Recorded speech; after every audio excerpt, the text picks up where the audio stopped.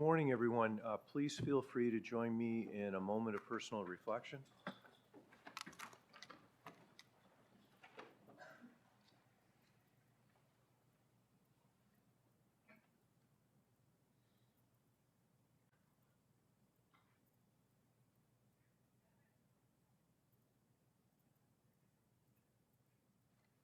Thank you.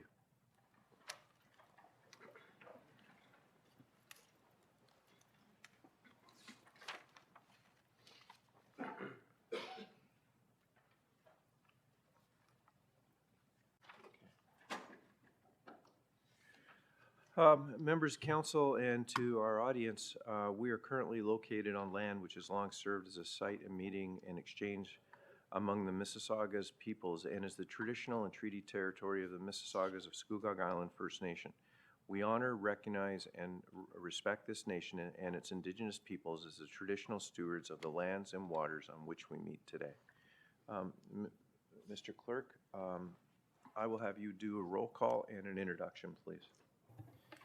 Thank you, Mr. Chair. Before we conduct the roll call, we'd like to introduce Councillor Pettingill, who is representing the Township of Brock as the alternate member for Mayor Schumer today. Okay, and good morning and welcome. Roll call, please. Thank you, Mr. Chair. Electronic roll call is starting now.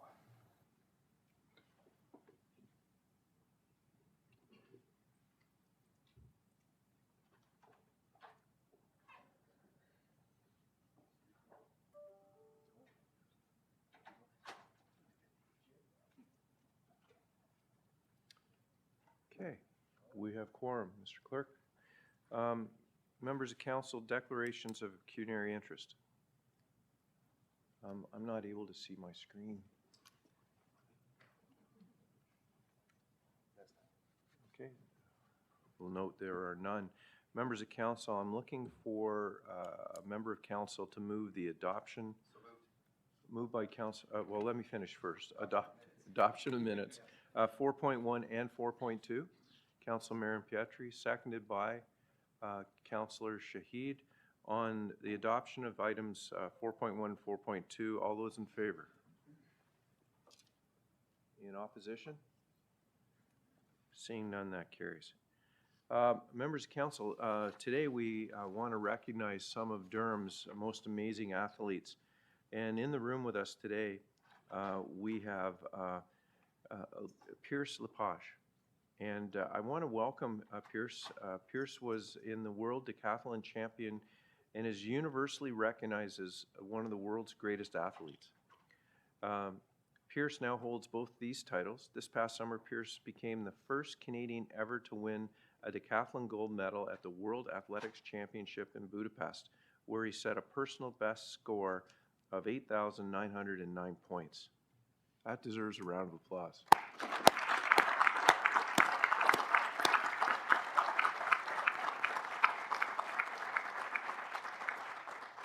Pierce is also the 2022 World Athletics Championship silver medalist and the 2018 Commonwealth silver medalist and the 2019 Pan American bronze medalist. As a Whitby resident, he has also represented Canada at the 2020 Summer Olympics, finishing in 5th place. With all those amazing achievements, it may surprise you to learn that Pierce has been training and competing as a decathlete for only 10 years. Pierce, please come forward and be recognized, and thank you.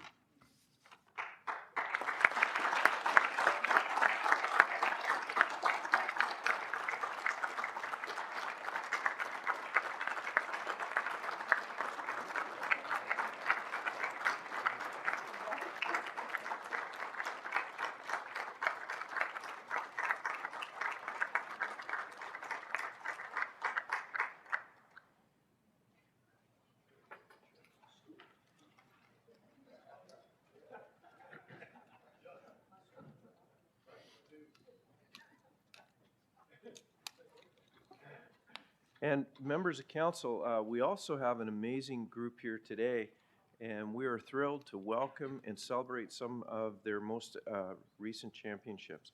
The Whitby Rush won all 8 of their 2023 regular season games in women's major series lacrosse. It's no surprise that the Rush entered the league championship weekend as the #1 seed. They defeated the Hamilton Lady Bengals 10-2 in the semifinal and then beat the two-time defending champions Arthur Aces 4-2 in an A-Division gold medal game. Well done.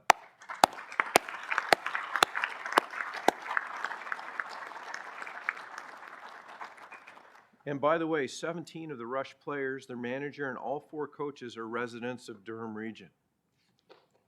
Yeah. We are pleased to have some of the team representatives with us today, and I'm going to call out their names and ask to have them come forward. If we could have Lynn Swindels, Danielle Latimer,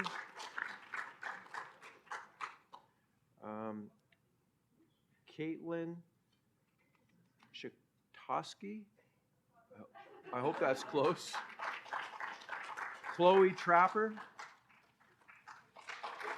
Victoria Halliday, Katie Smith, Jamie Wright, Avana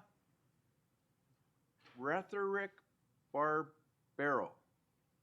I hope that was close. Riley Mantefal. Okay, some of them couldn't be here. So if I'll come down and if I've missed anyone from the team, please come down.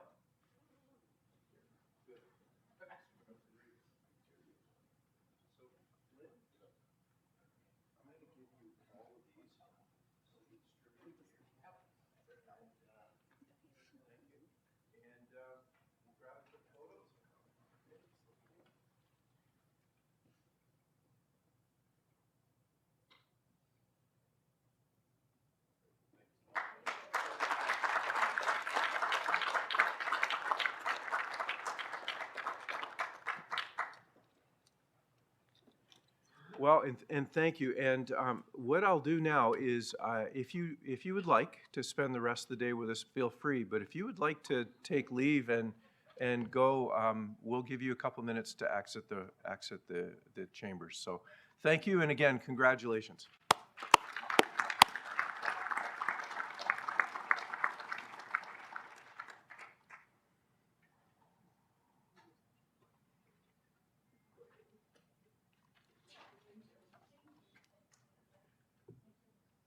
Okay. Thank you. We'll move on to delegations. Delegations, each delegate will get 5 minutes. You will be timed, and we will stop you at the end of 5 minutes. There is, other than the event that just happened in the chamber, there is no clapping and no booing in the chambers. We will start with our first delegation, and the first delegation is Sadad Asraf. Now, I'm not sure, some are online. Mr. Clerk, you'll have to help me? Yeah, Mr. Ashraf is here. Okay.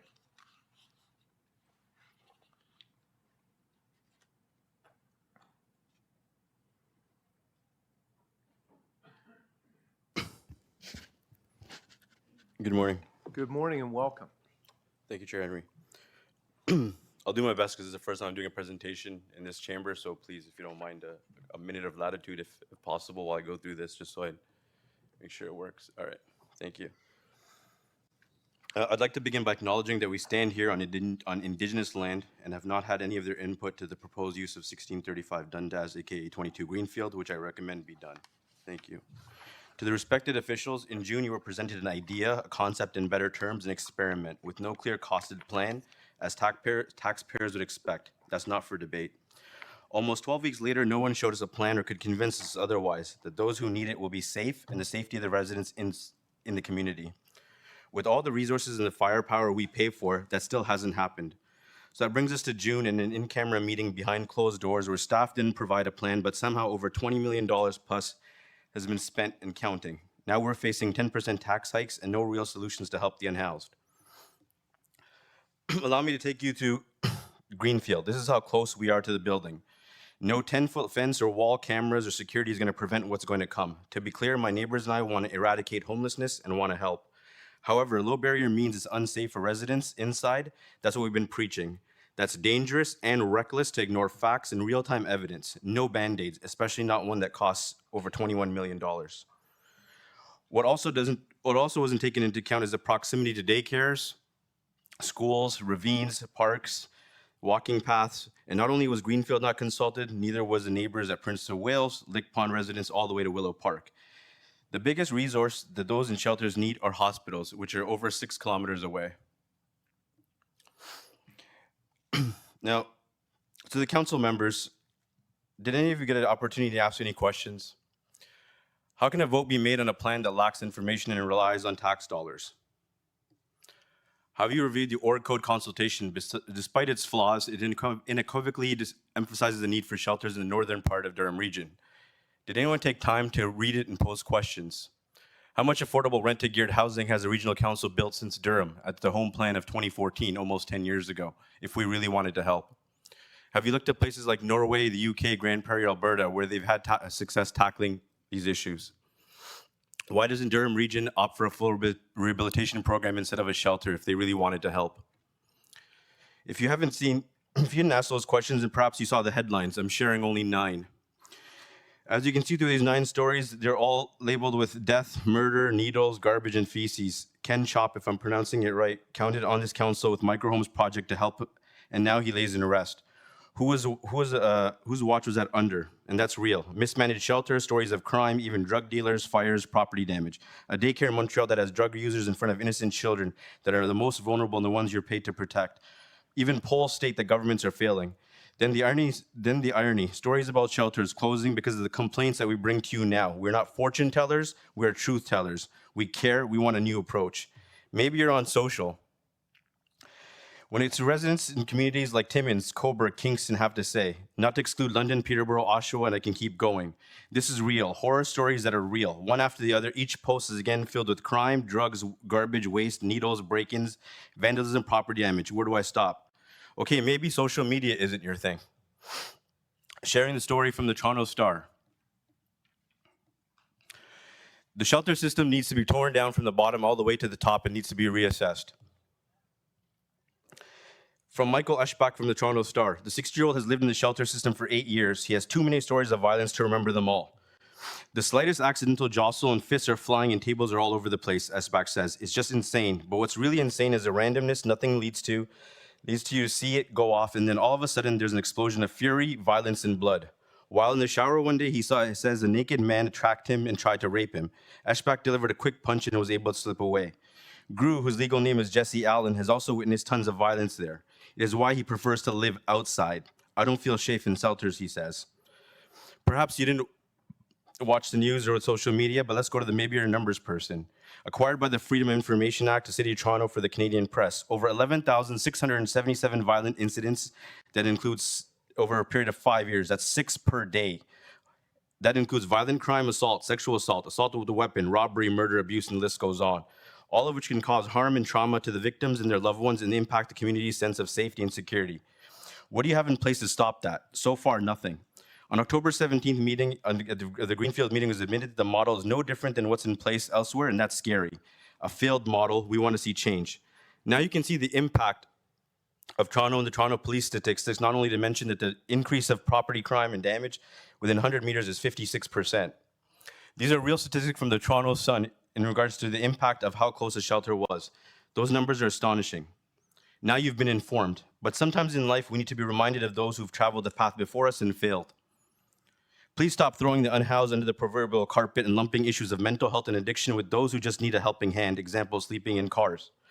Please stop putting a Band-Aid on a dam that's about to implode. This isn't a cartoon. You must wrap up. We've been advocating that the unhoused need permanent solutions and that we're asking for changes how things are done to make sure that those who are in need are fully safe and receive direct supports, not wrap around false promises. In closing, after 12 weeks, this is where I am. I still stand here with a smile even after being labeled someone with stereotypes, called least compassionate, discriminatory, and even as low as yesterday, a bigot. That's what this and the town council have produced after 12 weeks. I smile and remind you this is a complex issue. While over $100 million has been mismanaged in the town and regions with the sports complex, Okay, Seton project, there's a lot more we'll uncover. Sorry to steal a line from a counselor, but public money deserves public answers and it demands results. A vote in favor will actually show you that you want to help, you want to rebuild trust, you want to do the right thing for all stakeholders involved. Okay. We will not forget tomorrow in the 3 years we campaign. In Zach? 3 years, we have 3,000 strong and counting. We started with an 8x10 piece of paper. I'll be 30 No, seconds, sir. sorry, I've got you, it's almost 7 minutes now, and the rule is 5. So please finish. I will finish. Finally, all this talk about people zoning, yet not once have we heard to provide a shelter for those who are racialized, marginalized communities, minorities, and those with disabilities are being ignored. We talk about DEI, diversity, equity, inclusion, but all I've heard about during this process is for WIPI to DIE. A gambler doesn't remember the biggest victories, they're reminded of their biggest losses. Are you willing to make the same mistake? No Band-Aid solutions. Okay, thank you. Okay, questions to the delegation. First is Councillor Yamada. Thank you, and thank you for coming out today. Thank you, Steve. Can you sort of speak a little bit more to the statistics that you had put into your presentation? I was sort of interested around the ones surrounding crime and the 56%. Yeah, so that's from homelesshub.ca. It reinforces that property damage increases by 56% within 100 meters. Ian DeJong of Org Code also mentioned within, I believe it's like 400 meters, but most of these houses are within 50 meters. And a lot of those children, I believe it's 68 children, live on Greenfield, who will be heavily impacted. And further, the graph that you saw in regards to the shelter at Roehampton at Yonge and Eglinton, just to share further, auto thefts spiked by 223%, robbery by 100%, sexual violations by 175%, theft over by 150%, and break and enter by 76.5%. Those are all Toronto police statistics. And, well, thank you for the information. I believe that, as you said, public dollars deserve public answers, and we're going to try to get as many as we can for you. Thank you. Thank you, Steve. Okay, thank you. Councillor Leahy? Yeah, thank you, Chair. So again, you mentioned your concerns, you mentioned some of the challenges, you listed a whole bunch of statistics. Like my question to you is, what would increase your confidence in the region's plans right now with what the proposal is for the shelter? Like what would increase your level of confidence? To take a pause, present a fully costed plan, the fiscal responsibility from the region and the towns during these difficult times is very challenging to watch. I've heard and I've agreed with Chair Henry on many occasions that the different levels of government do need to get involved. But with some of the misspending that's going on, I believe that could be used and better used to help those who are unhoused. And we need to be preventative. I learned this from my roommate in pharmacy a long time ago. An ounce of prevention is worth a pound of a cure. No, fair enough. So I'm going to dive into your comment. You said fully costed plan. Like, do you mean like a plan for the full 70,000 square feet? Like, what do you mean by that? Yeah, I mean, if there's from what I've heard, there's allegedly different phases that they're looking at. Spending $13.7 million in the down market with 71% overpay has a lot of us scratching our heads, especially dropping this in the middle of a residential neighborhood. And like I've mentioned before, it should be 22 Greenfield. It literally is like, I think is like 8 meters from one of my neighbor's house. If she was Stretch Armstrong, she could touch the building when she walks outside. Yeah, and then just my last question is just, so can I take from your position there that you're not against shelters in general, you're just not happy with the plan that the region's put in place? The only people who think we're against shelters are those who aren't listening to us, Chris. We're about shelters. We want safe shelters. I've repeated this several times.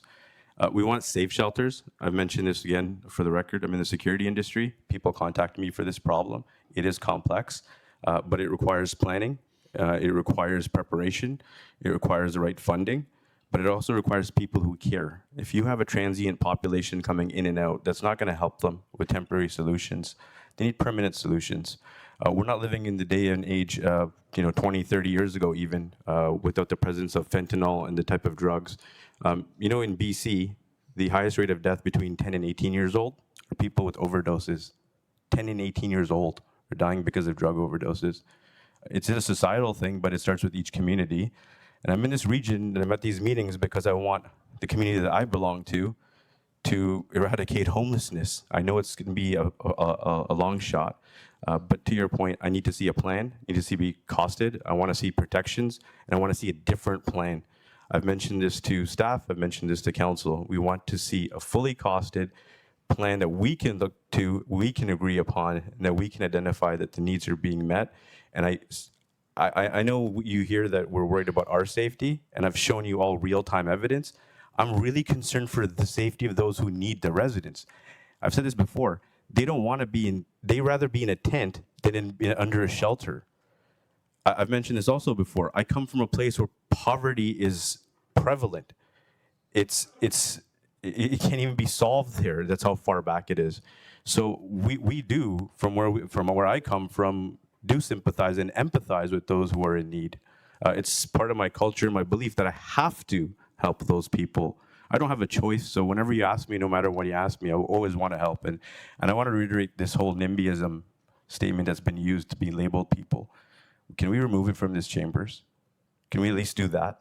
Can we get an agreement of 29 of these leaders to remove this phrase so we can just talk openly and come to constructive solutions? And I just want to say one note. Chris, Steve, Malia, and to the others who have listened to us, Mayor Roy, and others, thank you for taking the time, because that's what you're represented to do. And when you are able to listen and engage in a dialogue instead of me talking to a wall all the time, that's the way we're going to be able to solve this problem, Chris. You need buy-in from all stakeholders, and the taxpayer is the biggest stakeholder. No question about respecting everybody, and I appreciate that. Thank you very much. Thank you, Chris. Any other, so there's a long list. We'll start with Councillor Nicholson. Thank you, sir. What I'm hearing from you is that you believe this is the wrong location for a shelter of this type. Have I understood in a nutshell what you're saying to us? Yes, sir. Low barrier would be better in smaller congregate settings with the direct support. I believe that the Whitby hosted Face of Homelessness presentation, which I got some feedback from, and some mentioned that it took 25 years for them to recover. So we don't have the systems in place, but if we did it the right way, I genuinely believe that we can do it. We're bringing in nefarious actors, and someone in this room has said it themselves, that we're drawing predators.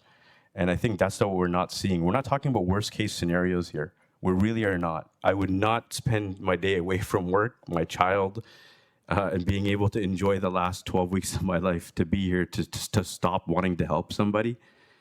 The systems don't work all across Canada. Alberta is doing a really good job. I've mentioned it to Mayor Roy, and she's open to listen to it. I haven't heard the word recovery-oriented solutions, but I mentioned this before. If someone was dying and we wanted to give them CPR, this is the time to give them CPR. This is the time to help resuscitate them. I have not ever in my life ever come across someone who's gone through the struggle, succeeded, and then complained about someone intervening to help them. I don't think it works that way. It's a really bad cycle. And if you were paying attention to the news lately, you can buy some of the safe supply drugs on Reddit. That's how bad this is getting. And I know there's issues in terms of the Mental Health Act and crime and the laws and legal reform, but that doesn't justify us creating a situation that we know is happening in dozens and dozens of cities across Canada. Okay. If this location is not appropriate for this type of shelter, where in the town of Whitby would you support putting this shelter? Mr. Nicholson, sorry, I didn't get your first name, but Brian. Brian, thank you. You have a great question, and I don't mean to be snarky by saying this. If you give me a month, I'll get back to you with that right answer. But I think there's staff that actually look after those services, industrial areas, possibly rural areas. But at the end of the day, what we're doing is we're lumping people who are unhoused, right? Clumping them all together and treating them like one. That doesn't work. Everyone needs a unique, tailored approach. They don't need wraparound supports. They need direct supports. Imagine someone who's struggling and now has to find bus fare because they're on ODSP to just get to the hospital. Are they really going to be able to get the assistance that they need? We need direct supports for people. I've said this before, so not maybe in front of this council. I've lost my house. I also have people that suffer from mental health issues. I've seen people trying to kill themselves. I grew up seeing some of these things, so I'm very sensitive to wanting to help.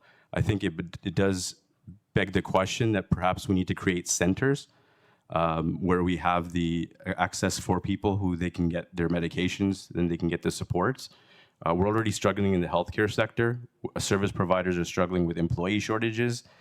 Putting this together is not going to be an effective plan, nor will it work. We're going to see results like in Timmins, where the operator is being replaced because the due diligence wasn't done. And I want to see the due diligence completed before we decide to work on this experiment. I hope that answers your question. I did, thank you. Thank you. Councillor Lee, you were on my screen and then disappeared. Did you want to speak? He's good? Okay, on that note, that's the list then. Thank you for being here today. Thank you, sir.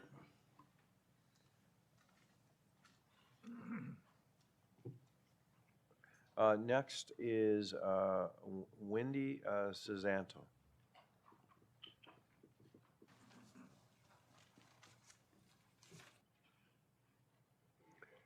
Everyone. Yeah, thank you. I want to highlight the importance of supporting all the motions on the table, which concern the future of 1635 Dundas, a decision that involves spending millions of our hard-earned tax dollars money. We must ensure this significant investment benefits our community in the long run and is not wasted. So first, we need to see the facts. Releasing the designated substance survey for the 1635 Dundas to the public is about transparency. As taxpayers, we have the right to know the environmental condition of this facility, ensuring our investment is not spoiled by unforeseen environmental hazards. It's only fair that we, as taxpayers, have the access to this information. Transparency is key to building trust, and it's our right to demand accountability for how our money is spent. On motion 11.2, we request the release of the invoice of appraisal for 1635. We should have a clear picture of how our funds are being used. The more we know, the better we can make informed decisions. Just like when we make purchases in our personal lives, we expect to see receipts. Understanding the appraisal details will enable us to assess whether the purchase of this property was financially justified.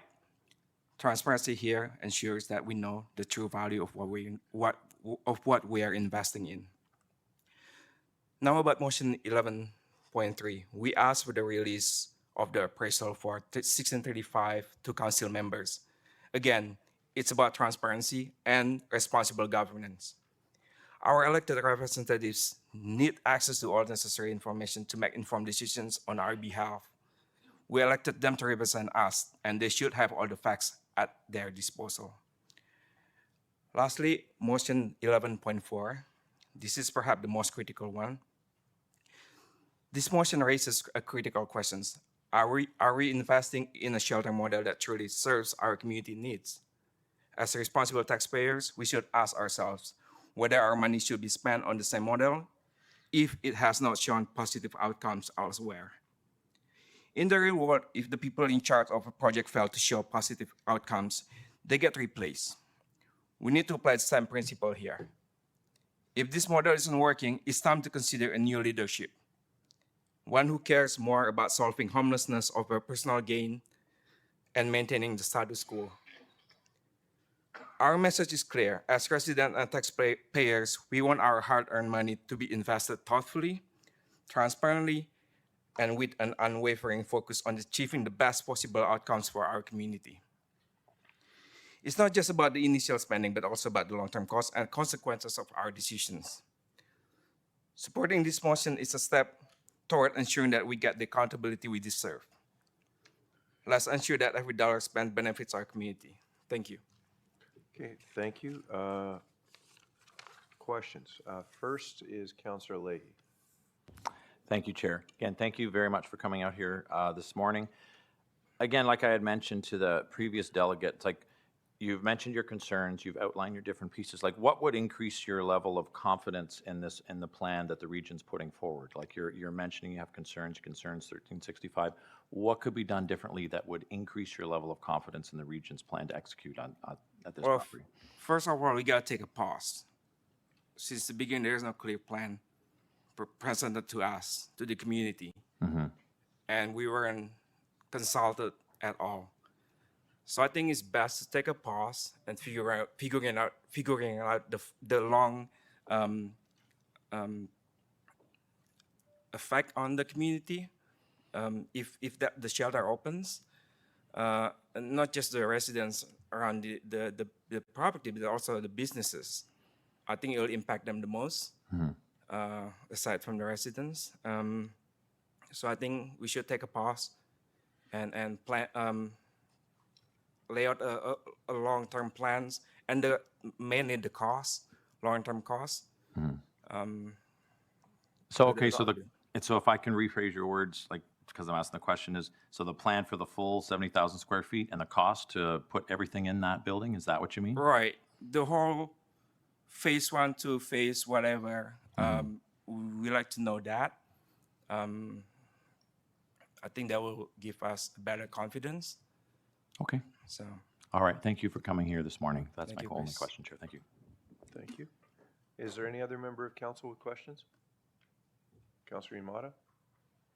Thank you for coming in and speaking here today.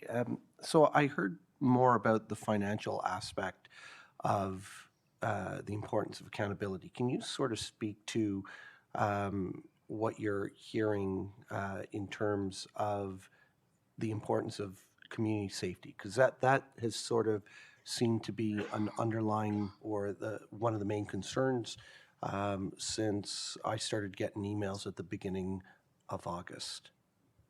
well, I guess the low barrier part is the main concern. As you know, everybody is welcome, and I don't know that it's good in this location with directly backing into a residential area. I don't know. Did I answer questions like? I think so, because even too from the presentation before Right. and everything I've heard in terms of public safety, there's the issue of the low barrier and the problems that a low barrier shelter could bring to the community, and sort of what we've seen in other jurisdictions and the results from instituting such a shelter and what comes next with it. So with that, I'll say salamat. Okay.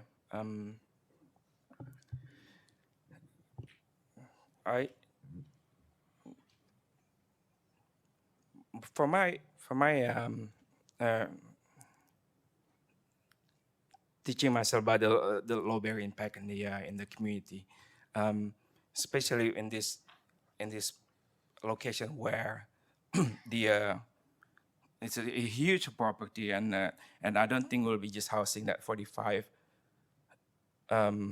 unhoused, and I believe this area is gonna be the beacon for the other homeless to come into the community, and from what I understand, they don't get to stay there 24/7. They have to leave during the day. Like, where do these people go? They'll go to a residential neighborhood or the businesses, and that's gonna create chaos. So that's I don't know if I answer your question. Thank you, Wendy. Thank Yeah. you. Okay. Thank you. Seeing no other members of council requesting to speak, thank you. for Okay, being here thank you. today. Next, we have Karen Huska. Karen?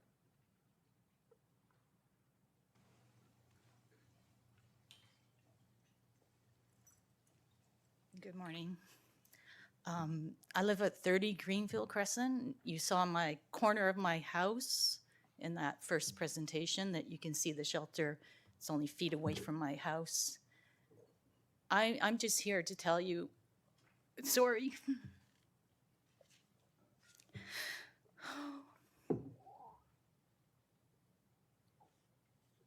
Sorry. This has been my life since the announcement. I'm terrified of what's going to happen. I'm sorry.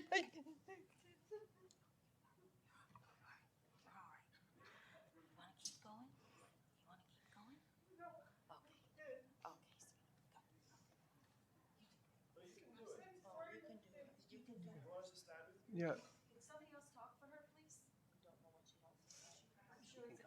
Yeah, you know, Karen, what I'll do is I will come back to you in a little while. So we'll move to April Alexander.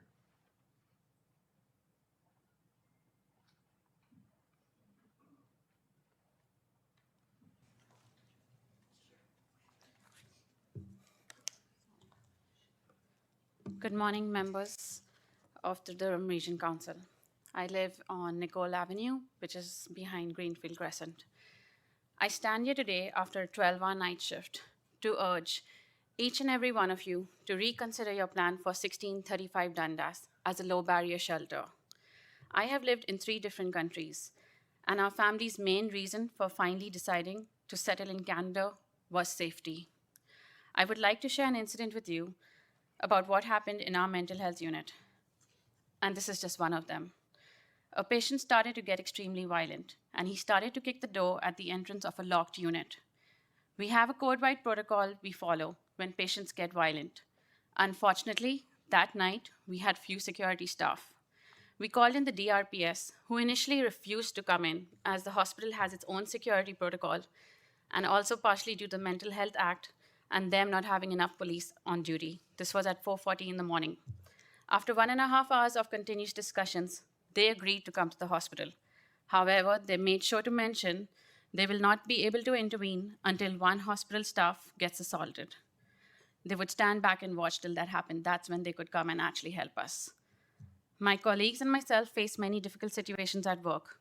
We know that when we step into the doors of our unit and are mentally prepared for that. Mental health and addictions is very unpredictable.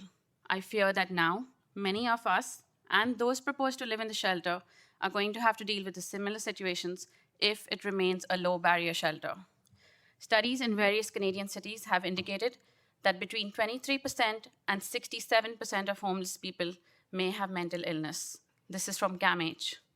Many mental health patients concurrently have substance use disorders and vice versa. If users are allowed to continue to use, they are at a higher risk of developing drug-induced psychosis. Due to toxic levels, paranoia and psychotic episodes may ensue. Substance use may trigger changes in the brain structure and function that may make a person more likely to develop a mental disorder. This is a reality. We need to address the main issue, which is an opioid epidemic in Ontario. The housing first theory has not proven to be successful either. It basically provides a user space to use with no accountability whatsoever. Are we actually helping them by providing housing before treatment? I'm going to quote Andrew Vincent from Timmins. The idea of empathy and compassion, they are words that are thrown around by people who are on one side of the debate. They are used as a tool in arguments to shut down people with whom they disagree. The fact of the matter is, empathy is shown in different ways. You can wish the very best for someone and have a different opinion on what that looks like. There's nothing neither empathetic nor compassionate about enabling an addict or a criminal. There is nothing neither empathic nor compassionate about relieving a person of all personal responsibility and accountability, because you see them as a victim of an addiction or circumstance. You will never hear a recovered addict say, "I wish my friends and family had given me more money for drugs." You will never hear a recovered addict say, "Oh, if the government had just given me a few more free needles and a few more hits of synthetic heroin, I would have been so much better off." On the contrary, they will all say somewhat of the same thing, which is that tough love, forced interventions, and institutions is what it takes. This is what true empathy looks like. On 1635 Dundas, we may not agree on many points. However, the one thing we both may agree on is that this population is vulnerable. The predators from the drug and sex mafia will be like vultures waiting outside on Dundas Street to find these unhoused residents in their weakest moments, to provide them with the pleasure of consuming drugs. I will now quote some police officers. This is a study from Seattle, but it's very relevant in our towns as well. There has to be some sort of intervention to break the cycle, or people will continue to do what they do. The addict won't quit because it becomes too easy for them to use, and the dealer won't quit because the consequences of getting caught are minimal. Seattle, Whitby, Durham, and Ontario, those are my words, needs leaders who are willing to stand up for what is right, and by doing so will ultimately help those who can't help themselves and hold accountable those who are hiding behind tents. Let's spend the millions of dollars on mandatory inpatient treatment programs instead of making excuses for their addiction and or crime. The cycle has to be intervened on or it will never end. I end with a question and a request. Why has the City Council of Timmins, Ontario passed a resolution asking a social service agency to reconsider relocating living space?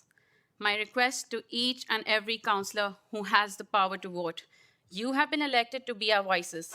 Please take your role and responsibility seriously. Let's do this together, and let's do it the right way this time. Thank you. Okay, thank you. Questions? Councillor Leahy? Thank you, Chair. So I appreciate your concerns there. I'm trying to boil it down to a question. So are you saying that you're against shelters in general or just this current plan?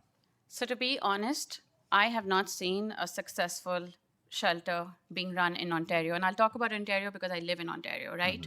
I have patients coming and telling me, please don't send me to Cornerstone. They're scared of being harassed. They're scared of being robbed. They're scared of being beaten. And mind you, Cornerstone is just a shelter for males. If I'm wrong, please correct me. So how does the low barrier shelter work when you are literally taking, and I understand your need, yes, you're taking them out from the cold, right? You want to prevent deaths from the cold. What about the deaths from OD?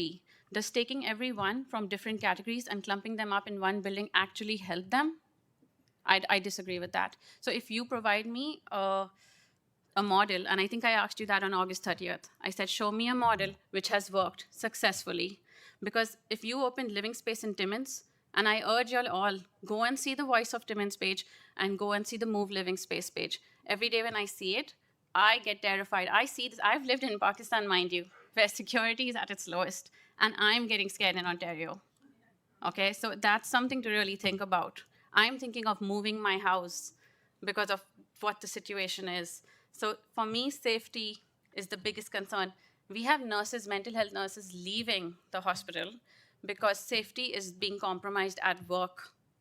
I don't know whether it's because of the Mental Health Act or what, but inside a psychiatric intensive care unit, there's a reason why patients are admitted there. If you give them too many rights, it's misused sometimes. We need to assess the situation. So you want to open a shelter, do it, but do it the right way, please. Show me a model that has worked, and I will agree with you. Right now, I've not seen it. Yeah, no, okay, no, I appreciate that. So about the gender, and is there anything else other than trying to show you a model that would work, that would try and increase your confidence in the region's current plan that they're outlining for 1635 as it's built today? For me, I feel like maybe focusing on, I don't think it's discriminatory to focus on a particular population. I feel it's actually helping. Maybe if you take just families, women and children, and I think it came on global news that there were families living in cars in Whitby. So yeah, put the families living in cars with Whitby into the homes. Why not? We want to help the full family. You might get a better outcome versus having a low barrier shelter where you have addicts, where you have criminals, where you have, I don't name it all, put them all in. You think it's actually going to work? I don't think so. Okay, thank you for coming out today. Those are my questions. Thank you. Thank you. Councillor Yamada? Sorry. Oh, Councillor Yamada, push your microphone again, please. Thank you. Thank you for coming in today. Can you speak a little bit more to your experience with mental health and sort of what supports need to be fundamentally in place to make something like this work? And I'd be interested to know sort of what needs to be there in order to work with 45 people within a low barrier shelter? So I think I would go with things like prevention, right? Now, it's sad to say, like, I work in a mental health unit. I don't know what goes on with the funding because I don't work with finances. We don't have a recreational therapist. We share the recreational therapist with another hospital. Why don't we have it all the time? I had a patient who told me she got admitted after a long time. And when I asked her what happened, why you were fine all this while. So she turned around and told me, I was going for therapy. And I think after a certain number of sessions, it has to stop and they have to wait in line to go back into therapy again. That's where that waiting period of maybe a year, that's a hole in the system. She was back in square one, and then she had to get admitted. So services like that, I think, need to be put in place to ensure compliance. It has to be continuous. You can't put someone in therapy and a treatment, and then say, oh, you've done 12 sessions, so now you need to take a break because we need to see someone else. We definitely need more healthcare workers out there. And sorry, could you just repeat your question again? Yeah, but how big is your unit within, is it the hospital you work at, or How big is what? how, you stated that you work with people Mental with health. mental health. How Yes. big is sort of your unit? Because I'm sort of trying to understand sort of what kind of supports will have to be into that building if we do have a population of 45 that's sort of a little more So- skewed to mental health problems. So again, I don't know what sort of population you're putting in there, right? Mhm. So it all depends on that. And then obviously you need experts. I mean, I won't be able to give you a better answer because I'm not saying that everyone you put in there has mental health issues. But if you're causing a group of people, I think once you get your population and you decide who you're actually putting in that shelter, then from there you take it on. But indefinitely, I mean, from day one when we've been asking, I feel like honestly, if a group of people didn't come together and ask questions, maybe this shelter would have already been open as a low barrier shelter. It's only because we've been constantly asking questions that now, though I didn't know about the Voice of Timmins and Move Living Space till I opened up and I started searching. And what Saj shared, all those articles, they are countless articles, mind you. So I can't really tell you what therapies or what supports you need because I don't really know who you're housing. And I'm not like an expert in the field, but I will say that opening it immediately just because of the cold without a proper plan is not the answer. Thank you. Thank you. Okay, thank you. Request dropped. Mayor Carter? First of all, good morning, Mr. Chair. April, thank you very much for your delegation. Just a point of clarification. You are a mental health healthcare worker? Yes. Are you at Lake Ridge Health or Ontario I don't Shores? feel comfortable to disclose that over here, but I don't mind talking to you personally. Okay. Have you been a long-term mental health worker? Quite a long time, and in another country as well, not just in Beautiful. Ontario. Great. Have you, just in your opinion, based upon your experience, have you ever seen the severity of mental health you're seeing today based upon your professional career? Yes. Has it been at a worse time than right at this particular time? So I can link to cannabis use when cannabis got legalized. Yeah. I don't feel they really looked into the matter because we had a lot of young people come in, especially students, high school students, college students. So I feel like with fentanyl on the streets, things are really getting bad. And more than seeing schizophrenic and bipolar, we deal with a lot of addictions. But based upon your profession and the work that you've done for many years, have you ever seen a crisis like we are right now with mental health? No, I based think upon it's getting worse day you by day. think it's getting worse? Okay. It is. We don't have enough space. We Right. don't. Or doctors or nurses or psychiatrists or psychologists. Yes. Are you aware, because you work in the field, of an initiative called Empath? I've heard about it, yes. And do you believe that might be part of the solution in regards to proper hospital care when it comes to addiction or mental health? I'll have to look into that a little bit more. Okay, too. that's- I just feel No, we no, don't have a complete circle. What happens is they come to the hospital, right? Yep. It doesn't continue. There's always cracks, and that's Right. why we're not helping them the proper way. That's why I brought up Empath. It's a great, if you get a chance, look into it. Again, as you go back, you are a professional in the mental health field. Are you aware right at this particular time how many people a day we're losing in regards to opiate poisoning in this country? A day? I think it's pretty high. I think that BC's rates are really high. I didn't bring stats in with me No, because that's yeah. okay, but you But- are aware that but it's quite high. I can tell you so much that when we have patients going out on privilege, and then it Yeah. made me think, Alexander, the park, and Yeah. there are drug addicts everywhere. Right. We have people overdosing in the hospital. Yep, It yep. shouldn't be happening if Yep. they're coming to get better. I absolutely agree with you. So just for your information, this year, and now I'm using U.S. stats because Ontario stats, I don't have the recent, but I know that they've gone up over 1,000 deaths in the last year over the previous high. In the United States, for the very first time, opiate-related deaths outpaced gun violence. And gun violence in the United States was 93,000. In the United States, 109,000 in regards to opiate-related. So it's not just Durham region, it's North American-wide. And when you talk to your colleagues from other locations, are you hearing the same thing? It's not just Durham region, is it all across Ontario, like you say? It is, and I'd like to share with you something. I don't know how relevant it is to this, but so maybe a year back or maybe 1.5 years back, we received an email from DRPS, okay? And when I read the email, I was sitting on my desk and I started laughing because when I read the email, it was not telling me to stop taking drugs. The email was teaching me how to take drugs safely. And I just feel the narrative behind safe supply, we may be tricking ourselves and trying to fool ourselves and say it works. For me, just having your heart beat and Yeah. being alive is not enough. What is that quality of that life? Yes, we are preventing overdose and we are preventing the withdrawal, Yeah. but you are just constantly keeping them at a certain drug level, and that is not helping them. It's tough love. I appreciate that input. So my last question is, based upon your deputation today, the words that you've used, your experience that you've shared with us is, what I've heard you say a few times is forced treatment you believe is the right pathway forward. Is that correct? Yes, Okay. because if I think you're paying for it and you're using tax dollars, Yeah. unfortunately, it's not very easy for an addict to say, I need the help. They're always going to turn towards the drug. And they may not see the value in getting better and Yeah. they want to appreciate it Yeah. till it actually happens.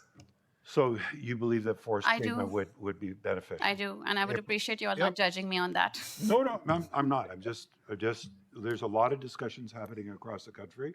People are looking at different models, and I just wanted to make sure I got your opinion based upon your experience and your professionalism. So, April, I really appreciate you taking the time to Thank chat you. with us today. Mr. Chair, that's all my questions. Okay. Thank you. Thank you. That exhausts the box of questions, so thank you for being Thank here you. today. Karen, would you like, what I could do, and I've never done this before, but if you would like to try to do this as a one-on-one conversation, I'll leave my chair and take control of the meeting from Councillor Chapman's chair, and then it'll be a conversation just between you and I, but it'll take place in this room. Would you like to try that? Okay. Mr. Clerk, I'm going to do that, but I will take my notes with me.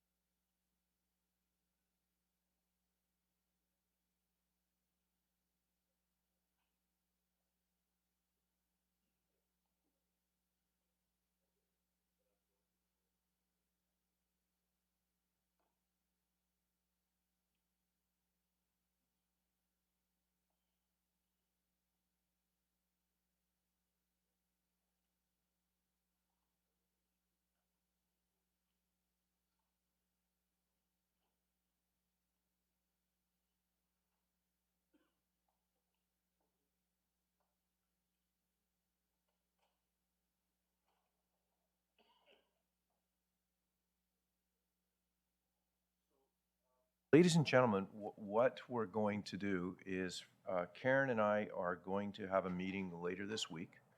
It will be a one-on-one meeting, and the clerk will be in the room. And that way we'll be able to incorporate her delegation into what we're doing today. And Karen is comfortable with that, and I'm prepared to do that as quickly as possible. So thank you for coming, Karen, today, and we will see you hopefully tomorrow or Friday, but it will definitely be this week. Okay, thank you. We'll move on to 6.5, Pratik Sagar.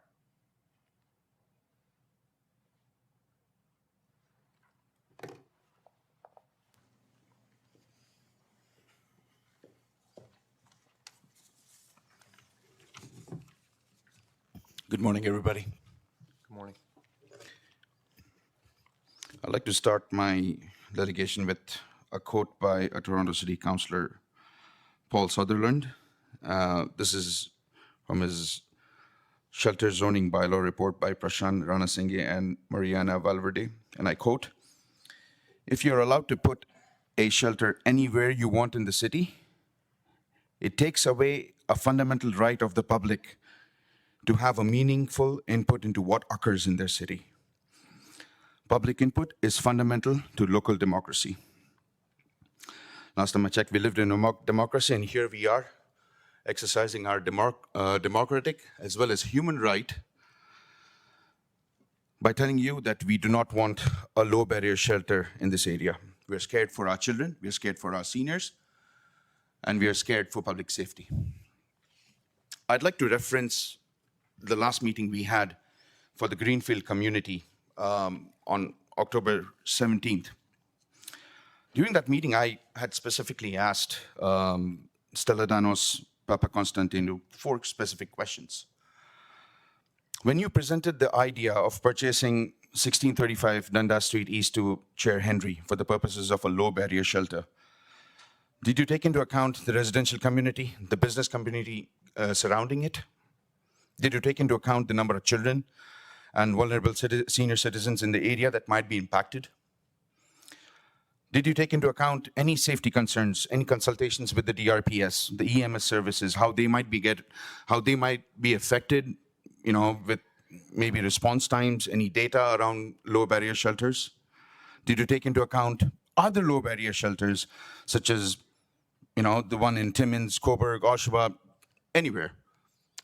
The answers to any one of these questions was we took into account the homelessness issue when making this. Which to me, I'm a commoner here, general public. So to me, but I do have the intelligence to understand she was being politically right by saying, no, we haven't. I get it. First, I couldn't fathom that. I went home and I was honestly flabbergasted. Like, how is it possible that you don't take these things into consideration? How is it possible that you don't take public safety into consideration before coming up with these plans? I looked at the titles and then it all made sense. Yeah, sure, it's understandable.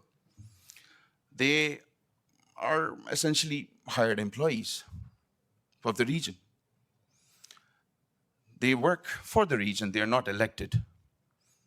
Nothing against them, but essentially they're bureaucrats. They don't have to have any such considerations when making plans like these. They don't need that moral compass. They don't need that conscience when making such decisions. They essentially saw a large unoccupied space and they went out shopping. This is the way I see it, a common man. Unfortunately, Regional Council, you don't have that luxury. None of you have. You are the Regional Council here. You have been elected by people who have entrusted you. You've been elected by people who want their best for you. And you've been elected by people who have entrusted you with their own best interests. And like I said, you're not just councillors, you're regional councillors. So it's literally there. You are responsible for the entire region. You are as responsible for the public safety of my area as I am. You're as responsible for the safety of my kids as I, as a father, would be. So please take that responsibility today. And because I understand this was done very fast, I genuinely want to ask, with a show of hands, did anyone of you have prior knowledge when you voted in to buy this property? Did any one of you, with a show of hands, anybody? Did you have any consultations with the police? With public safety officials? Nobody? Did you take into account the number of children in this locality? Nobody? Seniors? Anyone? No hands? And yet you voted yes for this?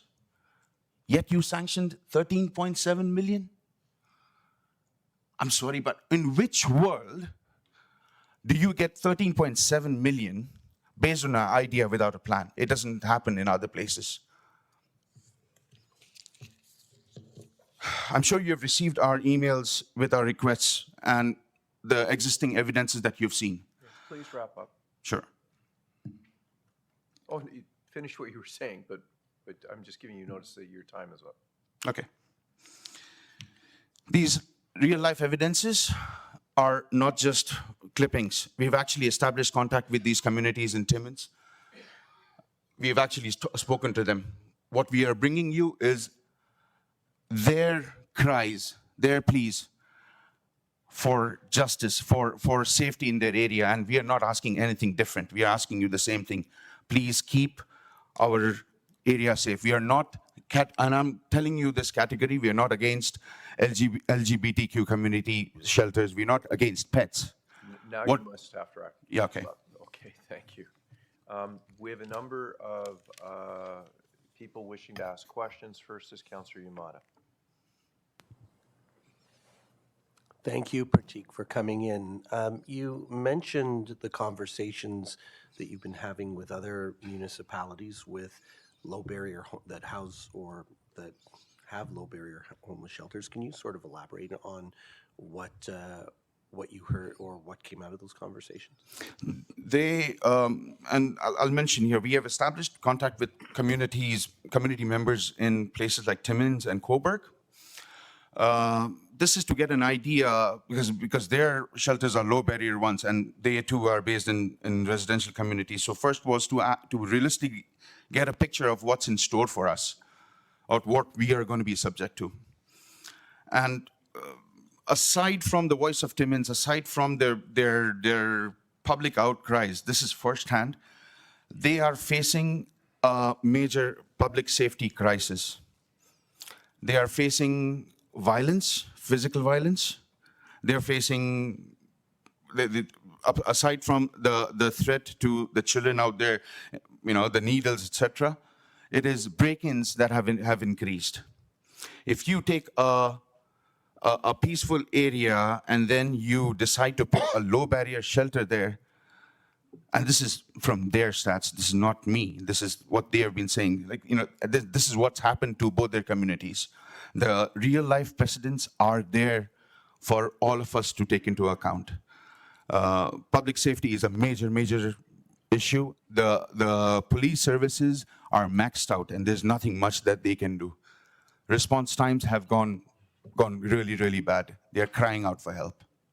That's what I've heard from police officers that I've spoken with. Yeah. That the problems in a community grow exponentially when a low barrier shelter is introduced to the community. Yes, I got What would allow you to feel more confident with any type of shelter going in? Firstly, dropping the low barrier shelter, the concept of low barrier shelter. And I understand the region's position when they say, oh, this is the our need of the hour.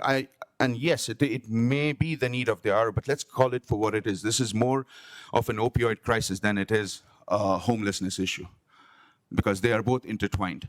If you need to absolutely have one, You cannot put it in a residential area. There are areas that you can put them, like industrial areas, where you are better able to help the people that you claim to be helping. And even from a law and order perspective, it is more convenient for the police to do their policing if required. That way you contain everything in one specific area, an industrial area, and you don't let it seep through into a residential neighborhood. You don't let the businesses get affected out there. And my last question, can you remind me how many children live in the community? 68. This is just within the Greenfield community, but if you take Nicole and Lick Pond Way into consideration, there's over 160 something. Thank you. Thank you. Okay, thank you. Councillor Miriam Pietri. Good morning, Mr. Chair, and thank you. I didn't get the pronunciation of your name. I apologize. That's okay. It's Pratik, P-R-A-T-I-K. Pratik, thank you, and to the delegates that came forward before. I'm going to ask you this question, but I think it's because of the delegations that were made up until now. So I could have asked any one of the delegates, because it is a reoccurring theme that I'm hearing, and I want to ask so that we're all clear, because it seems to be an elephant in the room, in that you've indicated that, you know, this council acted essentially without the knowledge or full knowledge of certain things, which worries me very much, because it seems as though, you know, staff's being put in a position of having already decided unilaterally, when I can tell you that's not the case. There's very little that happens at this council without the leadership's knowledge or councillors' knowledge. So I just want to ask you, what is the narrative in the community? Because we're not as close to it from other municipalities as maybe you are, and maybe you know, the councillors for the municipality itself. So it may be an unpopular question, but I would really like to know what residents are being told about how this came about and whose fault it is. Plain and simple. Sure. So thank you so much again for bringing this up. If you claim that that has not been the case, then I'm sorry, but they haven't done a good job of communicating that to the public. I live 4 meters away from the proposed site. I watch the diggers dig away right every morning, right outside my house when I go home. None of us were actually approached when this came about. So if they did have any prior knowledge, and if they did have any research done, or if they did have any notion of what is going to happen, it certainly wasn't disseminated to the community at large. Nothing was told to us. All we saw from a third party, from essentially the Durham Region website, was, oh, there's going to be a shelter here. This was on the 3rd of August. Before that, there was nothing. There was no public outreach. Nobody had consulted with us. Nobody had told us. So there was, I don't know, somebody had mentioned abysmal communication as far as us, the general public is concerned.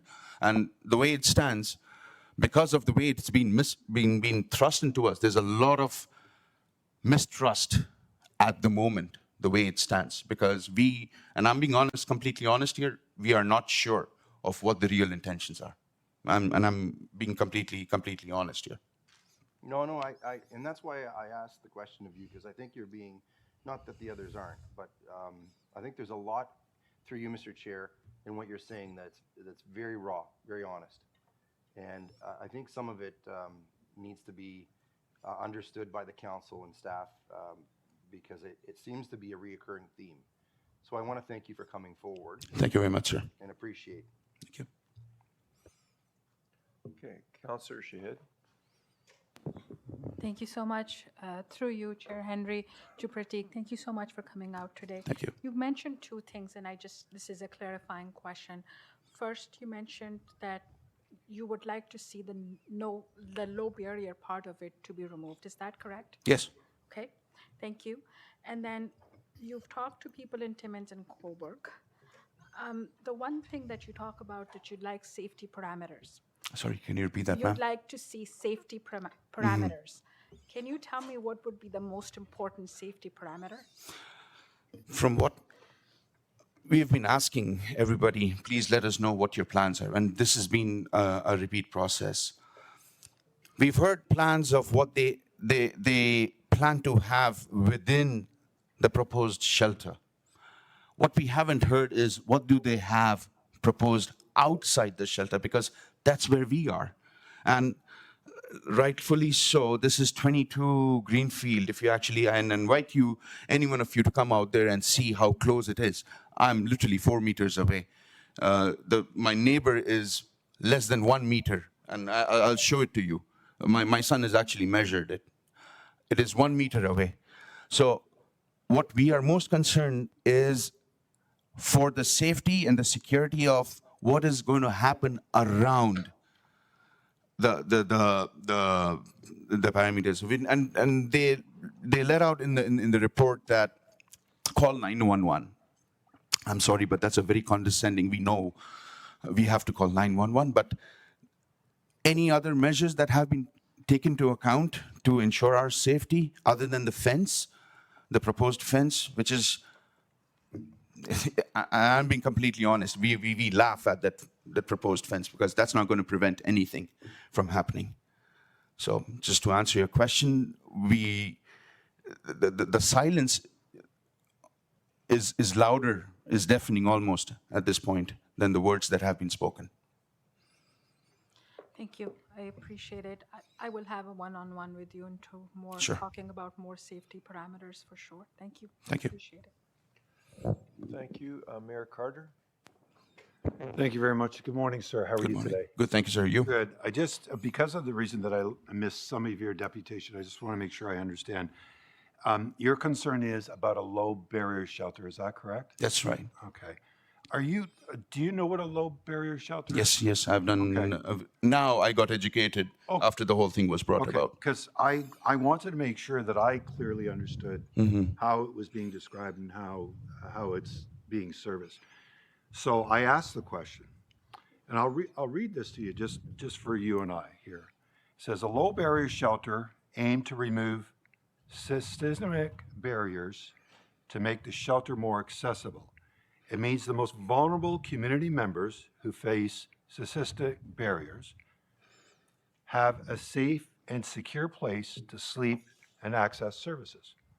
This includes people with disabilities, seniors, those with pets, people from the 2SLGBTQ1 community, and those experiencing mental health and addiction challenges. Is that what you understood about a low barrier shelter was? In addition to this, what you've mentioned, what we are made to understand is in a low barrier shelter, it is very easy for people suffering from addiction issues to come in. So that addiction issue is not mentioned in there. So No, it is, sorry. It says community and experiencing mental health and addiction challenges. Yeah. And it also describes it as a low barrier shelter does not discriminate based on gender, disability, including mental health, addictions, someone with a pet, a couple, a family that requires shelter. So were you aware that that's also the description of the low barrier? Yes, we Okay. were. Yes, we were. So based upon that description of a low barrier shelter, do you have any concerns with that framework in regards to a low barrier shelter? We have concerns with the mental health and addiction issues. Okay. Because you need to understand, that is where public safety is coming to consideration. There is no issues with seniors, and I've said this in previous delegations as well. In fact, we wanted seniors. Right. Okay? There's no issues with LGBTQ communities. There's no issues with pets. So the only thing out of a low barrier shelter that concerns you, I don't want to put words in your mouth, is those that are suffering with mental health and addiction, and that's what your main concern is? Yes. Okay. Mr. Chair, thank you very much for the opportunity to ask the question. Thank you very much for Thank the you, sir. delegation. Thank you. Councillor Leahy. Thank you, Chair. I'll just be brief. Is there anything that the region could do differently to increase your confidence in their plan? Like, I understand your concerns, I understand those different challenges. Is there anything that could be done differently that you think this could be a better plan? Very honestly speaking, this I understand the region's concern that they have to have a low barrier shelter. That's fine, but this is not the right location for it. I mean, as simple as that. This is a residential community, a business community here. This is not the right location. You will devastate anything that's within 2 square kilometers over here. If it is absolutely needed, yes, we are with you, but it has to be in an industrial site. You could use this site for other things, for others, and there's no harm in supporting other vulnerable members of the society. Seniors, ladies and children with a focus on domestic abuse. We'd be more than welcome as a community to work with them. But having this low barrier shelter here, to us, again, and I speak like a common citizen here, okay, if there is an issue with public safety, I've got children there, I have the right and I have all the reasons to be concerned as to what's going to happen in my area. Okay, no, I appreciate that. Thank you. Councillor Nicholson. Thank you. Just have a couple of questions in 2 areas. Sir, are you aware that what you're requesting for us to preclude access to shelters to those who are addicted or have health issues is in fact a violation of the Ontario Human Rights Code and illegal in the province of Ontario? So, as somebody who is living in, and it's been brought about earlier as well, I would like to understand, where do my human rights, where do my children's rights for a safer neighborhood come into play? I mean, if we have to take into account them versus us, we are not here for that. We are there to help the vulnerable citizens here, okay? Even if they are suffering from addiction issues, and we're there to help. Is this the right location for it? I can't seem to understand why is it just this location? Because there are other locations. Yes, they've paid 13.7 million for a property, and now they are in a bind. I can figure that out. But why does it have to be this location? I'm not saying not to abide by the Human Rights Commission. Please do. Not at this location. Let it be in an industrial area, is all I'm saying. Let it be in a place where you're able to help everybody better, is all I'm saying. So what, and please correct me if I'm wrong, what I'm hearing here, and maybe I'm just hearing it wrong, is as long as it's not in your neighborhood, you don't care. NIMBY. Put it in an industrial park. I heard earlier So today, somebody stated, send it to the north. I've had emails, people saying, leave it in Oshawa where it belongs. And all I'm saying to you is, if not this location, do you have a location within the town of Whitby Like I said, that would be prudent to locate this type of shelter? so I've got a day job which does not include finding spaces. I would expect members out here to identify those spaces. And it appalls me that you would identify a space in the heart of a residential community for such experiments, and I'm going to call it an experiment. Regarding your statement about not in my neighborhood, so we just had that conversation a while ago. Thank you for bringing it up, is all I can say. But as far as our neighborhood is concerned, I would like to ask those people who are, as proposing, how about your neighborhood? I mean, are we going to do that now in this council chambers? We are here to find a common solution here. We're not here to put blames and finger pointing at other people. But maybe I'm misunderstanding, and please correct me if I am misunderstanding your point. Mm-hmm. What I'm hearing is if it's seniors, if it's LGBTQ+, if it's a number of categories, that's okay. But if it's somebody who's being treated for an addiction Yes. or a health issue, that's not okay. Yes, that's not okay in this neighborhood. That's because that is having a public safety implication. Okay, and given that all communities, all across Durham, are facing the same problem, and that those who are dealing with addiction and health issues are our families, our children, our neighbors, what you're telling me is if you have an addiction issue, if you have a health issue that you're not welcome in this community. You must go elsewhere. So please correct me if I'm misunderstanding what you're Yes, telling you're me. clearly misunderstanding me. No one's saying that you're not welcome, okay? But we would like to give you the right place, the right location, and the right circumstances, and the right support needed for recovery. We are here for recovery. It's not preventive, it's recovery. We want to ensure that the society at large is healthy, because we are all a part of the same society, sir. And at that point, we agree. Yeah. Thank you so much for your answers. Thank you, sir. That exhausts the list, but just before you go, I just want to correct one of your comments. And you talked about the moral compass of staff.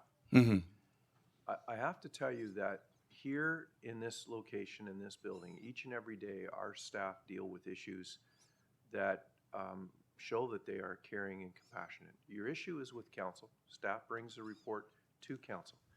But the stuff from our 311 operators to our paramedics to our social workers that are on the street, the work that they do each and every day is simply amazing. So I'm not going to enter in debate with you about the moral compass of staff, but your comment was not correct. And your issue today is with us, not with staff. I appreciate that, sir. Thank you so much. To that, again, I'm not debating with you. I earnestly appreciate what you're saying. If that is the case, then communicating that to the general public, and I'm general public here, communicating that aspect was not very well done. So just bringing it forward out there. And I appreciate you being here today. Members of the audience, we have a lot to go, and thank you for your delegations, but I should have explained that the building is under construction. So if you do have to use the washrooms, down where the main reception is, they're down that hallway. So you go down the hallway, turn to your left. First hallway is for men, second hallway is for women, just so you know. I'm going to continue, members of council can continue to carry on the conversation. If I leave the chair, it's because of the above mentioned item I just said, and because I'm not really allowed to leave the chair, but if I do step out of the chair, I will be bringing one of the mayors in the room up to replace me so we can continue the meeting, and we'll have a hard stop at noon. Mr. Clerk, we'll break for, I'm going to try to say 30 minutes because there is a lot of delegations, and then we'll come back. So I just wanted to make sure everyone here was aware, and we'll continue. Thank you. And our next speaker is Thomas Hawken.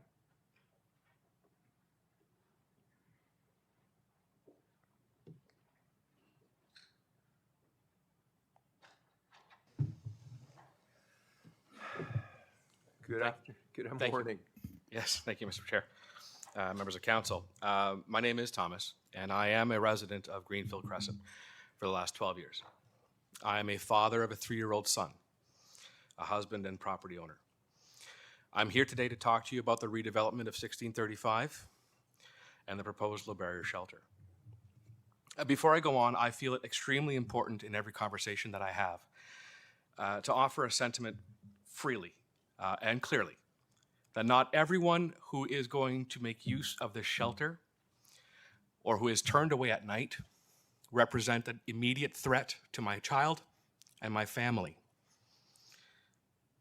But you have to acknowledge that they're not all going to be saints. It's well established that there are mental health challenges within the homeless community. It's well established that there are substance abuse issues within the community. There are predators and there are victims, both inside and outside of that community. So my position, obviously, is one of opposition and, quite frankly, slightly antagonistic. As a father and a husband and neighbor, I'm obligated to view this impending shelter at its basis level. To do otherwise would signal a dereliction of my responsibility to them. I don't have the luxury of thinking otherwise, of high hopes, of moral high ground, of rose-colored glasses. Regional councillors can call me a member of the most uncaring community in Canada and a bigot.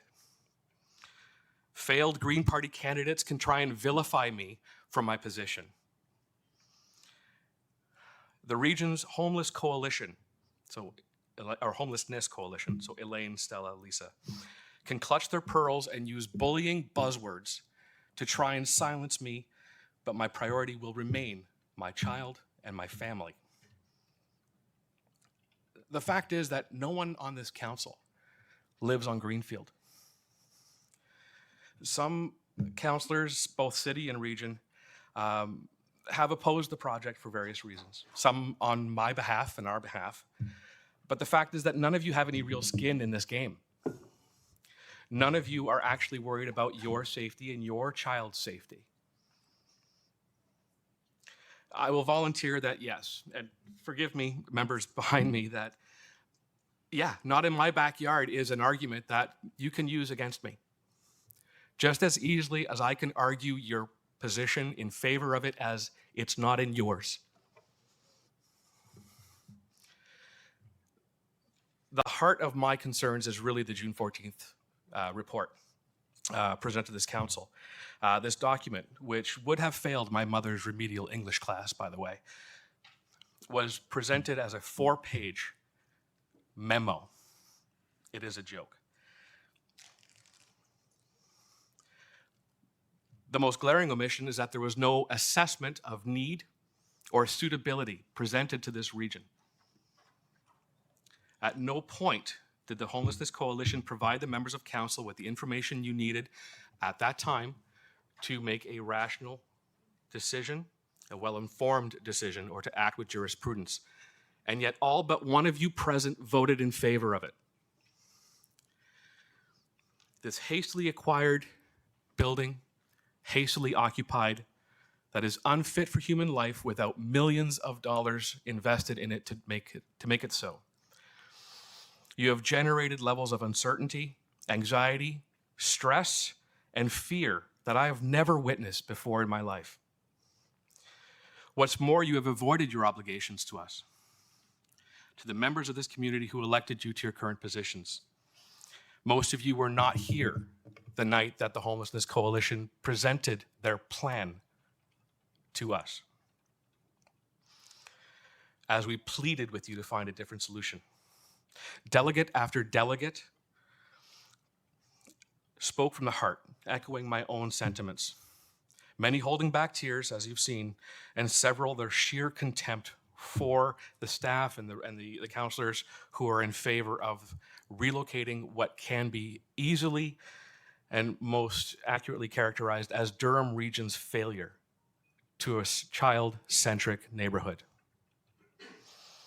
There is a path forward. Several of you, several city and regional councillors have spoken out and accepted the error in their judgment and their decisions and openly called for this reconsideration. My question for those who have not is why not? Thomas, you must wrap up, please. Thank you. It's my last sentence, Chair. Will you continue to hide behind the incompetent staff who presented what thus far presented mirrors an unmitigated failure that is the Living Space shelter in Timmins, whose belief in their own inflated abilities to do differently, to do it better, is nothing short of sheer hubris? Without a proper assessment, we cannot move forward. That is my ask. Thank you, Chair. Okay, thank you. There are a number of councillors with questions. First is Councillor Kerr. Thank you, Mr. Chair, and through you to Thomas, thank you for being here this morning, sir, taking your time to be with us. I'm over here. Thank you. You know, previously we used to stand up and do this. It made it a lot easier. But now that you know where I am, I'll sit back down if that's okay.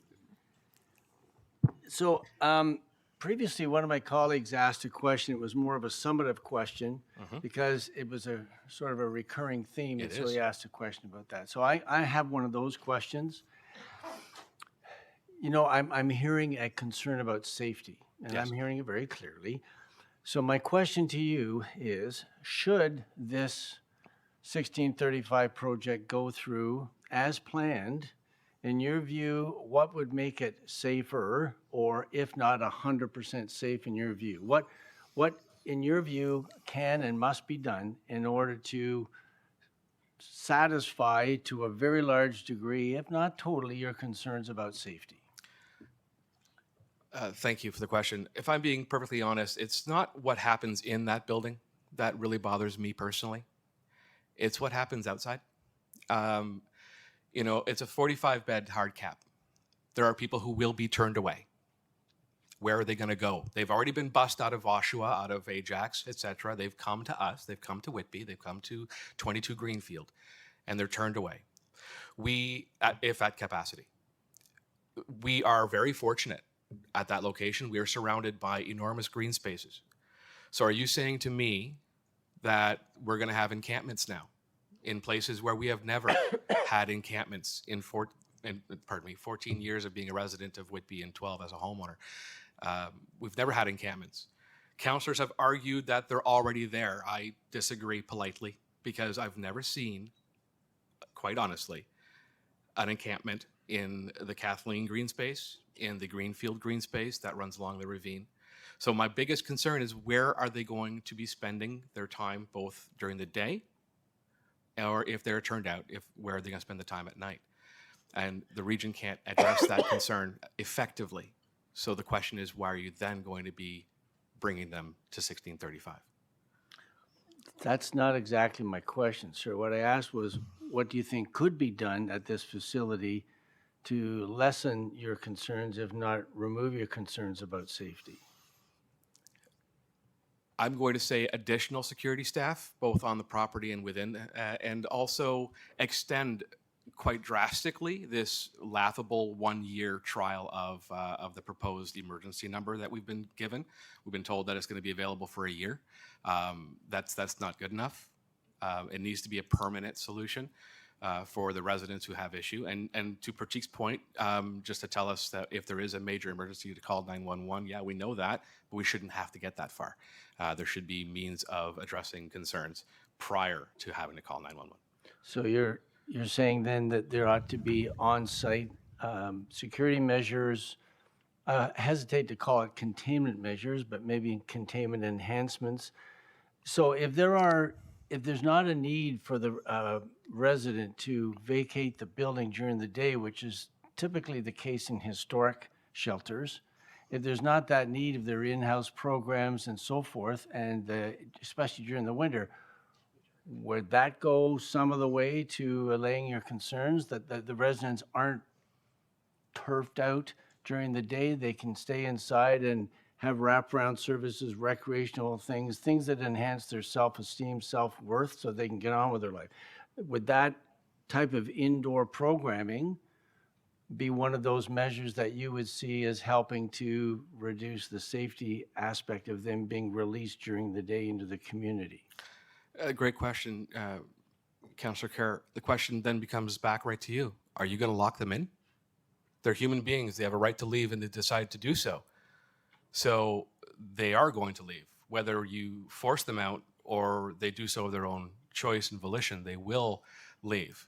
And again, I'm not concerned about the 100%, so to speak, to my point, where they're not all going to pose an immediate threat. But those that do, when they choose to leave, you're going to let them go. Where are they going to go? They're 1635 may be on a major bus route, but there's really nothing else there. So what are they going to do? Where are they going to go? Where are they going to wander? I don't know, there's a big mall next door, but anyway, so I think, So you're recommending that they go to the mall? yeah, so I mean, if it's wintertime and you're outside and it's cold, you can stay inside where you are, or you can find another place inside. I guess my question has been partially answered, and you're right, there isn't maybe a 100% answer either way. But I guess that's part of it. The intent that this is not to operate as a historic shelter. It's a new thrust forward in transitional housing. That's how I see it. I have a fair bit of experience in my ward in Oshawa, Ward 4, which is all the downtown. So I understand a lot of the concerns that the residents are having. the concerns are important, the solutions are more important. So thank you very much for being here today. Thank you for your questions. Thank you. Councillor Leahy? Thank you, Chair. So no, I appreciate your comments. I know you meant something about staff, and we certainly respect staff and work with them. But my question to you is further on along the lines of what Councillor Kerr had said about anything that would increase your level of confidence with the plan. So you mentioned understanding the concerns around day programs, which is good. Like there's at least an opportunity for them to stay 24/7, which doesn't exist in other shelters. So that's a plus. But you're right, it's not a guarantee. It's just it's a plus. Is there anything else that you could think that would increase your level of confidence with this plan, or would make you feel more comfortable, or that you would like to see in what's being proposed? Thanks, Chris. I spoke to Mr. Chair in the basement last week, and I made allusion to a checklist system. So going back to my point that there was no correct or proper or indeed any assessment done of the suitability of this building, of this program in this building in its current location. Stop for a second. Have the assessment done. And if you came back to me with a checklist of all the possible buildings that a low barrier shelter or any shelter can go into, and 1635, and until the fence is built, 22 Greenfield, checks every single one of the possible boxes, every single one. And there is not another building within Whitby, within Durham region that could potentially have the same checklists. I would have to concede that due diligence was actually done. And at that point, it becomes a me issue, whether I choose to accept the shelter on Greenfield or not. But that hasn't been done, Steve, or Chris, excuse me. That hasn't been done. There's been no assessment. No one has shown me that any due diligence, any jurisprudence has been accomplished. So supplementary to that, so when you say due diligence, like are you looking for a full plan for the full 70,000 square feet so we know what the services and all the programs are? Is that what you mean? Well, that's definitely a step in the right direction because there is quite a lot of real estate at the site that is going to be used. Someone made allusion at another meeting that you don't buy a Boeing 747 for 45 people. You buy it for all 200 seats and you're going to sell them out. So that would be a very good plan to start with. But no, my immediate need or request is going to be an assessment, both suitability and need-wise. Because while there is a need for shelter space in Durham, no one's presented a shelter space need for Whitby. I'd like to see what it looks like in Whitby right now. Because just to say that we're going to move these individuals who need a shelter space out of Oshawa into Whitby, that's not a correct assessment. We need more.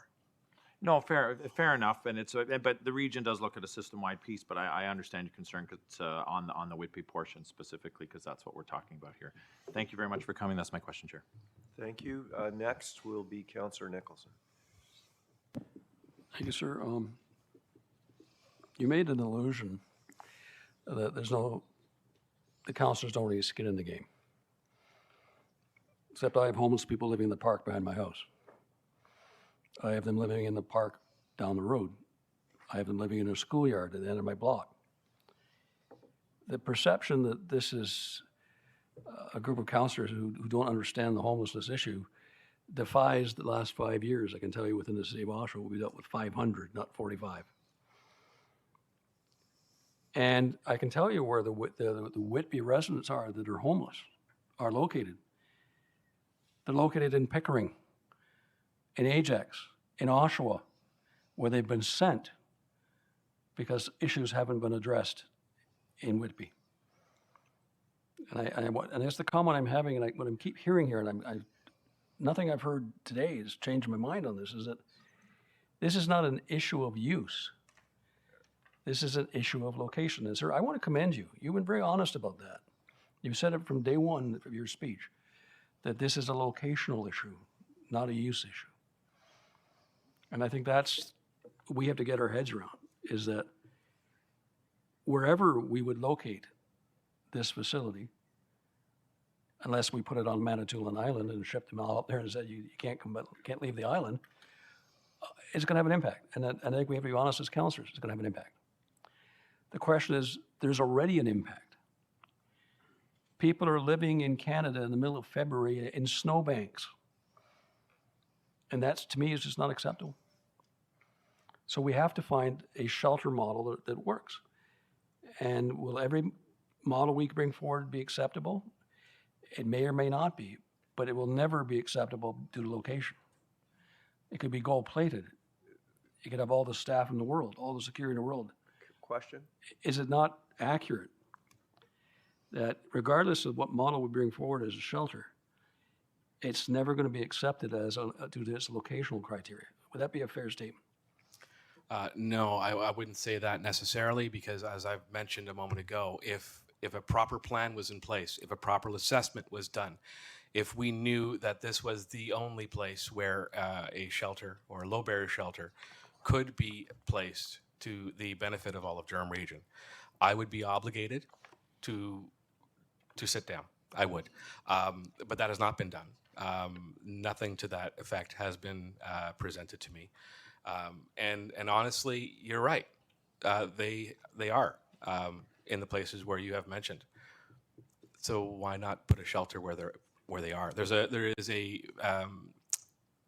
it's an immigration point, but plant them where they grow. If they're already there, and they don't necessarily have to go anywhere, help them where they are. Okay, I'm going to try to address this, and please forgive me if my comment sounds a bit harsh, because it's not intended that way. They grew in Whitby. They were bussed elsewhere. They were sent elsewhere because Whitby didn't have the services, didn't have the supports, didn't have the sheltered models to address those. So what happened is that the children and the young adults and the even older adults that had issues with addiction, had issues with homelessness, were sent away, out of mind, out of sight, out of care, is what I would make. Question, please. So my question to you is, if we truly believe that each community has an inherent duty to look after those in need in our communities, then why not Whitby? Why is Whitby not pulling its full fair share in this particular crisis that we're all suffering under? You could address that. Well, Brian, if I'm being honest with you, I'm not a member of this regional council. I don't know why Whitby hasn't done its fair share in the last how many years of incorporation, how many years of facing this dilemma. Going back to my delegation, 22 Greenfield is the wrong place for this until I see evidence that it is. Okay, that's a fair response. I appreciate that. Thank you. You're welcome. That exhausts the questions, so thank you for being here. Thank you, Chair. Just give me 1 second. Next would be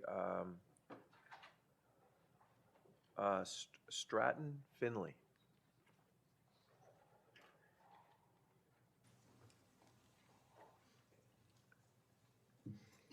Just opening my notes here. I don't have any. Could you please make sure your microphone is pulled as close to you as can? Oh, Thank you. okay, there we go. Yes, thank you. I don't have any fancy graphs or anything to show you because unfortunately, information on this subject is an estimation at best, at least for the majority of them. Good morning, council members and community members as well. I'm here today to talk about item 11.4, a motion to reconsider the shelter type. First, a little bit about my experience. I was a victim of domestic abuse many years ago.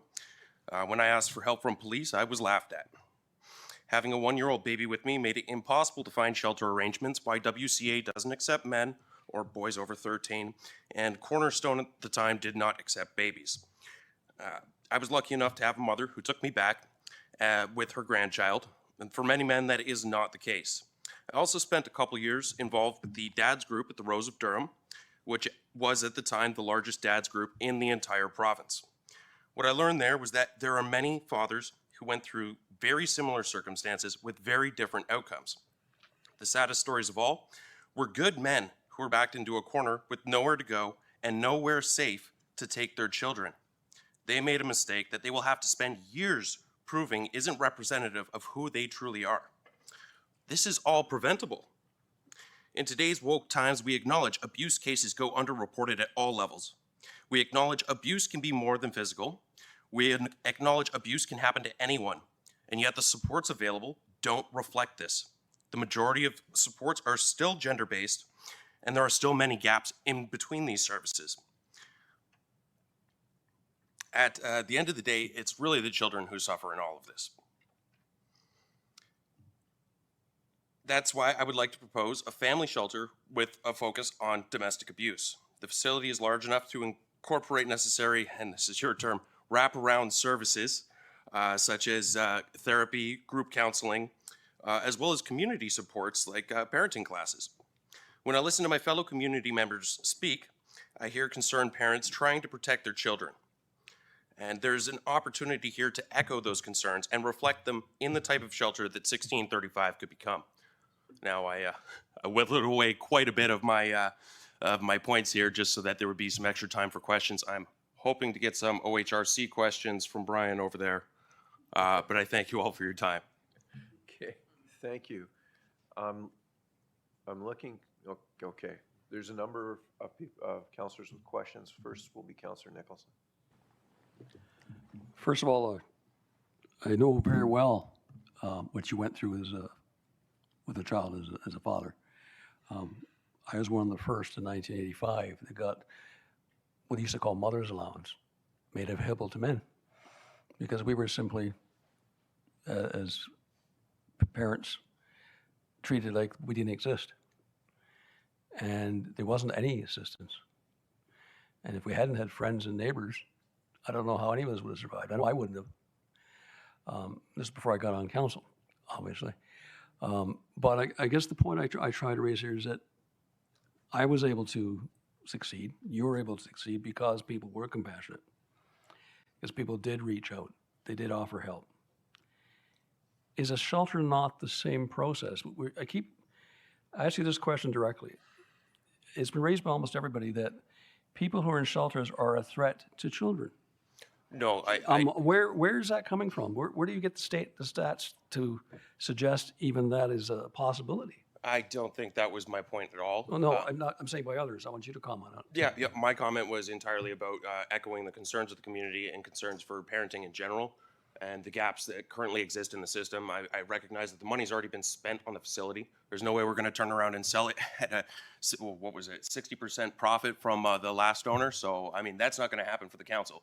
So I'm just trying to come up with solutions for something, a need in the community that could echo, the concerns of the community in terms of, clearly they're compassionate and very involved parents, So why not, have something that the community can be proud of in terms of that? As it stands now, I don't know how it happens, but there's plenty of services that negate OHRC rules in regards to discrimination based on gender. Now, I mean, speaking to the other community members' points regarding safety concerns, their concerns are just as valid for potential residents. I mean, YWCA uses the risk of re-traumatizing victims of domestic violence as to a reason why you can't have men at the shelter. Would the same not be true for somebody who is trying to live a clean and sober life? They have a risk of being re-traumatized by drug addiction.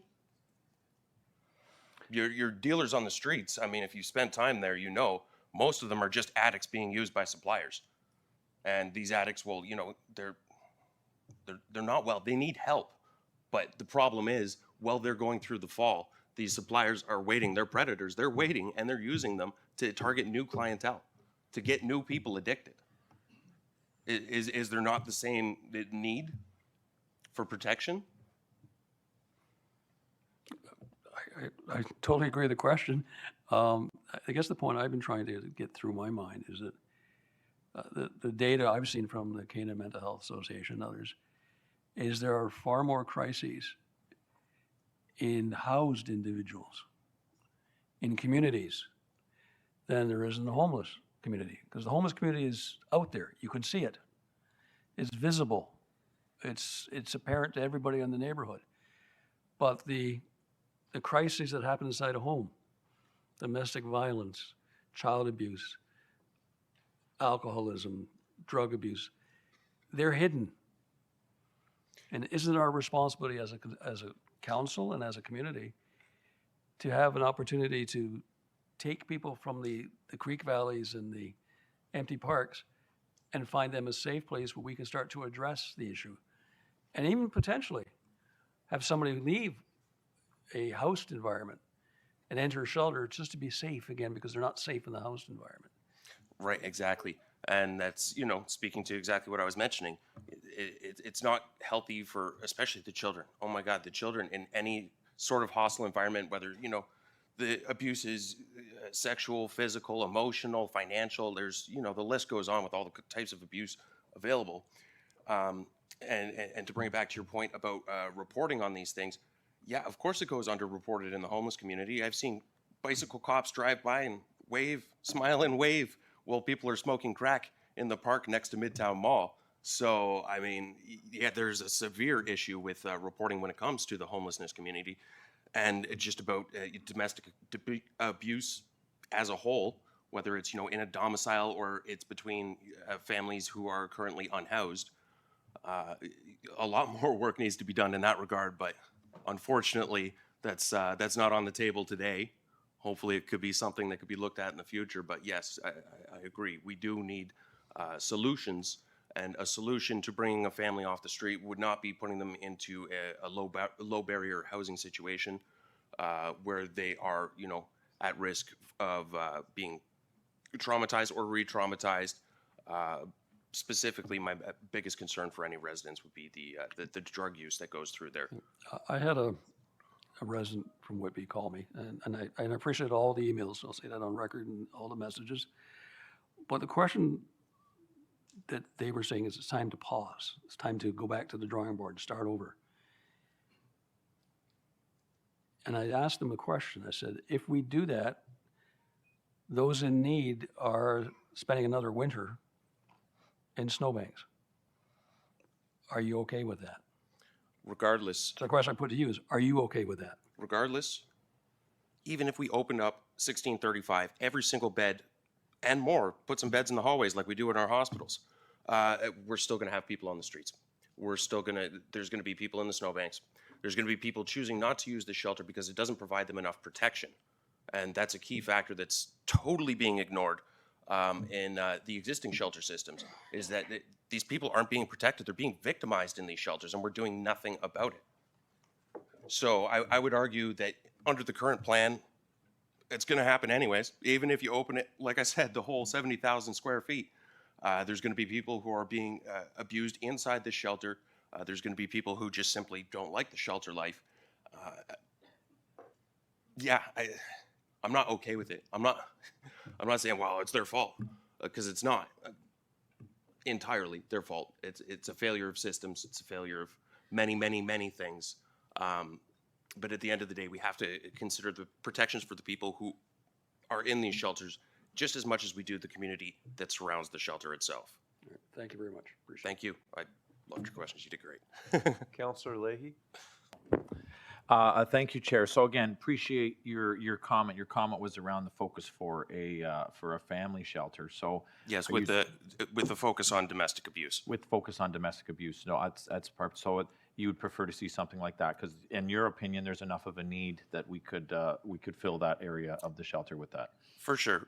Through my involvement in the Dad's Group, Durham Region, Rose of Durham, as well as, I mean, my family court process ended many years ago, but I hope none of you have had to receive this package. But if you get a chance, take a look at it and look at the supports pages in the back, and you'll see that, you know, it's a huge step back from where society claims to be today, where gender is just a construct.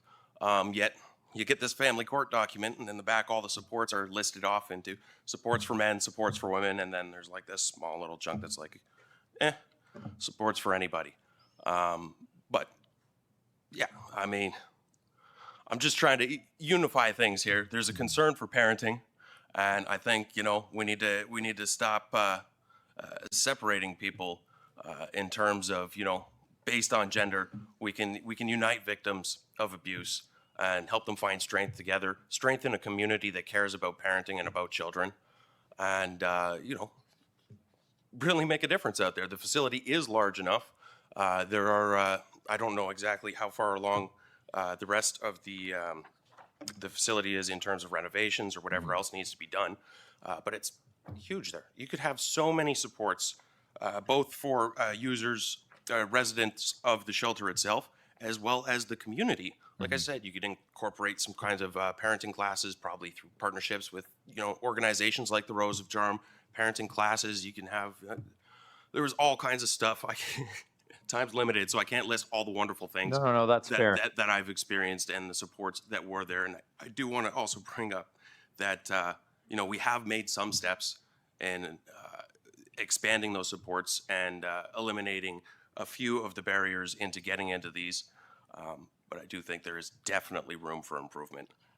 Okay, so in your supports, you'd be happy to see a full plan for the full 70,000 square feet and ways that we could support the community, is what you're saying. Exactly. Let's bring it back to the community. Let's listen to their concerns.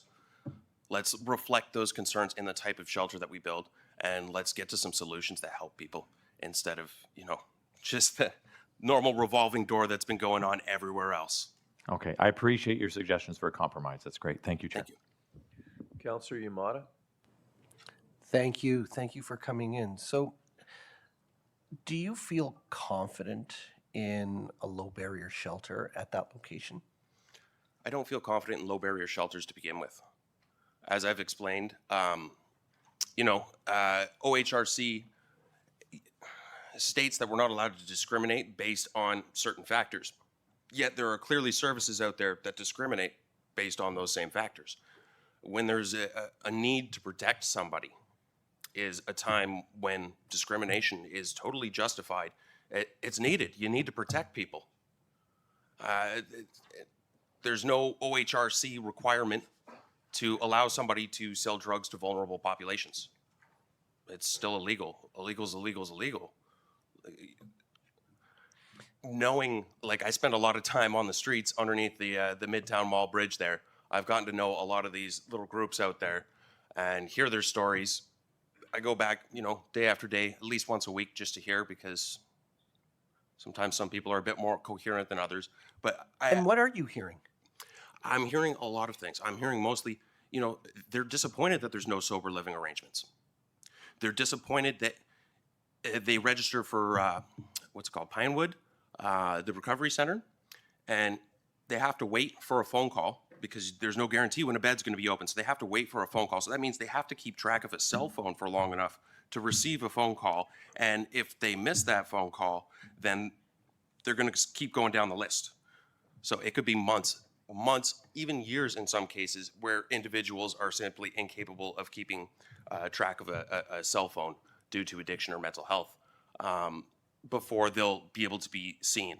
And in that time, an opioid addiction can kill you. It can. I've seen many people out there, Narcan kits always ready. The things you see out there are, quite honestly, I urge each and every one of you to go out there and spend time there. Take your suits off. Go put on your weekend scrubs, some sweats, some torn jeans. Don't look like a counselor. Just go there, go sit, go listen. These people, as long as you catch them at a good time and, play generally safe, don't look like a cop. If you just approach them and talk to them like normal human beings, a lot of them will open up. And so in your experience, you feel that a family shelter focused on domestic violence or domestic abuse would be a good use for this location? Yeah. From what I can see, there is still many gaps. There are some programs I spoke from a father's perspective because that's the experience I went through and the experiences I got to learn through. As I said, we were the largest dads group in the province at the time. So I've talked to dads from all different walks of life. So I spoke from a father's perspective, but I mean, abuse, it's not typical to just one gender. I know there are statistics out there that say otherwise, but our statistics we already know are underreported. As I said, I got laughed at by a female police officer who told me, how else are women supposed to control their men? Where was I added to the statistic? No, I wasn't. And it's no different than, you know, when the cops do get involved downtown Oshawa, and then you have one addict saying another addict stole their stuff, and the cop's like, well, I don't know, buddy. Do you have any proof it was yours? Do you have anything like that? So yeah, I mean, there is a need for it. There's clear gaps in the system, like I said, in regards to discrimination based on gender. We can do away with that and really serve the community and bring them together in terms of like group therapy and things like that. It is important. I do recognize the YWCA's approach in that there is a need to protect women from re-traumatization, but at the same time, I'd also argue that there's a need to reintegrate as well. Having a son going through, or who just went through special needs reintegration classes, I can see that, yeah, you do need to be able to reintegrate. You can't stay afraid of something your entire life. You need to learn how to become stronger because of your experiences and share those experiences with other individuals from all walks of life, regardless of race, gender, anything else covered by the OHRC. Thank you, Stratton. Thank you for coming out today. No problem. Thank you, Steve. Thank you. Mayor Foster.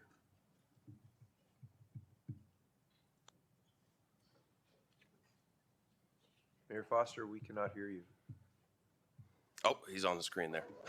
How's that? There we Can go. you hear me now? Now Yep. we can hear you. All righty, perfect. We did the sound test earlier. Mr. Finley, thank you, and thank you for bringing your experience. The needs in the community, vast and diverse needs, are more than we can accommodate. But Agreed. I think I understand that you are opposed to the shelter, but you seem to be talking, about a vast menu of other things that we need to do. Are you aware of the plans moving forward, including engagement with people like yourself, to provide those services as well? Yeah, in that? I registered and did not receive a response for the community, what was it called? Community Liaison Group. Community Liaison. There we go. Thank you. Yeah, I registered for that. I would have been a very passionate member of that, but I didn't receive a response, and I believe the committee's already been selected, if I'm correct. No, the committee has not been Okay, selected. well, It's and not I'm been sure there'll selected, be an so I could still opportunity. receive a response in the mail? You could. Cool. I'm not going to say guaranteed, but you Well, could, yeah. yes. So, Mr. Finley, if this, because we are focused purely on the shelter right now. Yep. If the facility were providing a number of the resources that you identify as being needed, and they are needed, no ifs, ands, or buts, are you still fundamentally opposed to the shelter? Well, I haven't said no to a shelter. I've said no to a low barrier shelter based on everything that I've learned in many, many different areas of life. Mostly from the homeless community themselves. They don't want a low barrier shelter. They have low barrier shelters and they don't use them, especially during the summer months. There's no incentive or reason for them to use them because the supports aren't there to help them with addictions recovery or mental health issues, or if they're not suffering from any of those issues, there's no protections in place to protect them from people who are. Okay, I just wanted, because I wasn't getting a sense if you're advocating for other services, which we are hoping to accomplish in this, and being opposed to what's being suggested here. Thank you, Mr. Chair. Okay. Thank you, Mayor Carter. Thank you very much, Mr. Chair. Stratton, thank you very much for your deputation, and also thank you for, Your microphone's off. Thank you. I don't know why, personal experience in sharing it. So I just want to ask you about that personal experience. Do you believe at the time that when you were going through that aspect, that that was a state of emergency in your life? Oh, definitely. Okay. Definitely. And were you frustrated that when you were going through it in that state, that there wasn't the services, there wasn't the supports that were in place that really could help you at that particular time? Of course. Okay. And you also stated that it's come a long way since your experiences at the beginning. I said some steps have been made. I Right. don't know if I'd use the term a long way No, unless no, we're but relative to the. I mean, based upon even your dad's group, and I mean, it's grown tremendously, correctly? And based upon your early moments of emergency, the growth has been is pretty good. Like what you've done, but that's advocating, that's educating, that's empowering, that's lobbying, it's all those things. Am I correct? Yeah, sounds like you've been to a uniform meeting or two. So I just want to ask you this. Do you believe that your experience and what you went through is still evolutionary? What do you mean by that? Like, So the progress that's been made in regards to your own personal experience Mhm. and sharing it and working with other men that have experienced it and bringing professionals in, do you believe that that was a starting point, but it's always evolutionary, it's always growing, it's of course, always parenting always never growing. ends. So it's where it begins and where it ends. It's always about the new kind of circumstances, new knowledge, new experiences. In your group, I would imagine you guys share information back and forth. And I'm too old for the dad's group now. It's the Rose of Durham, which is for young parents. Okay. So, You're too old. Yeah, I am. Wow. Okay. Yeah. it's- Okay. So I guess the reason why I asked you this question is we're in the same state right now. We have a state of emergency in regards to, you're probably well aware because I know that you're well versed, over 200,000 Canadians don't have a place to lay their head nightly. Exactly. 24 people a day die of opioid-related illnesses. 12 people take their lives dealing with mental health and addiction. And I think communities all across Canada, Ontario's seen, I think, over 1,000 increase in deaths from their previous high. We call it the Western Wave. We've been watching it come across the United States into Vancouver, and now it's coming through Ontario and will continue to force westward. But in the moment that you went through your own experiences, you believe you were in a state of emergency and you wish the services were there. And I guess what I'm trying to get to is, would you agree that based upon your knowledge and the time that you've spent with those people that are under the bridges and dealing with opiate-related or mental health issues, do you believe that we're in that state right now, not just as a region, but as a country? As a country, I mean, does anybody actually know where these drugs are coming from? Do you want to know where they're coming from? No, it's coming from China. Yeah. China. So you can order on Alibaba the precursors. I know. Okay. Please don't. Oh yeah, yeah. I don't want you to publicize how that process works. I'm well aware of it. Yeah. Okay? But I appreciate I appreciate you sharing your vulnerability, your experiences, and your deep beliefs. I really do, and I appreciate the contact that you'd be making with individuals that are suffering with addiction and mental health in our community. So I really appreciate that. But I just wanted to kind of clearly understand your evaluation of the moment that we seem to be in as a country, as a nation, and as a region. Yes, And we can- definitely. We're in a moment of crisis right now. And right. just as, you know, I don't know when the YWCA started, but for a long time, we've had segregation in our shelter services to ensure that the needs of the vulnerable populations are met. Yeah. I'm seeking the same sort of resolution for those going through addictions and mental health situations and those who currently aren't but are at their most vulnerable. We need to look out for them. I appreciate it, and I thank you very much for your deputation. The last thing is, I think it was just asked again, that a low barrier shelter is not what you believe that we should be aiming for at this particular time. The only issue I have with that, and that's your opinion, is it disqualifies a whole bunch of people. And that's what I'm concerned about. So, Yes. Chad, thank you again for your deputation. I hope you have a great day. Thanks, you too. Thank you, Mr. Chair. Thank you, Councillor Shahid. Thank you. Through you, Chair Henry Stratton, really appreciate you coming out today. Coming to the question, I know that Mayor Carter has asked that, but I just want to be specific with you. You want to see this shelter as a shelter for families. You want to see a particular segment get the help that they need, whether it's families, victims, or whether they're human sex trafficked, unfortunate people. So this is where you want to see it going. Is that correct? Yeah, well, I mean, I think any family should not be out on the streets, especially for the kids. That's the thing that I feel is forgotten in all of these. I mean, I do understand that there is a family shelter proposed for Colburn Street, 4 families though. I mean, it's great for those 4 families that are going to get in, but looking at the bigger picture, I really think it's not going to make that much of a dent. in the bigger picture. When we have such a huge facility that's already been purchased, I mean, I'd flip-flop the two. I'd say let's do the low barrier over at Colborne, and let's do the family over where the concerned families are. My last question through you, Chair Henry. When you talk about giving homeless people homeless solutions, you're also talking about care and health. Yes. And you mean what you're trying to say is balance the both, and that's where what you're hearing from wherever you're going within the community to find out answers. Yes, that, you know,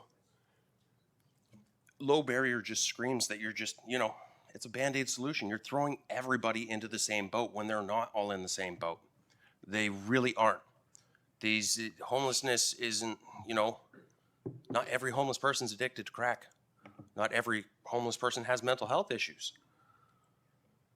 But throwing them all together, it's a very complex issue. There's so many factors to each individual person currently experiencing homelessness that when you throw them all together, you're not actually caring about any individual issues.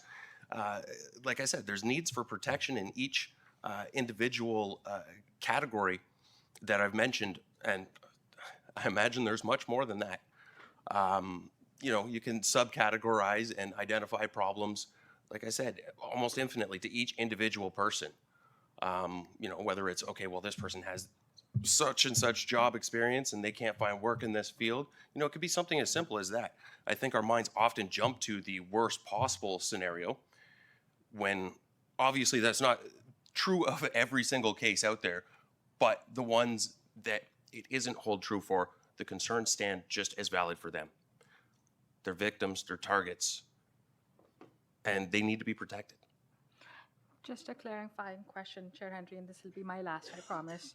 So what you're saying is remove the addicted people with the other homeless sectors. I mean, if the facility is technically large enough that you could segment it off and have, like, you know, a recovery wing, mental health area, and then community areas where they can get together. But the problems, the issue that arise with that are the fact that the region has already admitted last time I was here that they will take no responsibility for anything that happens outside the shelter. And when you have people living in such a close proximity together with such complex issues going on, the likelihood that, you know, you're not going to take accountability if they're down the street selling the drugs because, you know, well, they need to get money somehow. Ontario Works doesn't give enough. And if they're selling those drugs to a currently sober shelter member who's in a moment of weakness, here you go, this will help your back pain. That's what I'm seeing a lot. I'm seeing a lot of self-medicating as well because, you know, they get their wallets stolen. They don't have health cards. How are they going to go to the doctor to get a prescription for some Tylenol 3s or whatever, you know, they need to help them? All right. Thank you so much, Stratton. Appreciate it. Thank you, Councillor Jubb. Thank you, Mr. Chair, and through you to the delegate, Mr. Finley. Stratton, thanks very much for your delegation today. It seems like you definitely know what you're talking about, and I appreciate that. Are you aware that the Niagara Region's working with the City of St. Catharines right now on a low barrier shelter, and their only perimeters are that it's not near vulnerable populations such as residential schools, daycares? I am not. I like that. Okay. Can you elaborate a little bit more why you feel that would be their perimeters, as you seem to know quite a bit of this? Well, I mean, again, OHRC, I can't speak to why each person interprets or enacts or defends the contents of the OHRC, the Ontario Supreme Court and everything, and their rulings in upholding certain aspects of it. I can't speak to why, you know, it is how it is, but I can say that, you know, at least over in Niagara, they've done something to try and address, you know, so there is a low barrier situation for people to go to, and they've at least considered the fact that it should be away from schools and vulnerable sectors, vulnerable populations. It is regrettable, however, that they haven't considered the vulnerability of the population that would be residing in the shelter itself. Okay, thanks for that. I do agree, and I think low-barrier shelters are needed. It just sometimes does come down to the location and what common practices are, and we see other regions doing that. So thank you. Thank you, Mr. Chair. Okay, so thank you. That exhausts the speakers list, so thank you. Thank you very much, everybody. To the audience, I said we would break for 30 minutes at noon. I'm going to suggest that if you want to step out and bring your lunch back in, providing that you don't leave a mess, that would be okay. I'm going to invite members of council to get their lunch and come back so we can continue, but it'll take 30 minutes to do that. We're 12 minutes away from 12, so I'm going to look for a 30-minute recess. Mayor Carter? Mr. Chair, I'm going to suggest we go to 12:30. That gives us just a little bit of time to be able to kind of give not only those that want to do their deputation, but also us to be able to get some things done. So I'd appreciate it if we could return at 12:30. So a motion is to recess till 12:30. I'll need a seconder, seconded by Councillor Shahid. Before I call the vote, if you're delayed coming back in, don't let that stop you from coming back into the meeting. Just come in, find your seat. Please don't eat potato chips at the microphone would be my only request. So on the recess till 12:30, we'll call the vote. All those in favor? In opposition? Seeing none online, Mr. Clerk? None. We are in recess till 12:30.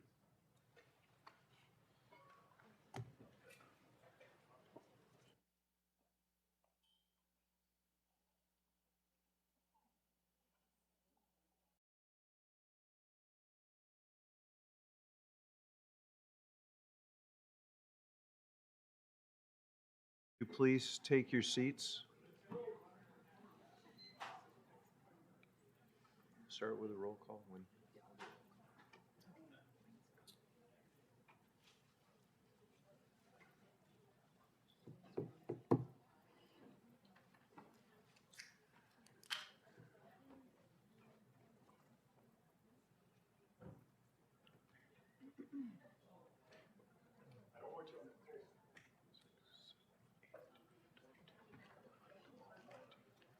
That's 16, 17, so we're good. Online? 6 online, so, okay.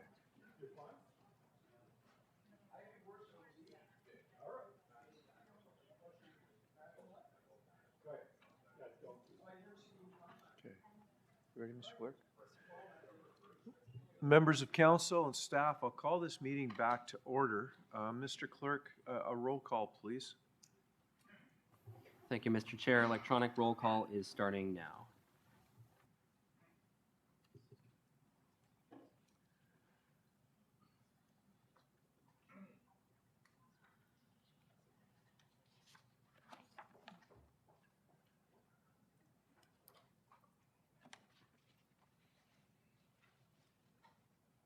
Okay, Mr. Clerk, we have quorum.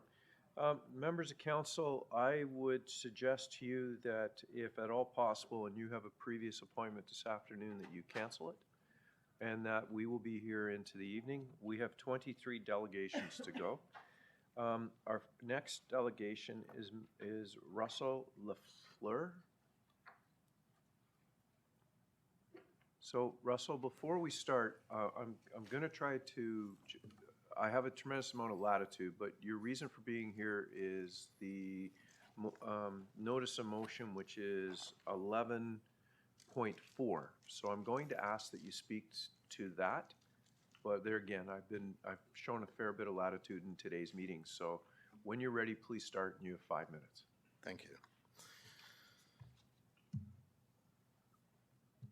I'm in support of notice of motion 11.4 to change the use of 1635 Dundas Street.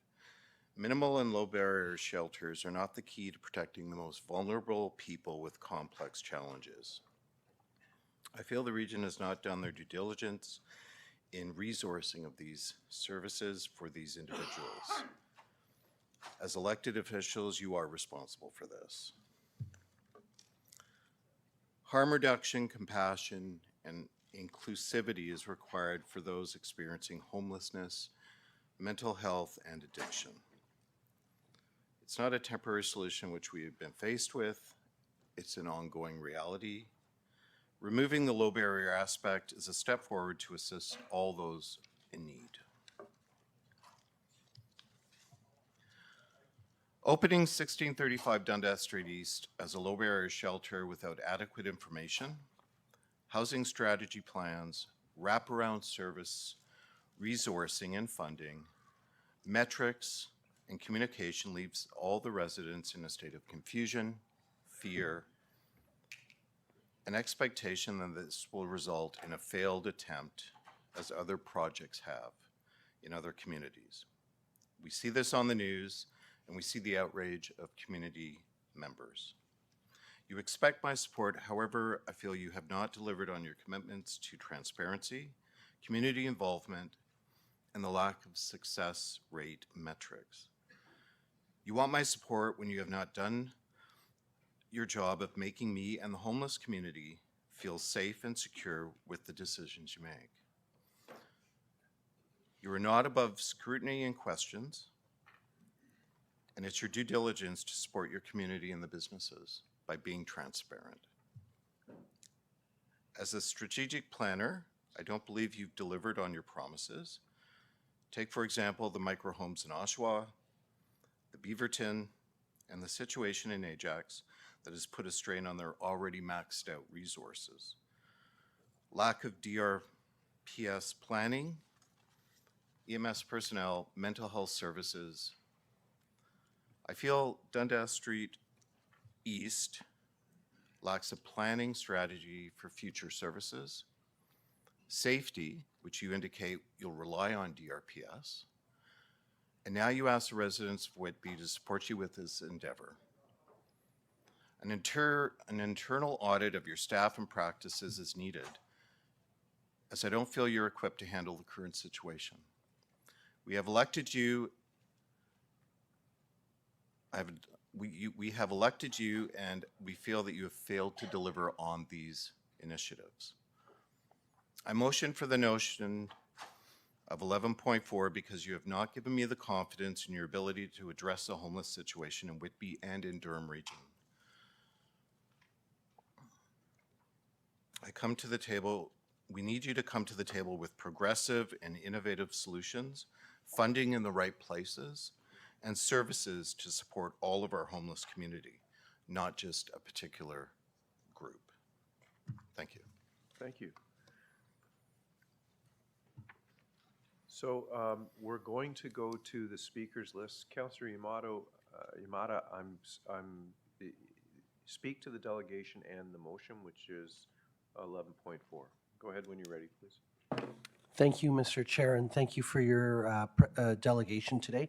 You talked about wanting to see innovative solutions. Can you sort of elaborate on what that could be? Something different that's not out there now.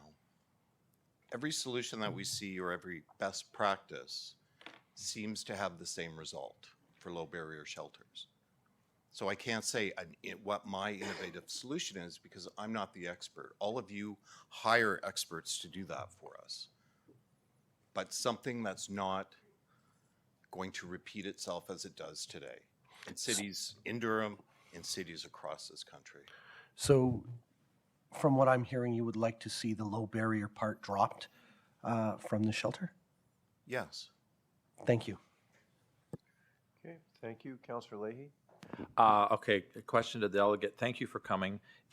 What would you say is like one of the main challenges or obstacles that you're saying to make this project successful? Because you said, you have a lack of confidence in the plan. So what do you think is one of the main obstacles to success from your perspective as a local resident?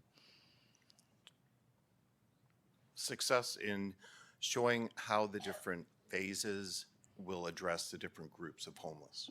You can't put them all together in one. The reality is a low barrier shelter does not match with individuals that are in family situations, in abusive situations, seeking shelter. So success is show us a plan where you're either going to utilize the shelter in different phases to address homelessness, but not you need 45 beds because winter is coming. I'm sorry, that's not a strategic plan, that's not a plan. You're reacting to the realities of today. No, I appreciate that. You're right. It's a great line from Game of Thrones. But the question is, what would be better? Like you allude to having phase 1, 2, 3, 4. Would you like to see the full plan for all 70,000 square feet? Is that something that would increase your level of confidence? Yes, why would you buy a building and not know what you're going to do with it? Okay. I'm sorry, but without seeing all phases, I have no confidence. To me, it sounds like you bought a building, you have winter coming, you're going to start with a low barrier shelter, and then you'll figure the rest out. Unfortunately, in the current situation, the resources to help homeless, you're on waiting lists for days, months, years. You don't have access to all the resources because there's too many.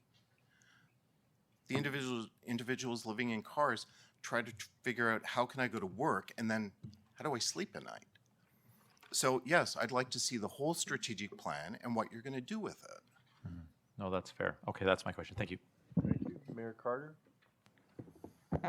Russell, good afternoon. Thank you very much for your deputation. I greatly appreciate it. A couple things. One is,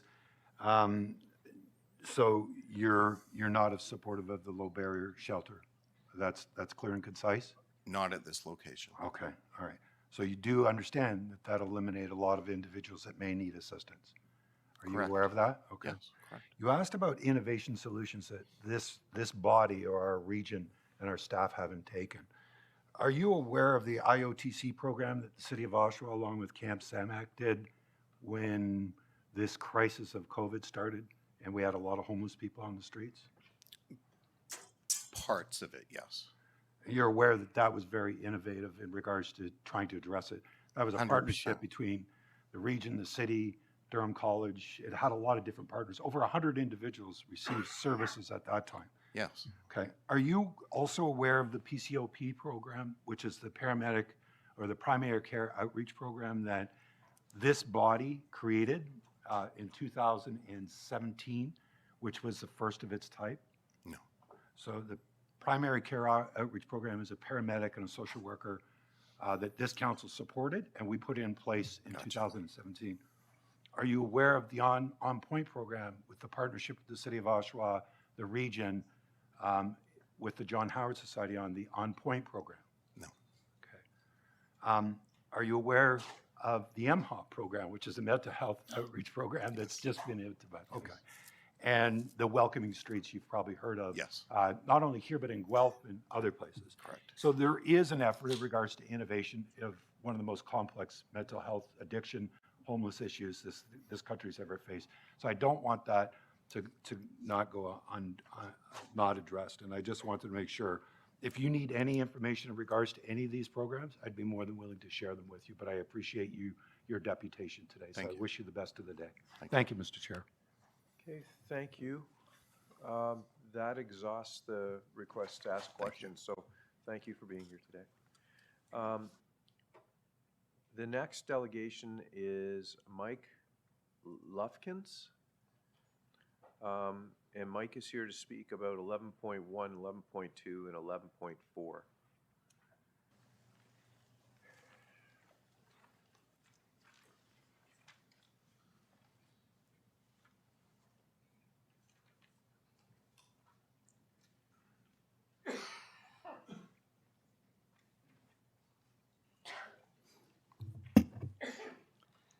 I was really hoping my first statement would have been, "Good morning, Council." Good afternoon, Council. I'm going to take you back to mid-August. Hop on my bicycle, head out the door, and I'm greeted by 3 young ladies who have a bunch of brochures in their hand and hand me one. And it's about this homeless shelter that is proposed for 1635. My first thoughts was, cool, that's something we need. We know that. It's pretty obvious. It was obvious in my job. It's obvious in the volunteer work I do. I did go on to do a little bit of research about it, and I found out that it's a low barrier shelter. And when I did the research over the next 4 weeks, there's 4 things that really jumped out at me.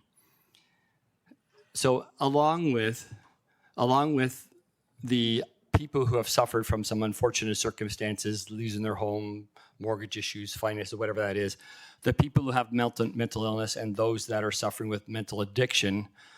I learned that low barrier shelters also welcome convicts with many different types of prior criminal records. They don't discriminate. I also learned that low barrier shelters have significantly higher crime rates in the adjacent neighborhoods than the norm. But there's sometimes not, and often maybe not, times reflected in police reports because police are so strained and understaffed. The third thing that kept popping up was low barrier shelters can be a very dangerous place to sleep for the people who are seeking and need the help. The fourth thing that I did learn is that low barrier shelters with wraparound services are financially unsustainable in their current format, super expensive. So it didn't take long to see that when our social services division and their hired consultant, Ian DeJong, they had relied on some data that was, that was skewed. Maybe perhaps it was skewed by the date it was been released. And that ultimately, I know, had led to your decision when you voted yes for this. And you voted yes, maybe perhaps unchallenged. That I don't know, but it certainly seemingly seems that way. This decision, as you can see, has understandably ignited a very real fear in the adjacent neighborhoods. And combine that with what is apparently the lack of due diligence by the very people that are supposed to ensure the safety and security of the neighborhood, it's easy to see why the residents have risen up against this project. With respect to motion 11.4, I expect that Pickering, Clarington, Scugog, Uxbridge will not support this. That's my expectation. I hope I'm wrong. I can imagine they simply look at that as it doesn't really affect my constituents, and maybe it's a chance for them to deal with the homelessness in their area over to Whitby. I expect that Oshawa and perhaps Ajax may not support this because they have their own challenges right now. And as one of the councillors so eloquently put to me, it might ease their burden. However, I think if Pickering and the others were to consider the enormous financial strain that their constituents will eventually bear year after year, you may want to reconsider. I think if Ajax and Oshawa came to understand that this may not and likely won't alleviate your homeless challenge, and you may want to reconsider. If you were aware that social services under the guidance of their consultant, they expect that all cities and municipalities within Durham are expected to absorb another 2 homeless, in the coming years, and that's in their written document, and that's not something just made up. A sound plan shouldn't separate us. It should bind us. A sound plan should be financially sustainable. A sound plan should be transferable. It should have the support of the community. It should be safe for the community, and it should be safe for the homeless. It should be a blueprint to overcome some of the current challenges that we all face. Especially as I'm a frequent visitor to downtown Oshawa, it should be something that we can overcome there. And maybe perhaps it's time that we look at this a little bit differently. We know that many cities have spent millions and even billions of dollars on overcoming these challenges, but yet it continues to grow unabated. It could be argued that the theory housing first is perhaps flawed, particularly the greater the size of the shelter. And it's flawed and it's actually maybe even contributed in some case to the people living out on the streets. City after city has implemented this plan, and yet the problem doesn't ease, it grows. What if we took a different approach? What if we worked together, the region, social services, and the community? What if we work together to come up with a solution to the problem? Okay, I'll wind it up. A solution that has real steps in overcoming addiction. A solution that offers ongoing support for those with mental illness. A solution for all homeless. And most importantly, and most often overlooked, a solution that ensures the safety of its citizens. Perhaps we could develop a sustainable financial plan that all Durham Region taxpayers could live with while creating a safe space for those in need. Blindly following those that have walked that path before will end up in negative consequences. I believe we could find solutions that work for everybody. Let's be a beacon for success for others to follow. Okay, thank you. First in the speaker, or the request to ask questions is Councillor Leahy. Thank you, Chair. First question is, and again, thank you, Mike, for coming out here. What would you say is the main obstacle to making this project a success, like looking at your words there? In a word, money, money, money. And it's something that I think that we keep overlooking is like the ongoing costs of this. What do we know? About 2 weeks ago, we had our consultant up here, and he was asked a question, can you name a similar size shelter in Canada that has been successful? And after a little bit of stumbling, he answered Stella Circle in St. John's, which nobody knew anything about. So you go home, you're researching, well, that's different. That's a women's shelter with barriers that are greater than low. And I've been in women's shelters and I've been in men's shelters as a first responder, and I can tell you they're far different. They're different from my experience. So I think that if we understand, if we looked at a similar size shelter perhaps, and maybe not exact example, but there is one, we might be familiar with the Delta in Scarborough at Kennedy Road and the 401. Currently, the amount of money involved in that is significant to the taxpayer. And I think that if we looked at what the costs are for those things, we might just take a second look. And if we can't afford ongoing year after year after these costs, how do we afford the wraparound services? We know in Edmonton in their plan, their 10-year plan to end homelessness, after the changing government, after about 5 years into it, the resources begin to dwindle. And of course, they end up with the same problems we're having today. So I think money, where does it come from? What is your financial plan? No, fair enough. And then you also see the words, let's look at things differently, and that we work together to come up with a sustainable plan. Speaking on money, like how do you see that evolving from your perspective and your history as a first responder? So, sorry, repeat the question. So yeah, you were stating things like we need to look at things differently. Okay. So, and that we work together to come up with a solution, which is why we're here. Ultimately, the effective government is the art of the compromise. But how do you see that kind of relationship evolving?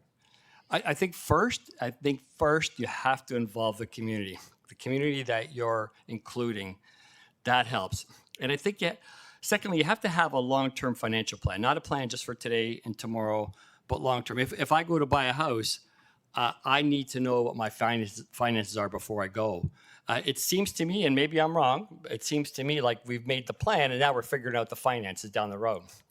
We're relying on, and I've heard the chair say that we're relying on federal and provincial support, but it's crickets, I think we're getting back. Mm-hmm. So, without a long-term plan with the finances, how do we keep sustaining this over and over again? How do we ensure that we're actually helping the people that need help? So community, financial plan. Okay, no, that's fair. And then one of the challenges we face is to ensure, of course, that we don't discriminate. We've been having that challenge. Like, how do you feel in your experience as a first responder, we go forward to ensure that we don't discriminate, but still address the concerns of the community and come up with an effective plan from your perspective? I hate that word. And it's been used a few times. People call me an NIMBY. They say I discriminate. I'm offended by that.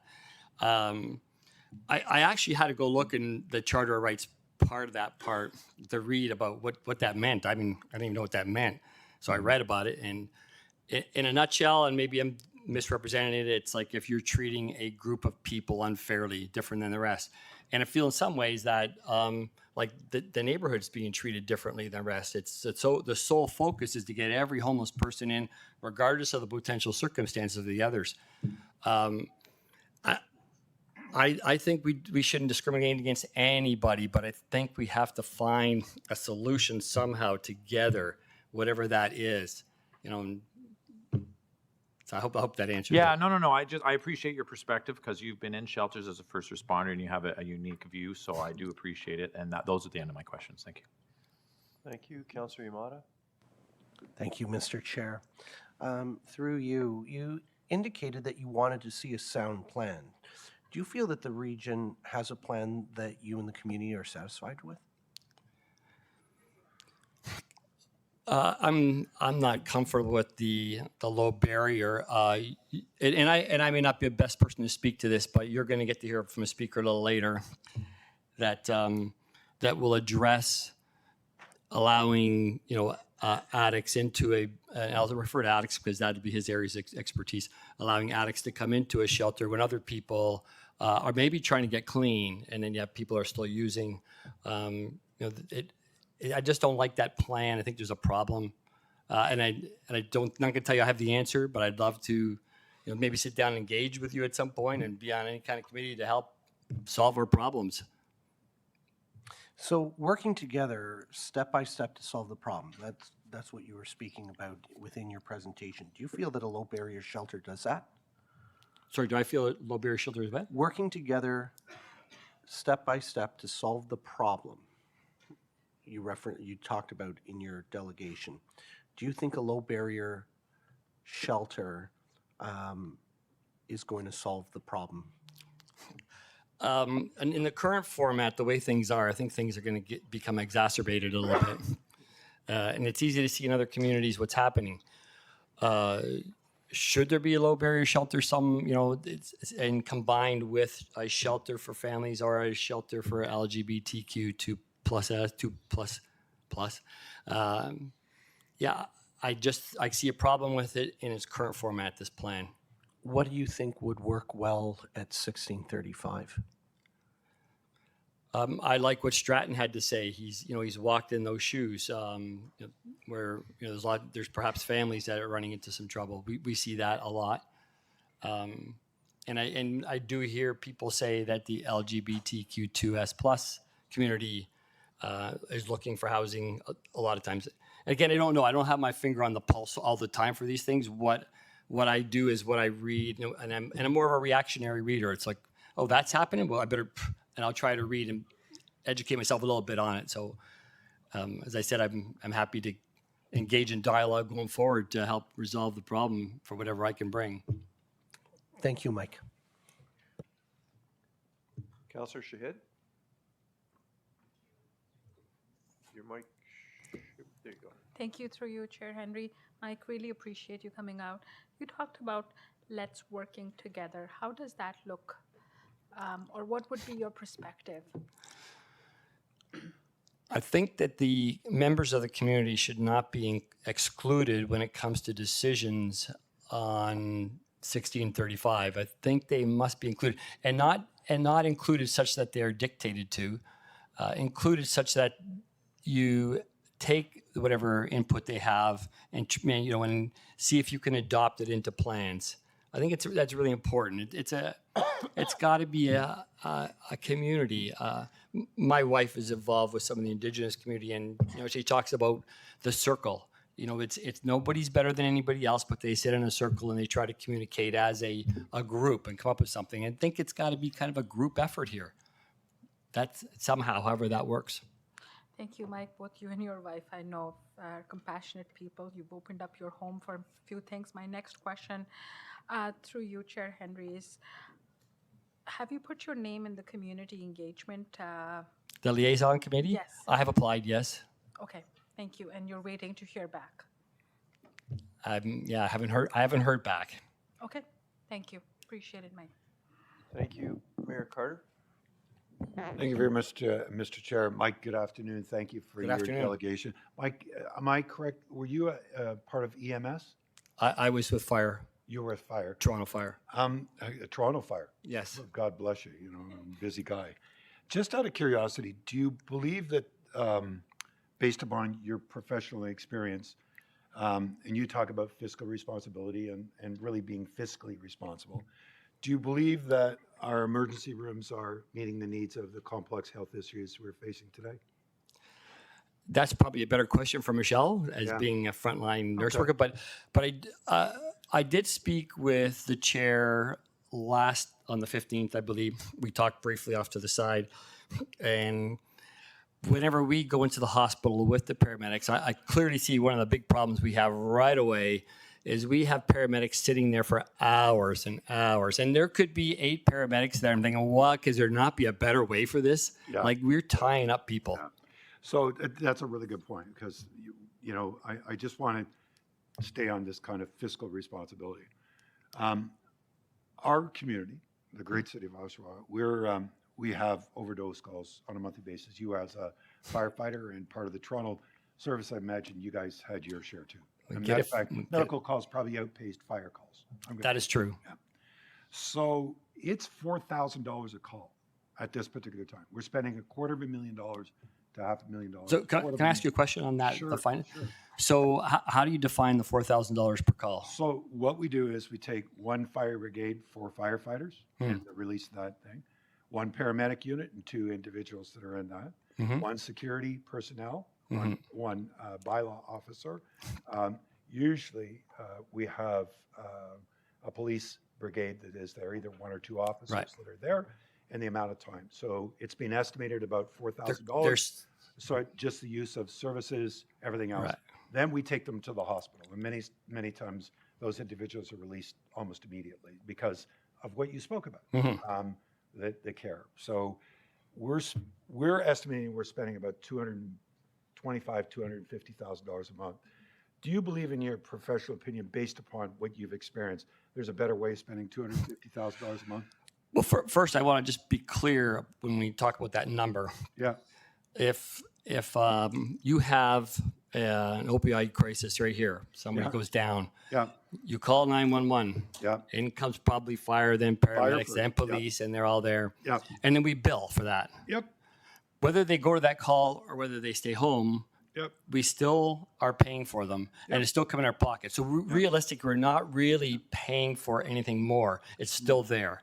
Now, where we might pay for more is that if we need more paramedics, then you have to increase staff. That's where you might get your expense. So, and the problem with that is that I see that stat when I see that when I have a dear friend who sat on the board for the for Edmonton's 10-year plan to end homelessness in 2009, implemented 2009, and they they say that they use those same figures of how much it costs to attend to that.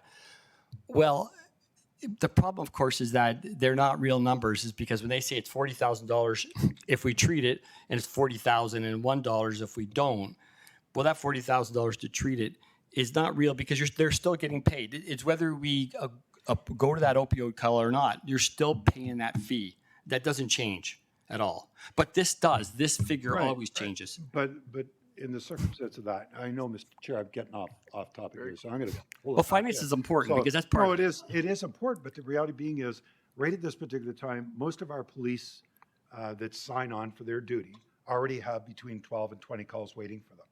So again, you have to take that into figure. Absolutely. You have to take into consideration, because of those calls, we have many code zeros because of the reason that we're not getting released at the hospital. So there is a cost in regards to being able to address it. My concern is, are we being strategic? Are we being forward-thinking in regards to addressing it? That's the point I want to make. I got to move on because he's gonna cut me off any second. Just want to make sure I clearly understand. In your opinion, based upon your research, you have not come across a low-barrier shelter or a shelter that has shown success. Did I hear you correctly? Well, I think what you can take from me is that I think that there's some dangers with that I've seen, some problems, and putting that in a residential neighborhood could be problematic. Do you think Covenant House is a success? Well, tell me where Covenant House is and tell me about Downtown it. Toronto. In a residential area. See, I did not run in Covenant House. So Toronto has 100 shelters. I see a gentleman at the back shaking his head, but there's residents in the area. It's a So I can't speak to Covenant House. There's 100 of them. Yeah. They do great work, by the way, if you get a chance. Well, I don't doubt there's some great ones. I do know there's some are not. Yeah. But thank you very much, Mike. Thank you, Mr. You're welcome. Okay. That is the end of the speakers list, so Thank you, Council, and I wish you well. Thank you. The next speaker is Elaine Lufkins, and she's here to speak on 11.4. Hi, everyone. I feel like I am kind of repeating everything that everybody has said, and I'm sure you've heard it all ad nauseum. But what I would like to point out is maybe a little bit different approach. I don't want you to crucify me for saying that I'm uncaring or I'm not for human rights. It's merely a suggestion of an idea of maybe looking at it in a different way. So we all understand there's a homelessness crisis happening in this country. We all get that. We see issues on the news regularly. We understand Oshawa and Ajax's desire to share the burden and to hopefully transfer that around. I don't think that's a reality because I honestly think that they're going to come in from other cities and you will remain having your continued issues in Oshawa, and Ajax and Whitby will just add to that. And I also feel that the other regions, as stated by Ian DeYoung in his recommendations, that all of Durham needs to help home up to 200 homeless people. What I want you to all understand is the community's need for safety. There are many cities, towns in Ontario that have these low barrier shelters, and we are experiencing serious issues.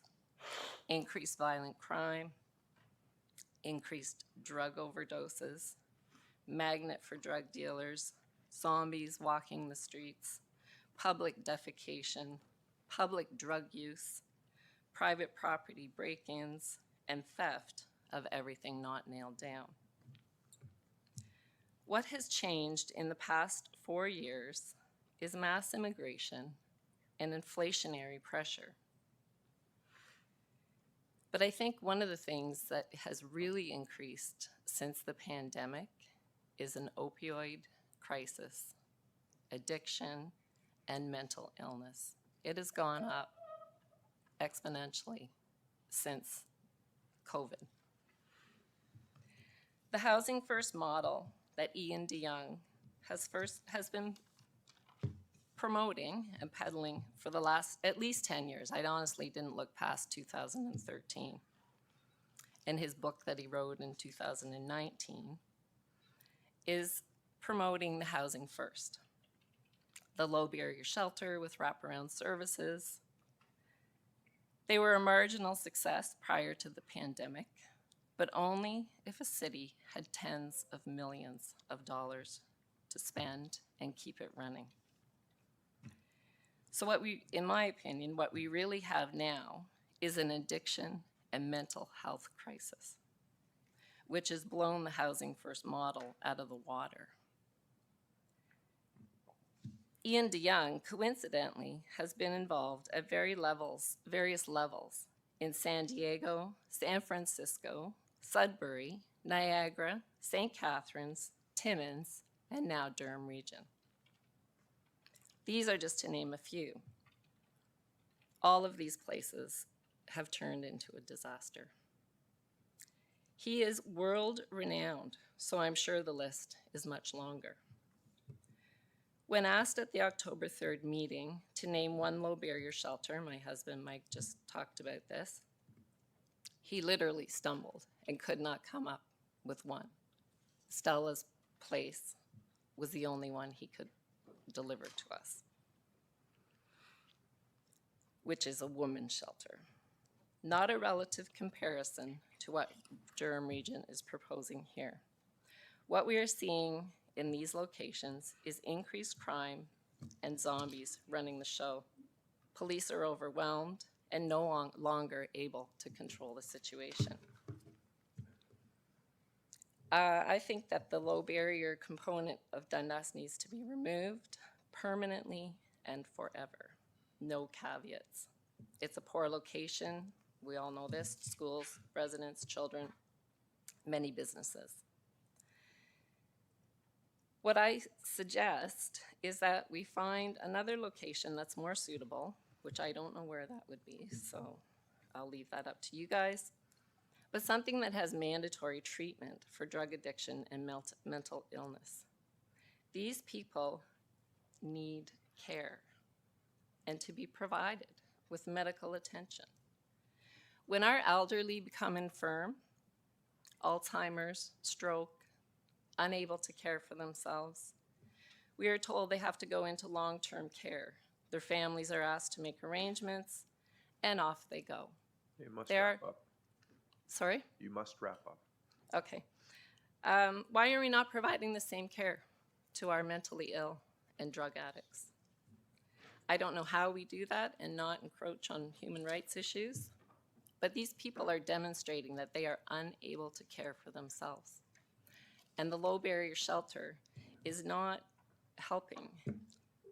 This shelter at 1635 could be well used for wraparound services to get the people that actually want help and actually want to get off drugs and be clean, to integrate, get a job, go to school, learn life skills.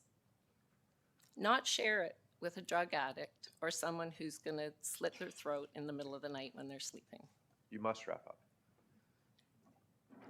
Each one of you counselors, when you were elected last year, I listened to John Henry's address of welcoming you all to the team.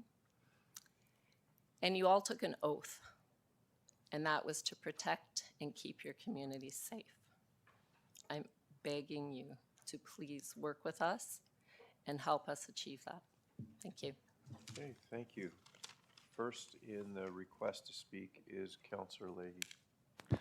Thank you, Chair, and thank you, Elaine, for coming out this evening, or this afternoon. I appreciate like your delegations. I know we're not in the morning yet.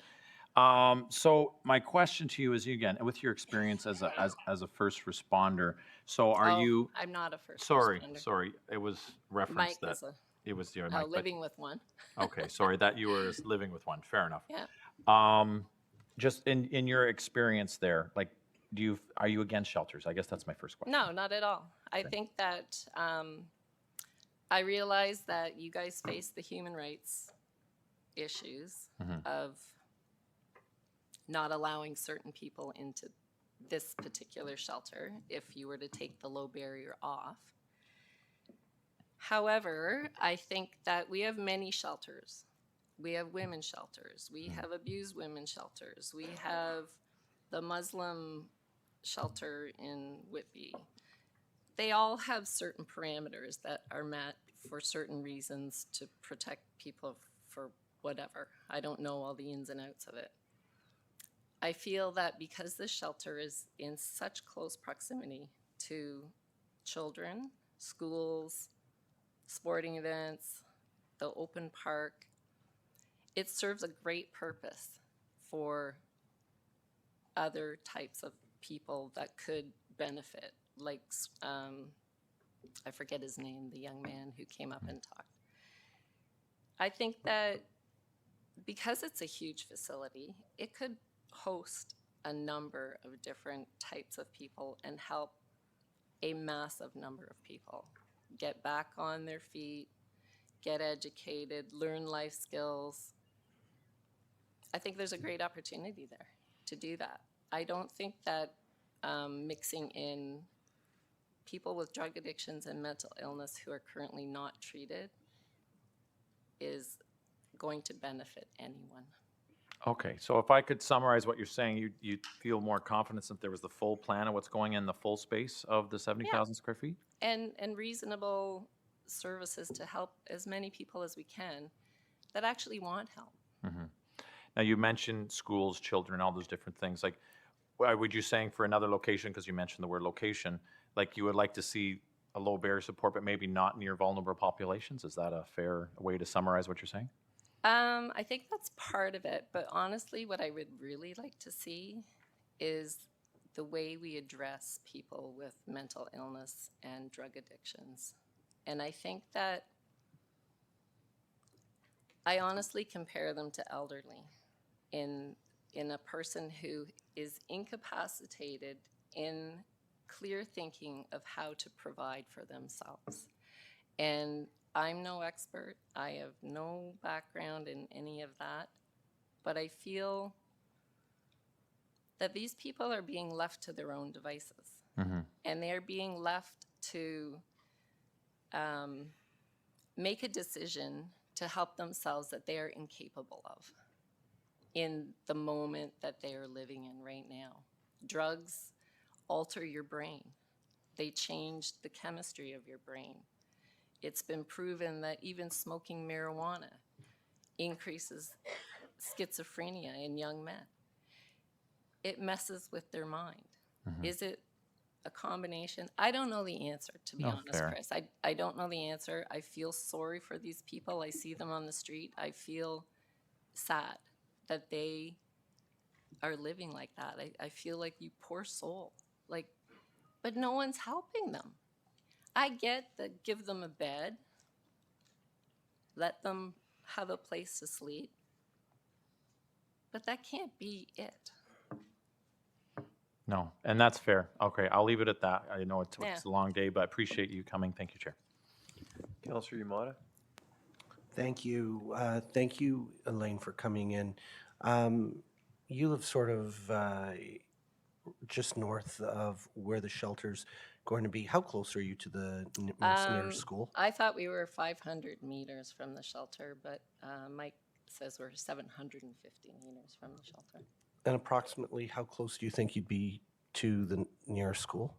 Near school? The school's at the end of our street. So relatively close. Yeah. The aspect of safety I've been hearing throughout is the major theme through these delegations and, Yep. and what you referenced to. What would you feel comfortable with or satisfied with in terms of a plan from the region? Well, I honestly don't think that a low barrier shelter is going to work in that location. And I think there is a need for some kind of shelter for the people that require, and maybe I'm not saying this right, but I feel that the people who need help, the drug addicts, the mentally ill, need a shelter, but they need intervention. They need intervention to help them get on their way. And we can't hope that giving them a bed is going to make them want to ask for help. Thank you. Councillor Shahid? Thank you. Through you, Chair Henry, just a quick question, Elaine. Really appreciate your presentation here. I've heard that towards the end you had said that you'd like to feel safe in your community. Yep. So with the shelter being there, you want to see a parameter around it that the residents, the children, everybody feels safe Yes. around it. So Yes. would you have suggestions once the community liaison committee is formed? Would you have suggestions for it? Yeah, I have lots of ideas. Okay. I have not applied, though, because my husband applied. I didn't want to take a space from other people, so. So in I through the can work through- pipeline, I please can do. work through him. Of course, absolutely. Thank you. I would really appreciate that. And if Yeah. you feel like sharing it with all of us, I would also like to see them. Thank you. Thank you. And I feel like I want everyone to look at it with fresh eyes, to come to a new possibility of how we can be leaders in our community and not follow the narrative of what is clearly not working. Okay, that exhausts the questions, so thank you. Thank you.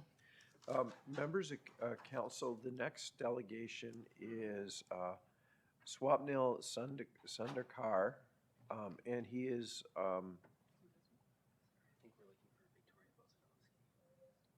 oh, sorry, one second. The clerk is suggesting something else. My list is different than your list? I don't have 6.11 on my list. If you look, it goes 6:10, 6:12. So my document is a little bit different than the clerk. So next delegation, 6.11 would be Victoria Bozanowski, Durham resident, item 11.4. Thank you. Good afternoon, esteemed members of council. My name is Victoria Bozanowski, and for those who are unfamiliar with me, I stand before you as someone who has dedicated countless of hours serving my community. Just a year ago today, on October 25th, I started my morning off with a sense of relief, like I'm sure a lot of you around this table did, knowing that my hard work had paid off and I was about to embark on an incredible journey, a journey that would allow me the greatest honor of representing the residents of Whitby.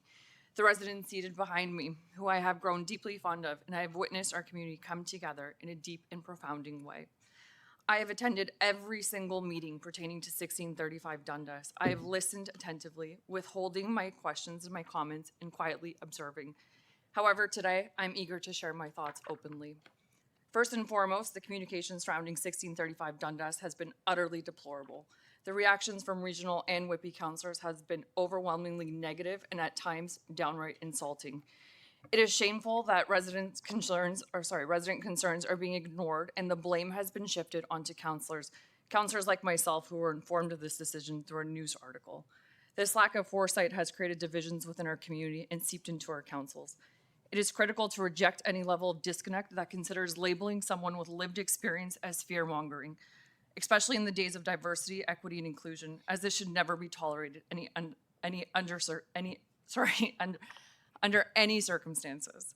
It is completely unacceptable and inexcusable to make statements about wanting to end someone when the same someone has experienced the devastating consequences of prehistoric failures within the system, particularly when it is done with the intentions of silencing a voice with a different opinion. More so, it is disheartening to witness the level of ignorance displayed by some of the public figures who deem it appropriate to publicly use words to demonize with terms like least compassionate, as of yesterday, bigots, and earlier today, NIMBYs. It begs the question as to whether anyone at this table is actually truly listening, and more so, is there actually a level of understanding here? When we put an end to this outdated practice of engaging in personal attacks when someone expresses a different opinion or brings a different experience to the table. So today, I implore you to abandon the narrative that residents do not care or harbor stereotypes towards the unhoused or that they lack an understanding of the legislation when it is quite simply the exact opposite. The goal here is safe shelters, not preventing shelters from opening. The goal is to end the creation of large, ineffective, low-barrier shelters everywhere. While many factors lead to homelessness, mental health and addictions play a significant role. A quote from CAMH, 23 to 60% of homeless people live with a mental health condition. It is a fact that low-barrier shelters have fewer entry requirements and restrictions compared to traditional shelters. They provide a more accessible option for individuals who may not meet the criteria for other shelters due to factors such as sobriety, mental health conditions, or previous criminal records. It is also a fact that low-barrier shelters allow individuals to stay while under the influence and engage in street activities or substance abuse. Solutions characterized by well-meaning intentions that lack a robust of underlying policies oftentimes leave us with unintended consequences. Far too often, decision makers resort to quick or temporary fixes without fully comprehending the consequences of the existing legislation, whether it's related to the Criminal Code or the Mental Health Act. Low-barrier shelters, while critical for harm reduction and survival, do not function as rehabilitation or mental health centers. Wraparound services are and will always be optional. To address these issues, it is imperative that we recognize the diverse nature of mental health and addiction concerns. We must acknowledge the significance of personalized and specialized care as the initial step towards positive change. Instead of simply housing in bulk, we need to understand the inefficiencies and limitations of providing proper treatment to a large group of people. Repeatedly, decision makers who have resorted to temporary fixes when they find themselves in a state of panic, we are left with massive impacts on the local community. The individuals who require assistance the most are consistently neglected and left without support, causing them to slip through the cracks.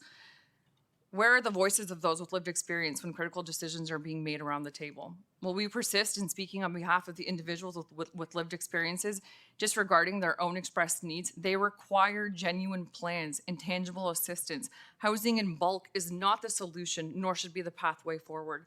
We heard the following feedback from leaders in Oshawa.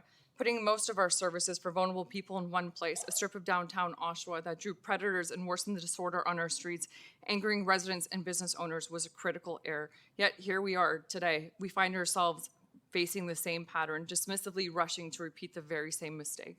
It is, in my opinion, in order to truly make a difference, we need to embrace smaller shelters and spread the services out of a concentrated area, preferably services closer to hospitals and closer to the downtown cores, for individuals that require access to low-barrier shelters. It is important to acknowledge the inefficiencies and limitations of receiving proper treatment within a housing and bulk model.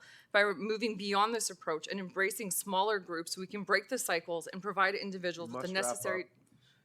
I'll be quick. By moving beyond this approach and embracing smaller groups, we can break the cycles and provide individuals with the necessary tools, resources, and individualized support to effectively address their needs and facilitate a real healing journey. Set aside political agendas and focus on understanding the facts. It's time to prioritize what is right for our community and the most vulnerable and take action accordingly. By firmly rejecting the notion that the individuals in this room are bigots and dismissing the idea of stereotypes and division, we can open up a channel of real communication.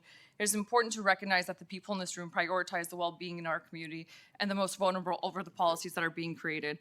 I'm almost done, I promise. I can confidently affirm that the people in this room possess genuine solutions. I know this because I've taken the time to have conversations with each and every single one of them. I've sat alongside them. I've witnessed their dedication. They are not bad people, nor are they NIMBYs. They represent the very solutions we seek for the problem at hand. Okay, thank you. Mayor Carter?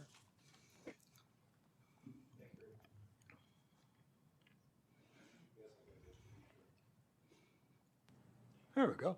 Thank you, sir. Victoria, good to see you. Just for clarification, you're not supportive of a low barrier shelter in this location? I don't think that was what I said. I said I support. No, I'm just asking, are you or I are you not? support small, low barrier shelters. I would 100% support a low barrier shelter at this location if you cap the number of users to 5 or 10. Would you see value in having withdrawal management services at this location? Again, they're not mandatory. So if you can force someone into treatment, it would make sense. But I think that we all need to take a step back and realize that the Mental Health Act does not actually have any type of mechanisms in place that will allow us to actually force anyone into treatment. No, I'm not talking about forcing. I'm just asking, would you support a withdrawal management program at this site? I would support that at any site, in every single Beautiful. site. Would you also support this to be a recovery home? I would support that. Thank you very much. Thank Appreciate you. it. Thank you. Thank you, Mr. Chair. Okay, thank you. Councillor Yamada? Thank you, and thank you for coming out today. You've had an opportunity to work with this community for the better part of a year. What do you feel the steps are needed to make a successful, to have a successful solution at this location? I think it all starts with one simple thing: open communication. Stop assuming, stop guessing, stop assuming that you know what they're thinking. Stop calling them names. I think we should start there, very plain and simple. Throw out the names. Enough is enough. It's time to start listening. It's time to start communicating. And it's time to give them a fair platform to do so.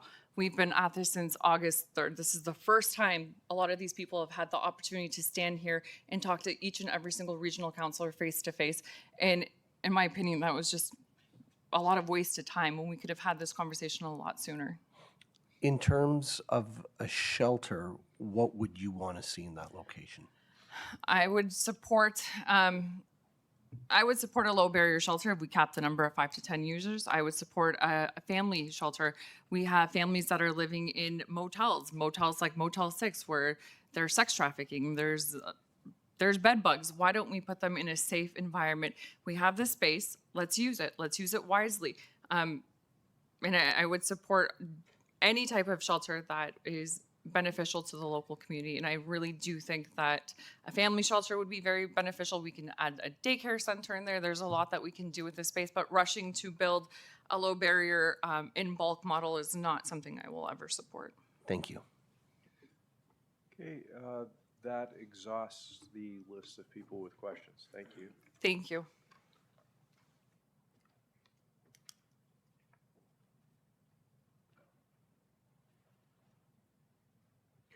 Okay, our next is delegation is Swapnil Sundakar, Whitby resident.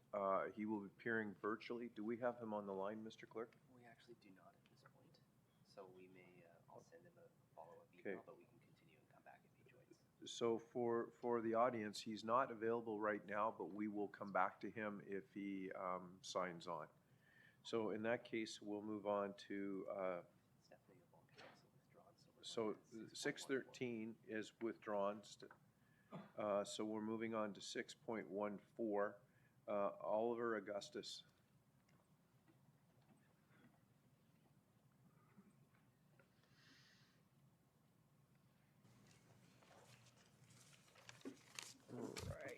Hello, everyone. Good morning, or good afternoon, sorry. Hi.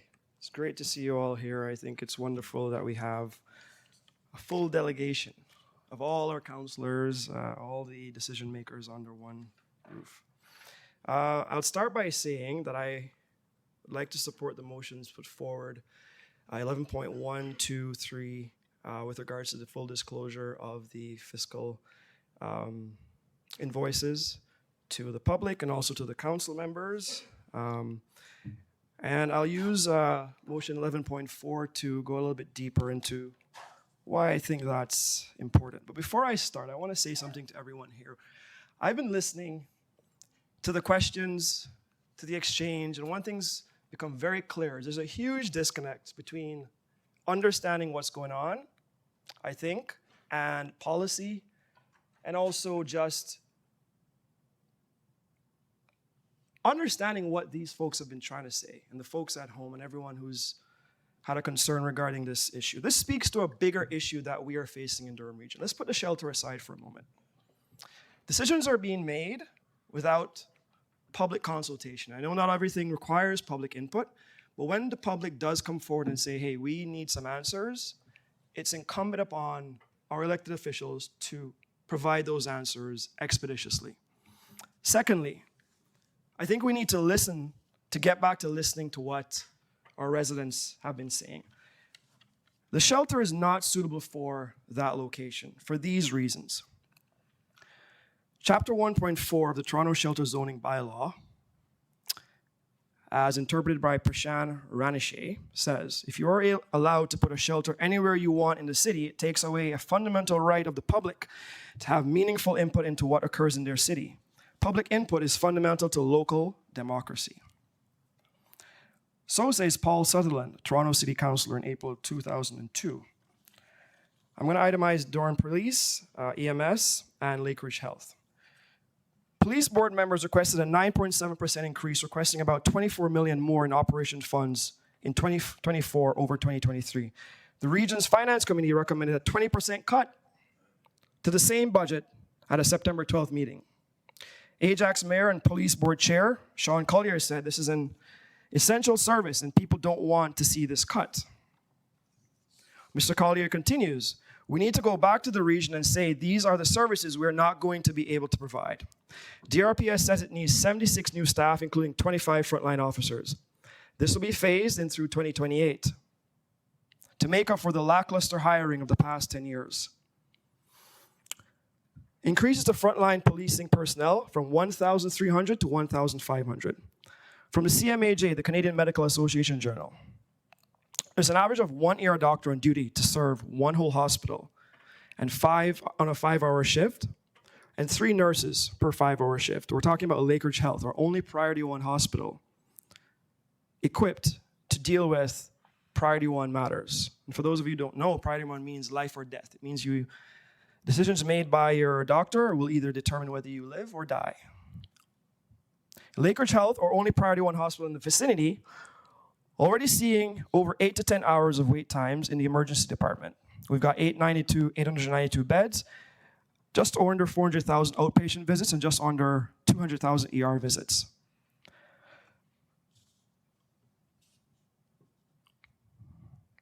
We've got a family doctor shortage issue. We cannot sell this notion that we can somehow turn away homeless residents seeking shelter according to the Shelter Act and Human Rights Code. These would be a violation, as you rightly articulated. Additionally, entry requirements only apply to the actual building and not the property. As such, homeless not wanting to stay inside a shelter or turned away, or whatever reason, will take up residence nearby. I think Prince of Wales, Greenfield, or Willow Park come to mind, leading to the other proxy housing. The always 100% accompanies always equals encampments. Additionally, shelters oftentimes get referrals from hospitals for patients discharged having nowhere else to go. I see I have 30 seconds to go. I'll quickly say. EMS, I was here a few weeks ago, and the matter of paramedics came up. We have just north of 320 paramedics in Durham Region. CUPE Local 7064 Union states, regional political leadership needs to join forces in calling for a greater investment in emergency health services. Underinvestment, and I realize I have a few more minutes, Sir Chair, if I might. Underinvestment in paramedic services creates chronic ambulance shortages in Durham Region, said Daryl Eaton, CUPE member and report author. Again, call volume has risen almost 50% since 2014. Total paramedic and vehicle hours of service have not come close to keeping pace. Each year is becoming more routine for Durham Region to be without ambulance coverage when the system is at its peak stress, and that is very dangerous. You must wrap up. Thank you. I think the point I'm trying to drive home, I'll set aside everything else, is that we're not equipped to move ahead. It's not fitting, considering that our main essential services are screaming at us saying, we need additional hands on deck. We need more funding. We need more supports. I think my colleagues have done a great job of already articulating why the logistics of the... Now you must wrap up. Yes. Why it is that the location isn't suitable, why it is that the low barrier designation is concerning, why mental health and substance abuse and reuse and addictions are intertwined. I don't think I need to go it over. But if we're not in a position as a region to look and see that the essential services that will be needed to ensure the success of any shelter, regardless of location, is not in place, then we need to pause. We need to do audits, and we need to ensure that those needed services are bolstered. Thank you. Thank you. There is a list of people to ask questions. First is Councillor Leahy. Thank you, Chair. Thank you, Oliver, for coming out this Thanks, evening. Chris. I guess the first piece is that, like, what do you think would increase your confidence in the region's plan? You've mentioned some concerns. You've mentioned the piece about location, maybe being too close to vulnerable populations. Like, what would increase your confidence in the region's plan, or what could be better? Absolutely, looking at repurposing that particular location, as per your motions 11.4. It's not ideal for many reasons, which I don't need to rehash because my colleagues did such a wonderful job of that. But to pause and to ensure all the safety parameters are in place. We know, based on the Human Rights Code, we legally cannot deter people or turn people away, even if we want to cap it at 45. It's not going to happen. We have a close to 300 bed, 70,000 square foot property that has to be utilized. We need fulsome disclosure about how that entire space is going to be utilized from top to bottom. From now for the next 4 years, phase 1 through 3, 4, and 5. That is what people need to know. That's what people need to understand. Business owners need to be clearly brought in so they can fully understand what the potential implications are for this shelter. It has the potential to create and disrupt the social landscape that as we currently enjoy. Someone mentioned that Whitby was without, I think it was you, Mr. Nicholson, that Whitby had not, if I were to paraphrase, hadn't paid their fair due with regards to our bid. I would be curious to know where the evidence is that supports that Whitby has a significant homeless issue, because what I understand is studies from the Toronto housing audit shelter that was conducted in 2022 suggests that Oshawa has the highest number of homeless population next to Ajax and Pickering. Oliver, I appreciate the direction we're going, but the questions Was from Councillor Leahy. So I'm trying to stay on topic. Fair enough. With a little latitude. Thank but you. You extended the latitude. Thank you. I appreciate it. So to say that there needs to be full disclosure. There needs to be proper education for all our regional councillors so you can make an informed decision. This is not something that's to be taken lightly. Proper documentation, proper audits, a pause on what's going on, possibly looking at using the facility for some other reason. 24-hour daycare, seniors home. But I'm not an expert. That's what a pause would do, is to ensure that we're doing the right things, taking the necessary steps. Okay, and then my last question will just be through you, Chair.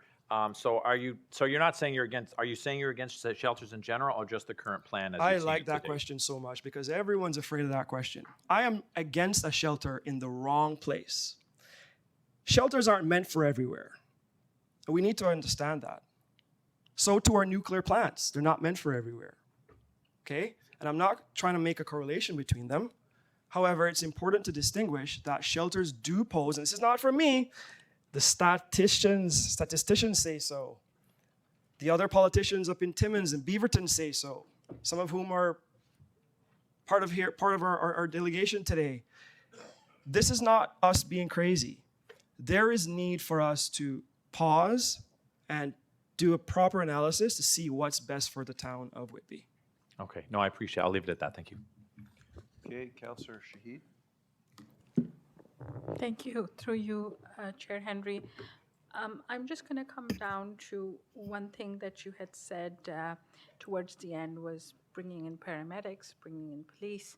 So what you were trying to say is, and I just need a clarity on that, you'd like to see a community effort to make this shelter workable. Is that true?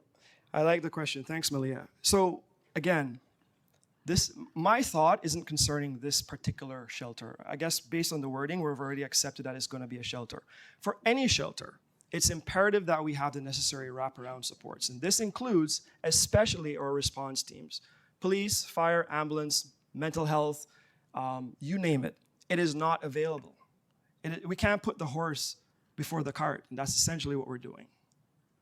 So through you, Chair Henry, just clarity of the fact that you'd like to see services with healthcare together. Precisely, absolutely. Budgetary allocations need to be segued towards ensuring that if we're going to do it, we're going to do it the right way. As of right now, if the police force is saying, hey, we need an uptick of almost 10%, and the region's saying, no, we're going to give you a cut of 20, they're saying, hey, we won't be able to provide you certain services. That's huge cause for concern because we know they're going to be getting the calls. We know they're going to be administering the Narcan. They're going to take them to Lakeridge, drop them off, rinse and repeat. Without the adequate resources, sorry, Chair, I see you laughing. What was the comment you made about repeating? Oh, okay. Yeah, I sometimes double as a comedian to my kids, so I think that probably came out. Well, I caught the comment, so that's why Thank I you. smiled. Appreciate it. Thank you. Hope it answers your question, Malia.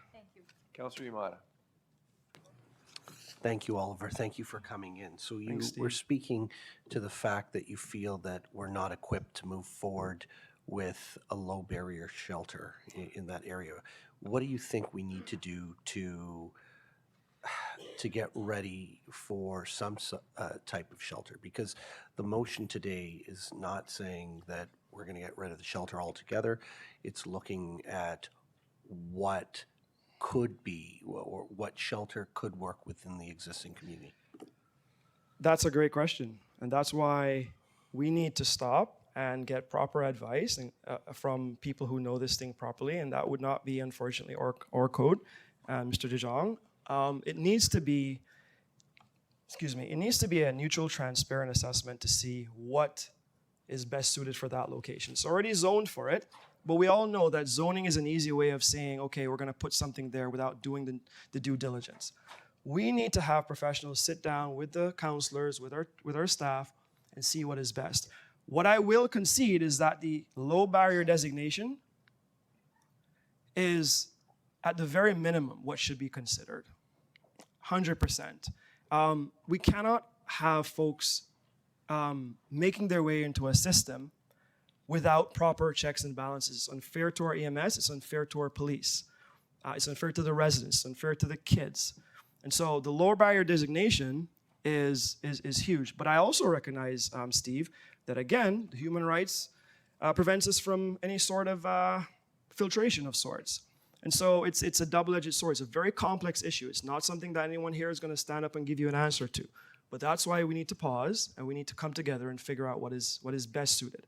I have a colleague who has asked for the return of the seniors. We have an issue with many seniors. I believe, Sir Chair, you had mentioned this a couple of times as well, where we have an affordability issue for our seniors who are now working past retirement because costs have gone so high and they can no longer afford to stay in homes or afford to pay their way. That's one option. There's also a huge need for a 24-hour daycare hub right across the region. I don't think anyone would be opposed to that. But again, I can sit here all day and give you solutions. Our good friend Chris has put forward a motion with some great ideas. However, I am not prepared to say any which way without us having proper guidance and proper direction as to what's best for this community and what's best for the clients that would be using it, more importantly. Thank you. Mayor Carter? Oliver, thank you very much for your deputation. Greatly Thank you. appreciate it. In your opinion, do you believe that we're in a moment of crisis, emergency, like a state of emergency? 100%. You do? So just out of curiosity, do you believe that when we're in a state of emergency, we should pause before making decisions? I do think so. So Yep. do you think that when we had the fire at Fairview in 2018, October, that we should have paused and then sat, discussed, and then moved people to proper facilities? Can you enlighten me a little bit more about that? Sure. We had a fire at Fairview, Okay. a seniors facility in your Okay. community. Okay. At that time, we needed to move patients immediately to be able to make sure they were cared for. Okay. But that was a state of emergency. Communities, including ours and other communities, matter of fact, I think all 8 communities stood up and said, how can we help? But based upon your comments, you're asking in this circumstance to pause, but we're in a state of emergency. So do you think that we should do that? 100%. And I'll say this. Okay? We are dealing with 2 different scenarios. No. We're talking about 2 states of emergency, and that's what I'm trying to get at. So what you're saying is we should pause this process. In this circumstance with Fairview, should we have paused or should we have acted? That, again, I am very careful to answer that because my interpretation is they're 2 very different situations. Both of them were a state of emergency. State of emergency. Both of them were vulnerable people. Vulnerable people, yes. Yeah. And I have been a vulnerable person for a good part of my time here as an immigrant. So Okay. I completely understand. Okay. However, I don't want to correlate what happened there Yeah. to what we're trying to advocate for here. Okay. No, I'm not trying to take away. I do get just- your point, though. But- And to summarize, yes, in moments where there is dire need Yeah. for response Yeah. in an emergency, yes, there's absolute need for us to do the right thing. And that's part of what this body needs to do too, right? 100%. It's when we are faced with a state of emergency, we need to make decisions based upon the emergency at the time, the resources allocated, and try and do the best to be able to meet the needs of those that are the most vulnerable through that. However, history has taught us that sometimes we make rash decisions and then we live to regret them. So Oh, yeah. information and having all the available parameters is also key to making the right decision. Absolutely. Oliver, thank you very much. Thank for you your so much. deputation. I Appreciate it. Thank you, Mr. Chair. Okay, thank you. Councillor Nicholson? Yeah. When I was listening, a thought popped into my head that the idea of pausing till we figure out all the answers is tantamount to saying to a starving man, I'm not going to feed you until I figure out the menu. When you're in a crisis, should you not err on the side of assistance as opposed to planning? No. Is my short answer to that. Not in this situation, unfortunately. Let me ask you this then. What stops all the planning of the other phases and the other options while still allowing the construction to continue? Why do we have to stop the construction, stop the renovation, stop the work to support phase 1 until we figure out phases 2, 3, 4, and 5? Why wouldn't we do this in conjunction with the community? Sure, things can be done, things can coexist. We can do things simultaneously. We can whistle and ride at the same time. This is not that. We have asbestos. Did I pronounce that right? Asbestos? We have mold. That is a huge impact on the structural integrity of the building. So if you're talking about building, well, there you have it. That's your reason to pause right there. Secondly, we need to ensure that we are spending taxpayers' dollars in a fiscally responsible way. That in and of itself, ladies and gentlemen, is reason for us to do due diligence. And I wanted to say something. Your colleagues, Mayor Judd, mentioned that, although a little different, stated that it was prudent to pause at the time to ensure that the best practices for the land use was being done, to ensure that the best negotiations were being done, to ensure that we recognize similarly that homelessness isn't exclusively people who are unhoused. They're not exclusively people who are without a roof over their heads. As was highlighted here, many people choose to not stay inside the shelter. Many people choose to know there's a shelter available, but prefer to stay unhoused. And so when we talk about a crisis, yeah, there's a crisis.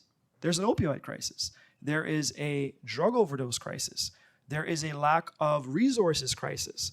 Homelessness, absolutely, there is a need, but we are also enabling and fueling this crisis by our actions, poor planning, the housing first model, which needs a complete revamp and overhaul. It's like fitting a square peg into a round hole, Mr. Nicholson. So I hope that answers your question. But yeah, I don't believe in rushing into doing anything. I caution my kids all the time. The knee-jerk reaction will get you a response, but you might leave with a fractured knee, right? And I think far too often in our society, we defer to the knee-jerk reaction, and then afterwards we're like, oh man, well, there we go. We spent some money, but now we got more money to fix the problem. First of all, I agree with your last point. The one question I want to put, and I'm trying to get the rational of the arguments, everybody wants to help. I think there's far more that unites the council and the staff and the community than separates us. We're just trying to figure out how to get this right. My concern is in the next few months, we're going to have to do a lot of renovation of that building, regardless of what its end use is going to be. Correct. Should that not continue as we work out what the end use will be? No, it should not continue. Okay. Absolutely not. Because again, we need proper guidance. We need to know what we're doing. How can we be retrofitting the building and we don't know what the end use is going to be? It might mean that we're breaking some codes, some violations. It might mean that we may have to end up spending more in the long run because we missed something. Maybe it wasn't AOD, it wasn't accessible enough. Who knows? We cannot proceed if we don't know what we're doing. That's basic logic, folks. All right, thank you. You're welcome. Okay, that exhausts the. Thank you, everybody. Thank you. Thank you so much. Members of council, if you're online, I need your cameras on, please, to make sure that we have quorum. Okay, thank you. We have quorum again, Mr. Clerk. Thank you. Next is Bob Hartley, Whitby resident.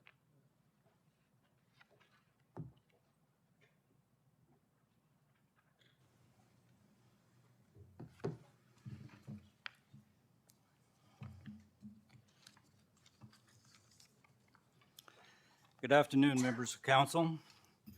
I appreciate the opportunity to make some comments today.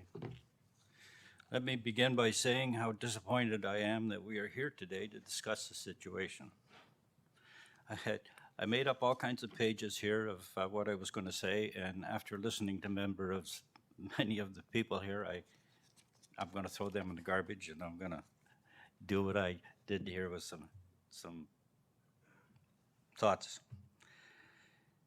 Anyway, so let's cut to the chase here. You guys want to put a low barrier home center at 1635 Dundas Street in Whitby. The idea hasn't worked anywhere that has been tried. As a matter of fact, in Fredericton, New Brunswick, for example, the police have publicly stated that it's unpoliceable. They can't handle it anymore. What makes you think that you can make this idea work? Doing the same thing over and over again and expecting a different result is just a sign of insanity. I understand that we have a homeless problem and we have an opportunity to do the right thing, not follow the others, doing the same thing over and over and failing. I'm not a well-educated guy, but I'm thinking that if we could expand some part of the psych hospital down in Oshawa to look after the people that have drug problems and mental issues. That way they could be monitored and helped every day. Anyway, I think that would be a help. That's all I've got to say. Thank you. Questions, Councillor Leahy? Thank you, Chair. So I appreciate you coming out here today, Bob. I guess to go a little deeper there, like what would increase your confidence in the region's plan? Is there anything that you think that we could do as a region that would increase your confidence level that we could do this successfully? Well, obviously,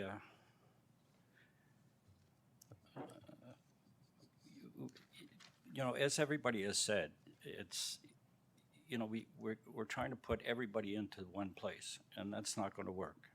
You've got people that can't live with other people. So this low barrier idea, and I understand that there's, because of that groups a whole lot of people into it, we somehow have to look at that and come up with an answer for it. No, okay, fair enough. And then just, can I surmise from your comments there that, do you have any concerns against shelters in general, or just the current plan, or do you want to see a better plan, or what? How could I interpret your comments better? Well, I'm not against the shelter. Obviously, we need it. There's people out there that need it. There's families that need it. There's seniors that need it. So, I mean, at the moment, people are looking apparently 5 years down the road for a senior location, and we're shipping them an hour and a half away from their loved ones and their family and everything else. And I think that's terrible as well. But somehow, the homeless people have taken a priority over the seniors. Okay, fair enough. And then my last comment, would you have maybe more confidence in the region if they had the full plan for all 70,000 square feet instead of the current plan for just the 45 beds? Well, it would be nice to know what they're going to do with the whole thing, yeah. Okay, I appreciate it. That's it. Thank you, Chair. Yeah. Councillor Yamada? Thank you, Bob. Thank you for coming in, for all you do for the Legion and for what you've done for our country. So, again, one of the common themes I've been hearing is about community safety. Can you sort of speak to what your thoughts are on that and what you think would need to be implemented? Well, if we don't have we can't control the people once they leave there. And we read every day in the paper where police go out and arrest people, and before the paperwork's done, they're back out on the street. And I mean, you can even kill people today and be back on the street in no time.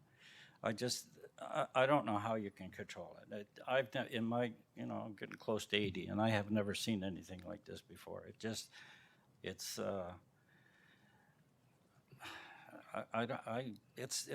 hard to deal with. I mean, some of my neighbors are policemen, and I talk to them, and I mean, they're reviving people. They're on the street. They're bringing them back to life. I don't know how you control. What do they say about a low barrier homeless shelter, their experiences? Well, without using foul language, well, one of them's Toronto cop, and he first thing he said was, "Oh, geez," he said, "I got to put up with this all day long. Now I'm going to come home and have to deal with it at home." And I mean, it's true. I mean, now it's in his neighborhood.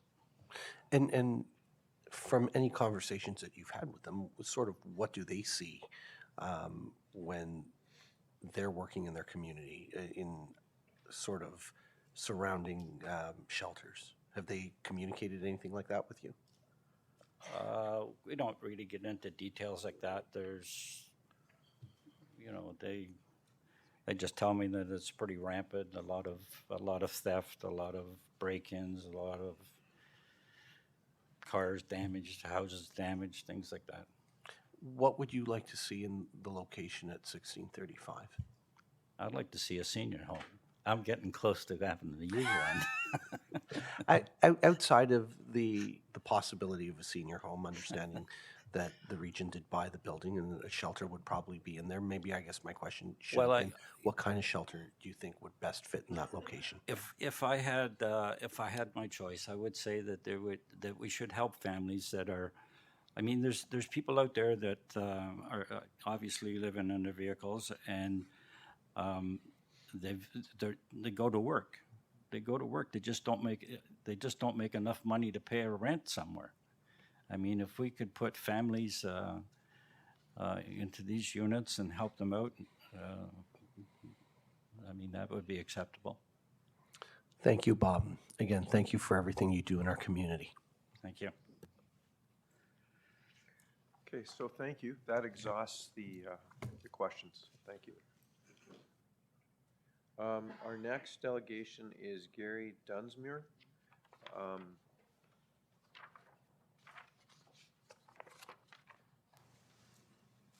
Hi, good afternoon, Council. I'm in favor of notice of motion item 11.4 to remove the low barrier aspect from 1635 Dundas Street and repurpose it to a safer type of shelter for the unhoused and the community. 1635 Dundas Street is not an appropriate location for a low barrier shelter.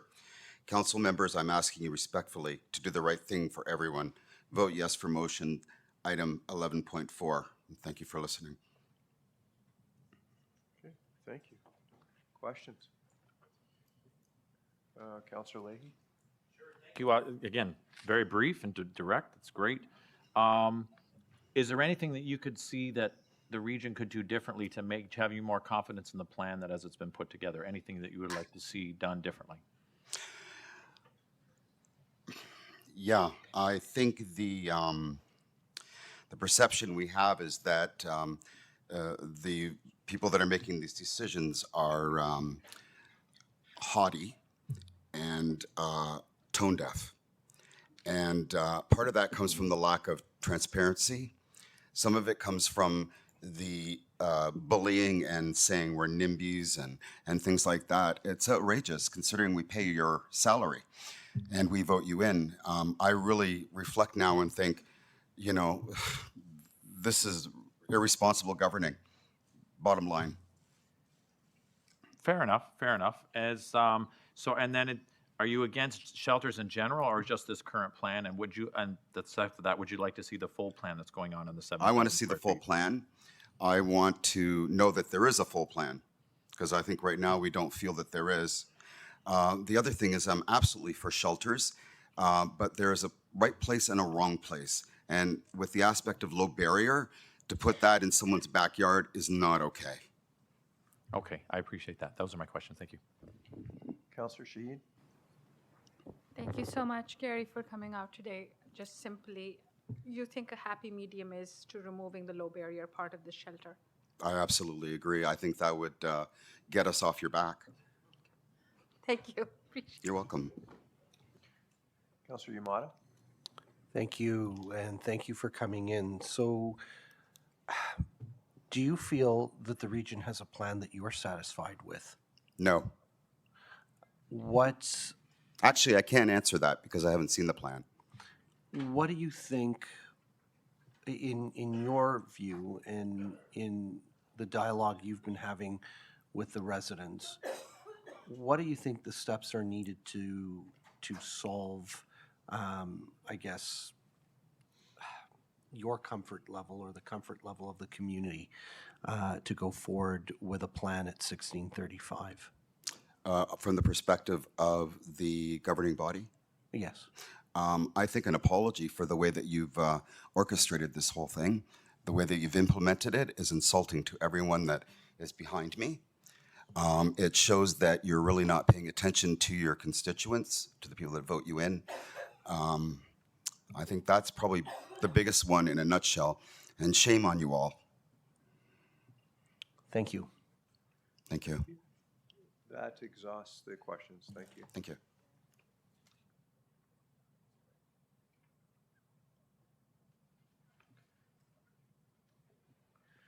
Next is Sandy Hodder.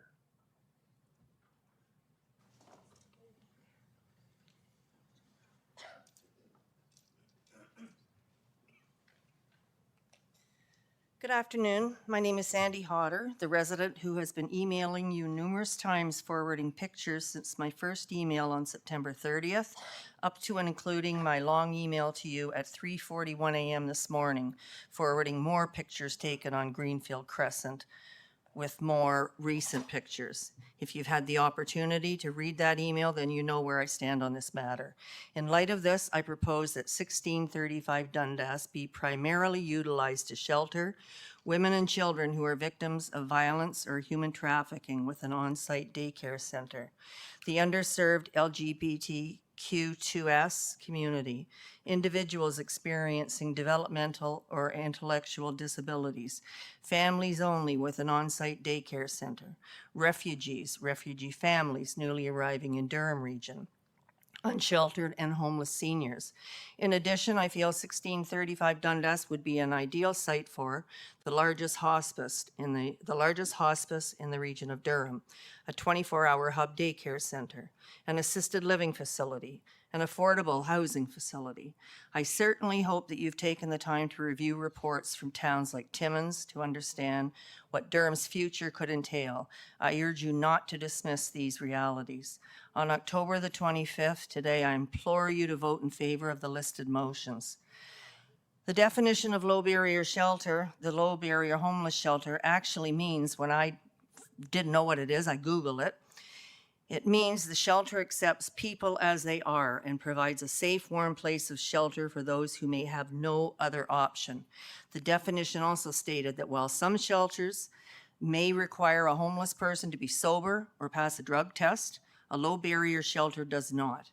So basically, as a low barrier shelter, people who are pedophiles, sex offenders, convicted criminals, people who have assaulted others, have broken into homes, cars, businesses, are violent, have untreated serious mental health disorders such as schizophrenia, bipolar disease, severe depression, and anxiety.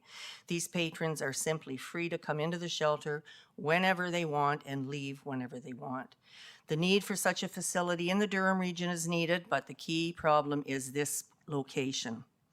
This is a town of Whitby and region of Durham issue, and both the provincial and federal levels of government need to come to the table of the municipality and help us and address the issues we, the residents, are facing. Everybody else has spoke about the Stella Circle when we were at that meeting on October 3rd, and I actually Googled it during the meeting, and it was a women's shelter that serves the females between ages 16 and 30 in Newfoundland and Labrador. And I believe our community would certainly love a Stella shelter or a Stella Circle in 1635. I had met a gentleman by the name of Stephen Wicks last Thursday as I was driving my granddaughter to school. She no longer walks to Anderson through Longwood Park, so I always get up early now and drive her to school. We saw a homeless man, I did, struggling with a bunch of carts, and I thought, well, here's another photo op for me. And anyways, I dropped the girls off. I went over to Crawforth Drive and I parked in front of him. One of his carts had tipped over, the empty liquor bottles were all over. So I asked him if I could speak to him, if he needed any help. And we had a lovely 30-minute conversation, and that man faced some very serious issues in his life. And I listened to them all. I was so sympathetic. I wanted to help him. He's been in the Cornerstone system. He won't stay in it because of the bed bugs, the violence, the fighting. He's been living 8 years in the woods, and I'm not saying where it is, to protect him. He's got an agreement, it's in Whitby, and he's been there 8 years with his girlfriend and his service dog. And he has an agreement with the adjoining or abutting commercial property owner that he performs work around the building for them. He's the type of guy, I told him, we would love to have you at 1635. He was a very respectful, very gentleman, but I couldn't find the number to phone for him. I didn't have a pen, didn't have my purse. He couldn't wait any longer. He was going to the beer store to cash in all the liquor bottles from recycling day. I spent an hour on Crawford Street trying to find somebody to help. I finally, after an hour, I was connected. Whitby connected me to the region of Durham, who connected me to 211, who connected me somewhere else, and I got a hold of somebody with PCOB, I believe it was. They wanted me to email the details to them immediately. So I took a picture of him. I asked, would he mind a picture? He said, well, I'm not good at pictures, but you can take a picture of my carts. So I did. I forwarded that information on to them, where he lives, where I said, we've got to help him. In the wintertime, he would go to the warming centers. The warming center closed in the Central Branch in Whitby last week. You must wrap up. It's done. End of discussion. I wished he had to come with me, but I've had no further contact with him. But PCOB is going to be contacting me tomorrow on what's happened, because I did go into the woods looking for him to try to get him to come out to this meeting with me to speak on his experiences. But I was not able to find him in those deep woods. Okay, thank you. Questions to the delegation? Councillor Leahy? Again, just briefly, thank you, Sandy, for coming out and your concerns. So is there anything that the region could do to increase your confidence in their plan for this to be successful? Like, I know you mentioned about location and being away from vulnerable populations, but is there anything else? Remove low barrier. Absolutely. Okay. All right. And yeah, and then hopefully we'll have a discussion for that today, but I appreciate that. Thank you. Yeah. Councillor Yamada? Thank you. So again, what I've been hearing a lot in the last few months has been the issue of community safety, and you raised that. Would you be able to elaborate a little bit more on sort of what you're hearing and what your feeling is toward what the region needs to do to make you feel safe in your neighborhood? Well, a 10-foot barrier fence around this shelter is not going to do anything. It's like a prison over there. It's not going to help anything. As for the other areas, I've spelled it all out in that, I don't know how many pages of an email I sent this morning. But I went in and I really didn't go into too much. We back onto the Hydro right-of-way in on Longwood Park, and there's homeless encampments in there. And I explained what happened on October 4th with my granddaughter. I believe a low barrier shelter is going to attract more of that type of clientele, which I don't want in our area around our children. My 8-year-old grandchildren is not allowed to go into the playgrounds anymore by herself without her mom or me.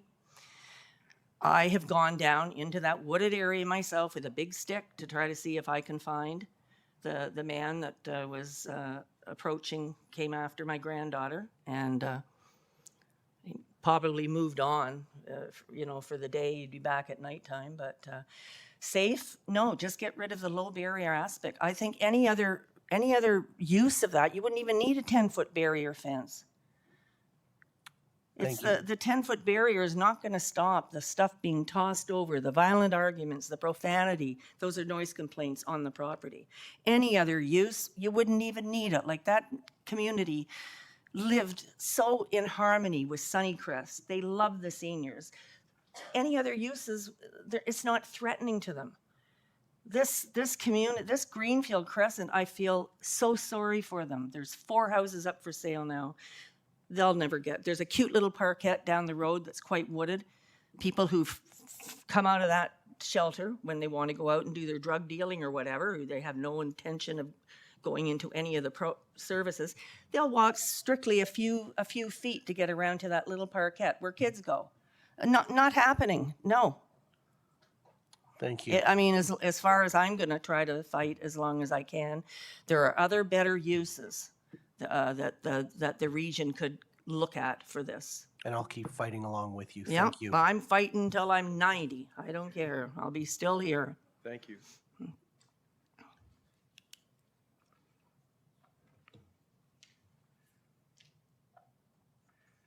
Next is Bernie Lofkins.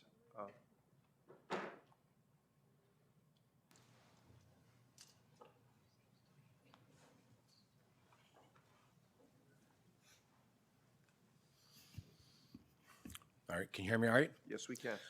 Good afternoon to council. Thanks for having me. I'll do my best here to stay on my script if I can. I'm going to tell you a little bit about myself, first of all. I'll share some information that I normally don't share in a public setting. A lot of the stuff that I share is in a church basement or a community hall, so I don't know if you get the drift on that, but my name's Bernie Lufkins. I'm here to speak to you about the proposed low barrier shelter in Whitby. I'm a retired district chief from Toronto Fire Service. I'm also an International Association of Firefighters trained peer support worker and a longtime member of the Toronto Fire Peer Support Team. Specifically, I deal with firefighters that have substance abuse problems. In 2019, the year I retired, I started a recovery meeting called the Phoenix Group. We meet every Wednesday night. I'll see those smiling faces tonight on Zoom. We help and support first responders that have alcohol or substance abuse problems. I have 20 years experience working with people that have substance abuse and alcohol addiction issues.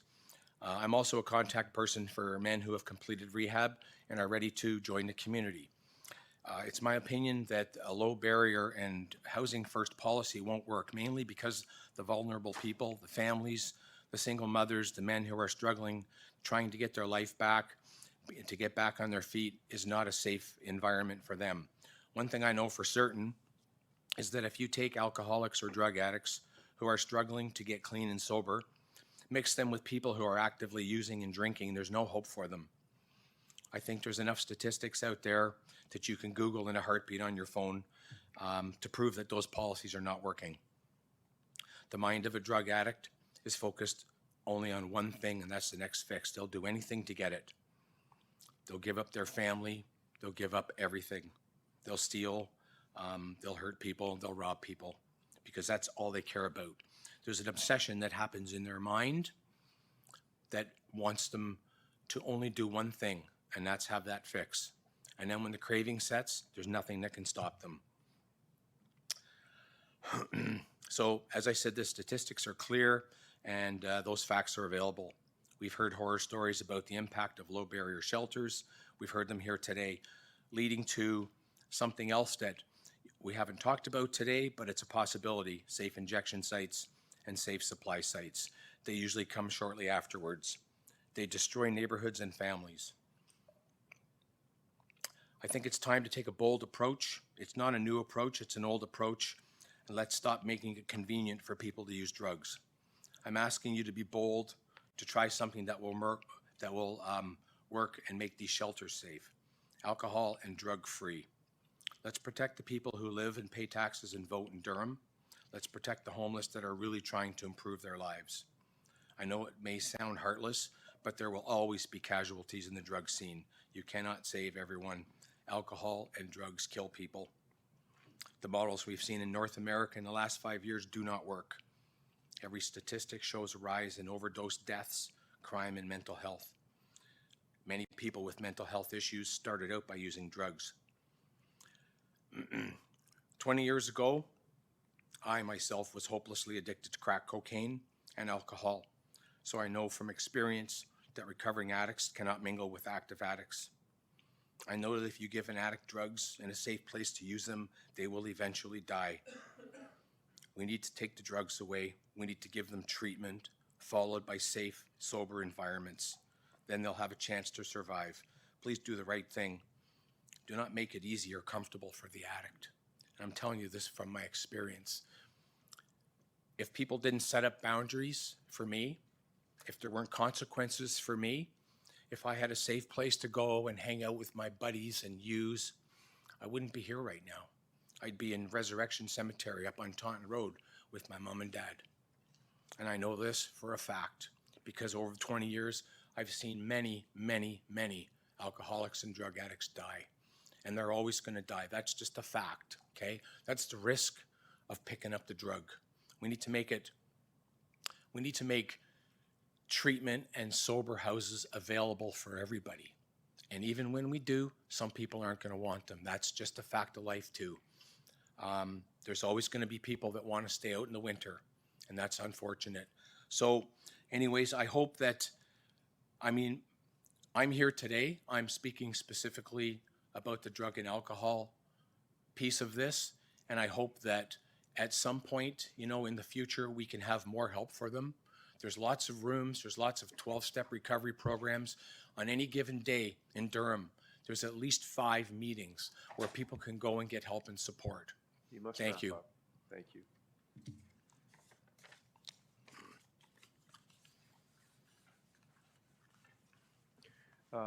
There's many on the speakers list. Councillor Leahy. Thank you, Chair Henry. And Bernie, thank you so much for coming up here this evening, this afternoon, and sharing your vulnerability and your story and the impact that it's had on yourself and how there's a potential impact on the community with the plan in front of us. So I really, really appreciate that. That's amazing. My question to you is around, what do you think would be a better approach? Like, as someone with lived experience, I know you're mentioning concerns about the low barrier. What do you think would be a better plan for the region to try and increase your level of confidence in our plan to try and help those in need? I think that we need to stop enabling the people that are using drugs. We're making it very comfortable for them, to the point where we're supplying it for them, giving them safe places to use, and then inevitably they end up in those shelters. And most of the trouble, most of the complaints you hear from the residents here, okay, whether it's in Oshawa or Whitby, Ajax, Pickering, revolves around the drug addicts leaving their needles around, breaking into cars, a lot of trouble caused by them. We need to take a harder stance. And I know it sounds like I don't have compassion, but I do have compassion. I want them to get help. And I think that you need to separate the two.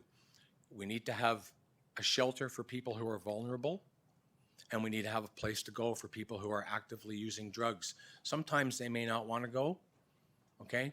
Sometimes they will. But the ones that are willing to go need to be separated from the rest of them, or there's no hope.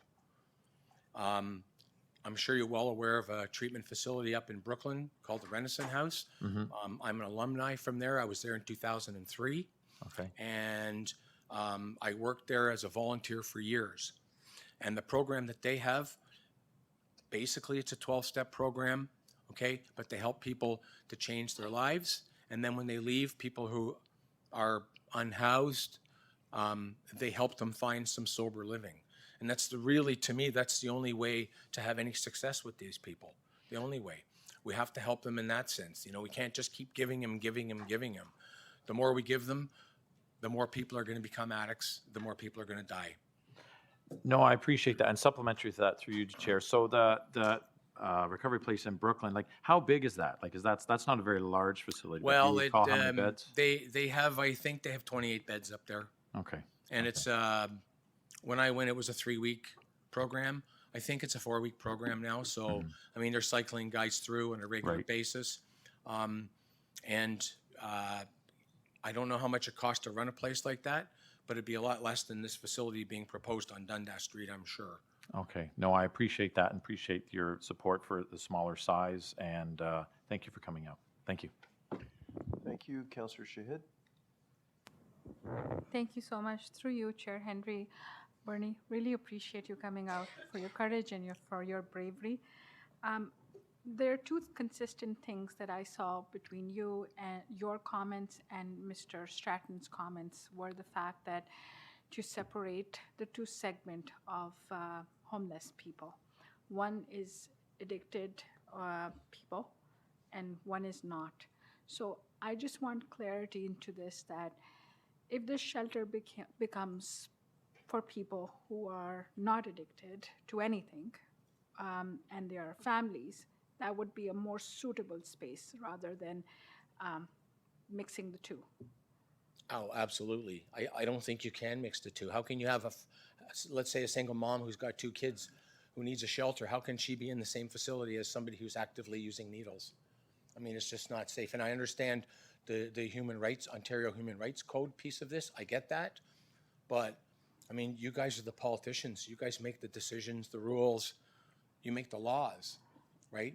You can set some sort of criteria for this particular shelter, as long as you have somewhere else for them to go, okay? If they have a place to go, and if you've got drug addicts that are hooked on fentanyl that really need help, they need to be detoxed. I know Pinewood can't handle that facility can't handle all the people that need it, but you could set something up somewhere in an industrial area.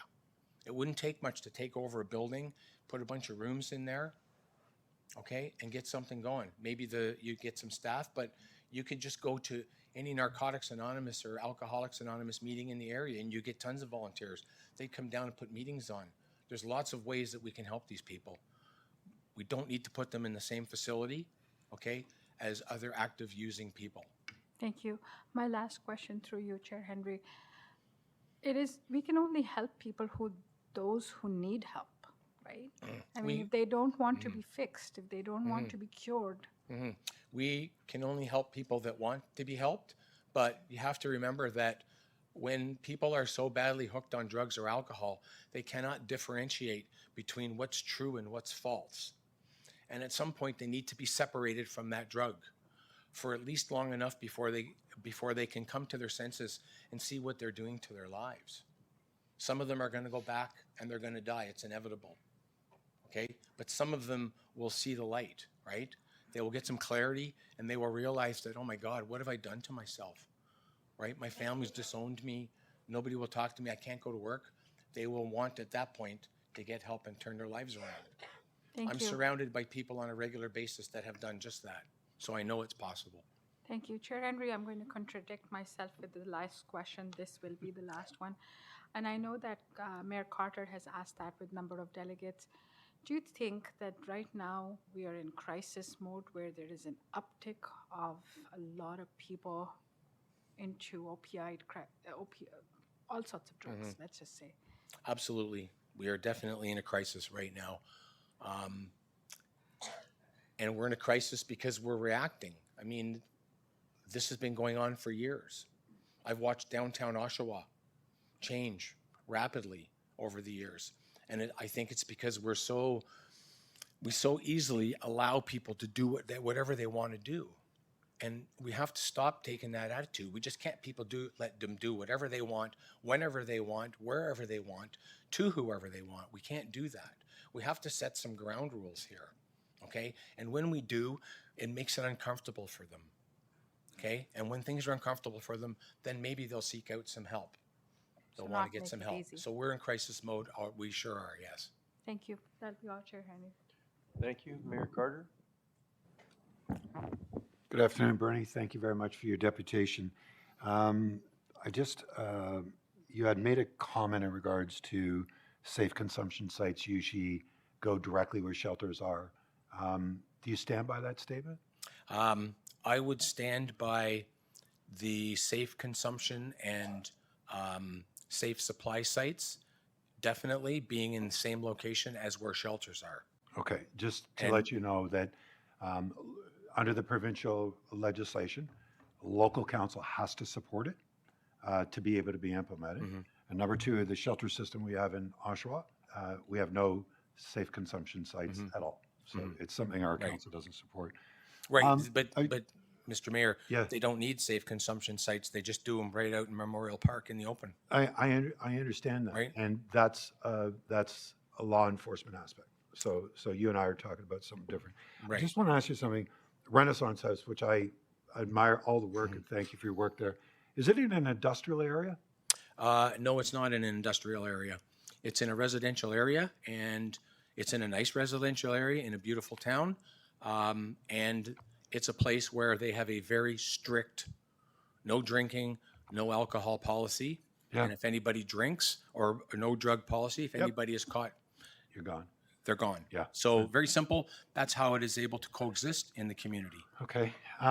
We were talking about 1635, just out of curiosity. And you're passionate about recovery and about helping those that are seeking recovery. 1635, would you support a withdrawal management program there? No. Would you support a recovery house at 1635? A recovery house with withdrawal management, if you have enough space for it, and it's a zero tolerance facility, yes. Okay. Okay, I appreciate right. it. Thank Thank you very much. Thanks for the work you do. Okay, thank you. Councillor Yamada? Thank you, and thank you for coming in. How would the region be able to convince you that, how would the region be able to convince you that they are equipped to go forward with a shelter located at 1635? I think they'd have to change the designation, and it can't be a low barrier. I really do feel that there needs to be some kind of separation between drug addicts and families who are in need. I think there's a big distinction there. There's a big difference there. Their needs are not the same. I think that that's a real big component of this.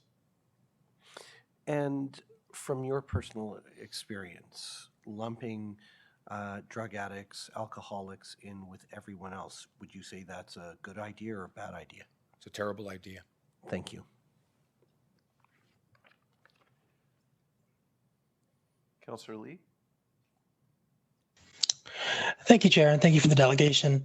So you mentioned you had worked with firefighters who had dealt with drinking and drug problems. Is it fair to assume a lot of them had from PTSD?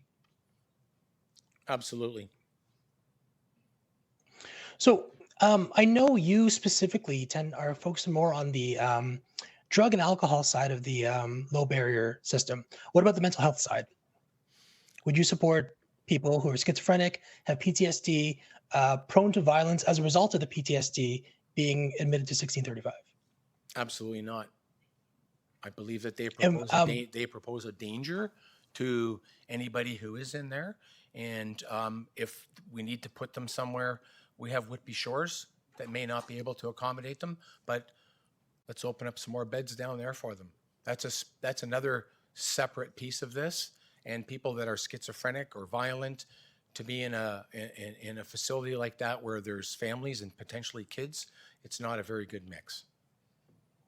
And you used families a lot, differentiating them from drug abusers. What if there is a parental figure in a family with 2 kids, hypothetically, who is a drug user? Should that entire family not be admitted to a low barrier shelter? I would say that if that person is willing to be clean and sober, then why not let them in? But, maybe if there's children living with a drug addict, Children's Aid needs to get involved. Don't disagree. Because they're at I just want to make sure we have a lot of comments on drug and alcohol abuse and mental health. And I just want to make sure, we kind of get the different points of view on both. Ultimately, your view is if you have the potential for violence, you shouldn't, this shelter should not be for you, correct? That's correct. Okay. I think, overall, I think it's hard to, I think circumstances are circumstantial, right? Like, no, it's hard to get the ideal candidate. And I think we start delving into really, a lot of people mentioned the human rights, we all have basic human rights. And one of them is the right to shelter. And with the upcoming winter coming up, I just fear for those people who may be a former firefighter who has dealt with PTSD and is still dealing with PTSD, didn't get the correct help, such as yourself, and now is on the streets. Like, I would want a home for them, and I know the Firefighter Association, it's take care of your brother. It's a deep brotherhood that, I would personally want someone like that to be able to get shelter, to get help. But that's just my 2 cents. Thank you for your delegation. Truly, you offered a really unique perspective on this, and I appreciate it. Thank you, Chair. Thank you. Councillor Kerr? Thank you, Chair, and thank you, Mr. Lufkins, for being here today. Is it your understanding that 1635 Dundas will be a consumption treatment site for 45 drug addicts? Is that what the purpose of this? No, that's not my understanding, no. Okay. So if this facility was to be a zero tolerance, zero carry, zero use facility, that would satisfy what your concern is? That would satisfy me, yes, as long as we simultaneously have a place separate from there to put people who want to get help and have drug addiction problems. Thank you very much. Okay. Thank you. Councillor Nicholson? Thank you. Councilor Kerr kind of took my question, but I just want to get a clarification. Under the Human Rights Code, we can't refuse people access. But if they misbehave, or they take drugs, or they smuggle in alcohol, if they do things that put others at risk, we can restrict their access based on that activity. If we had a rule in the facility that says it's a dry facility, in the sense, no alcohol, no drugs, no violence, and if you participate in those activities, you're not welcome. Would that address some of your concerns? Absolutely, yes. All right, thank you. Okay, thank you. Thank you for sharing and being here today. Thanks for having me.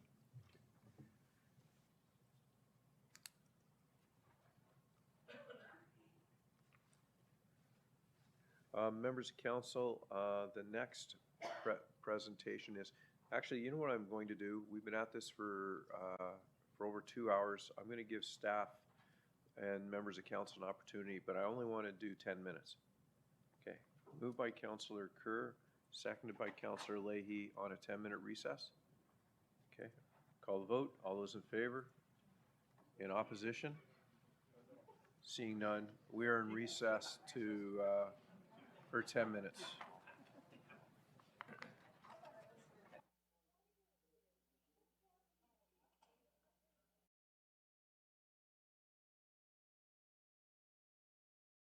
Staff, please take your seats.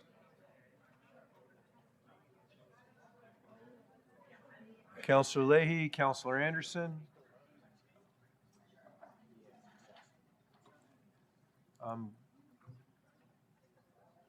Councillor Pickles. Councillor Shahid.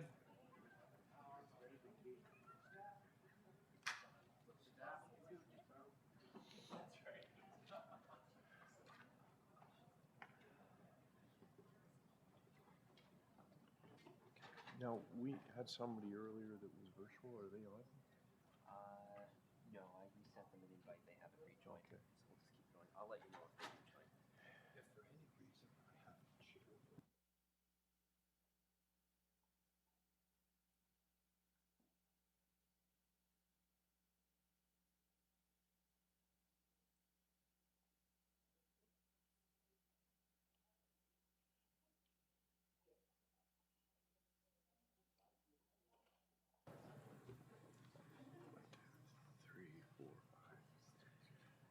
Six, 7, 8, 9, 10, 11. How many in the back? How many online? Councillor Shahid, your seat, please. So we have 5, 6, 7, 8, 9, 10, 11, 12, 13, 14. We have quorum. I'm going to call roll call, please. Roll call, please. Thank you, Mr. Chair. Electronic roll call is starting now.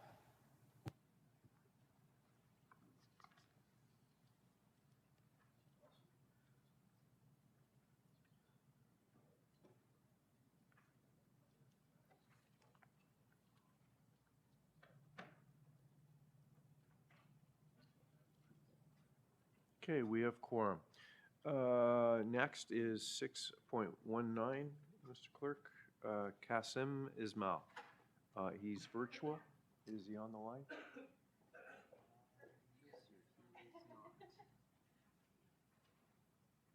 Okay, he's not online. If you could send a note, and we'll move on to 6.20. Taylor Uden. Good afternoon. It'll come on automatically. Perfect. There you go. So my name is Taylor, and thank you for letting me speak today. I am the Director of Housing Services at the Refuge Youth Outreach Center in Oshawa. So my role is to support a team of Housing First for Youth case managers that then work with this high acuity, chronically homeless population that we're talking about. So I do this every day, and I'd like to bring a service provider's perspective on this. Today, I want to speak to the effectiveness of wraparound supports and the need for the shelter and why the motion for demographic change should be reconsidered. I want to tell you about a guy that we're going to call John, who I had the pleasure of working with. John entered homelessness in 2020 after a family breakdown during the pandemic. As a result, he ended up at a residential shelter in Ajax. You might be familiar with it, Durham Youth Services. And he was able to then connect to Coordinated Access, which connected him to me. So that's a whole system that's in place right now to address homelessness. John struggles with substance use. He also has cognitive delays, and he has some legal issues with resulting in juvenile charges. These are all comorbid factors that have influenced the way my program has worked with him. My goal is to meet John where he's at And that doesn't come without challenges. It's a challenge, but we do it every day. So John ended up having to leave the shelter system because there was a 30-day maximum stay at the shelter at the time. This is a very common thing that happens in shelter systems, and it's actually a huge barrier. So he ended up staying on street for several months. When his time had lapsed and it was time for him to be able to re-enter shelter, there was zero capacity. John is a single white male, and we talk about privilege a lot, but we don't talk about circumstance when it comes to homelessness and the demographic that Durham Region has in homelessness. Majority of our homelessness is white males in their mid-20s to 60s. That's our highest population. He wasn't able to enter until mid-February. Once he was able to enter, we worked with him, because we worked with him all year. But once he was able to get into shelter, we were able to work with disability services as well as a community treatment program and found him housing. And I'm very happy to report that he is still housed, which is great. But he spent 749 days in active homelessness. And if I did my math right, that's 2 years and 19 days. But only 4 months of it was cumulatively homelessness in shelter. So of 2 years, because of barriers that we put in place in a shelter for basically arbitrary reasons to meet more people's needs, we prolonged homelessness by 2 years, which not only cost us a ton of money, but it also took away resources from other people. And this was because of a policy that we put in place. And I say we because I work in this community. This is what I do. John's story highlights something really important in the power of coordinated access. The potential for wraparound services to support one another as they support the individual is important. Sunnycrest has a plan right now that aims, I'm calling it Sunnycrest, but I think you guys are all calling it the address, that wants to provide housing-focused wraparound supports in a low-barrier setting. So if the motion to change the shelter into a demographic-specific shelter moves forward, people like John will remain in homelessness for longer than they already are. And something that we aren't addressing yet is like, this is somebody's son, this is somebody's brother, this is somebody's friend, this is like an individual. And homelessness is an epidemic. We are in a housing crisis, but if we don't treat it as a triage center, then we are going to end up continuing to perpetuate the problem. The other thing is, like, we need beds that do not discriminate based on gender, orientation, or circumstance. Until prevention is the main focus of the homelessness serving sector, we need projects like this, and we need emergency shelter desperately. To emphasize the need, Muslim Welfare House is approximately 2 kilometers away from the Sunnycrest location. Muslim Welfare services children and women specifically with a 45-bed capacity. I asked council, why would we duplicate this service? In my opinion, it doesn't make sense to duplicate services within the same community when homelessness is impacting all people groups within the municipality. As a service provider, I see the need for a 45-bed shelter every day. I also see the concerns the community is presenting. It's our responsibility as service providers to do our due diligence to work within evidence-based research models. And I've heard a lot of flack about Housing First and Housing First for Youth, but that is what I do. I know the principles inside and out, and I feel very confident in the model. And I think that our numbers at the refuge demonstrate that. But in tandem with that, it's the region's responsibility to ensure that this project has the resources to adequately staff this project. That's going to be the most important preventative factor that we can do to provide safety. We need to foster MOUs between service providers to make sure the supports are already in place before the doors open. You must wrap up, please. Yeah. I also want to highlight that the target of Sunnycrest should not be focused on the fact that it's low barrier. It should be focused on providing wraparound services for the individuals, and whether it's chronic or episodic in nature. I urge council to move forward with the 45-bed low barrier shelter as planned and service individuals experiencing homelessness.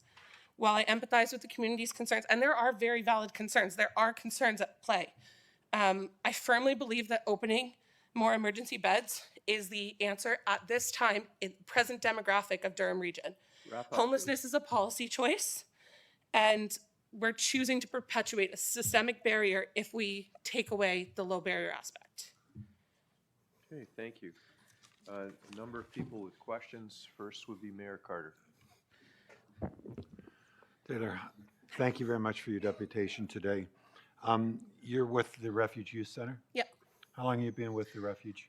Since 2018, but full-time since 2020. Okay, thank you.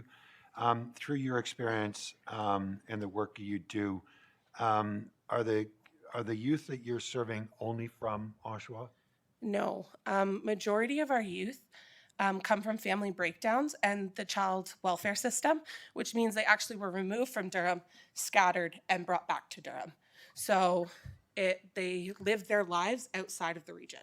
So just out of curiosity, I know your Chief Executive Officer, Clarence Keesman, quotes the impact of these individuals. A very high percentage of these individuals are either physically or sexually abused by someone that they know. Is that still a factual aspect? Absolutely. This 1635 Dundas, there's a conversation going on about capping it at 45 individuals. Do you support capping it at 45? At this point, Yes? I understand the need for the 45. Okay. I think that there's potential for it to grow, but I think at this time, 45 is where I would say like it needs to stay. Okay. And you made it quite clear that you believe that the right type of wraparound services need to be coordinated within this facility. Is that correct? Yes. Would you like an example? Sure. Okay, so with the refuge, one of the biggest barriers that we actually found was the conversation between Ontario Works and the actual population they were serving. Yep. So what the region did is they first started by putting accessible workers in backdoor mission. And then we created an MOU with them, and we now have a team of 3 workers that rotate, that make them accessible on property for our clients. And most of their clients are able to meet their needs. We also have this with the dental hygiene program at Durham College. We have this with college recruiters. We have this with Welcoming Streets. We have this with BGC Durham, which is formerly Boys and Girls Club. So MOUs work. They do. But it takes commitment from both the region and service providers. So Taylor, I have a question for you. You're at your present location, you're on Court Street, are you not? Yep. Is that an industrial or a residential area? So we are in a fully residential environment. So could you just share with this body in regards to what are the efforts that the refuge had to make in regards to the residents in that particular area because of the vulnerable population that you deal with? What steps did you take and what steps are you continuing to take to reassure their voices heard, but also their concerns are addressed? So my executive director will have 18 years knowledge on me as what they've done historically. But from when I've been around, we had to address garbage. That was a huge thing that had to be addressed. So we had to get residential bins and we had to get a double pickup. So it came at a cost, but that was something that the community complained about. We also had to talk about drug paraphernalia and safe needles. So we now have formerly CARIA, but now Durham Community Health Center. There we go. They would come and they will meet on site. They'll make sure that it gets picked up. We also have the On Point program coming on a regular basis. We also have those supplies on site so that we as staff can be diligent and make sure that we pick that up. We've also had to liaise with our community. We've had to address our community members and understand that that's their home too. And so we work in tandem with them. When a concern comes forward, we are going to talk about it and come to a solution, which is what I think we're trying to do here. Those are just 3 that I can think of. My last question, has the refuge just embarked in regards to a major project that'll be open next year? Yeah, we have. So we actually purchased Holy Cross High School, which is on Simcoe Street, 357 Simcoe Street. And we are turning it into 26 affordable housing units in the front. They're going to be long-term, permanent, stable housing. And then in the back, we are opening a new facility for the refuge because we have outgrown our building, which is pretty cool. Not cool that we have to outgrow our building, but cool that we're growing. But that project has not been without challenges. We've been held up at the political front for a long time, waiting on permits, waiting on money. But also, all the people, there's going to be 26 people that are housed. They're going to be housed permanently with landlord-tenant rights and leases and learning actual life skills that they're going to take into community housing, but they are all still on street because there is no housing.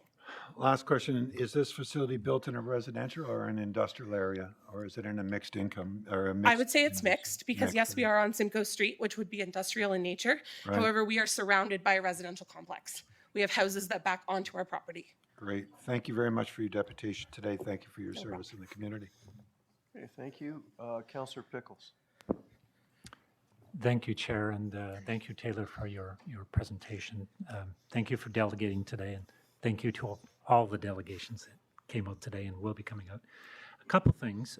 You spoke about speaking with the neighbors in the neighborhood.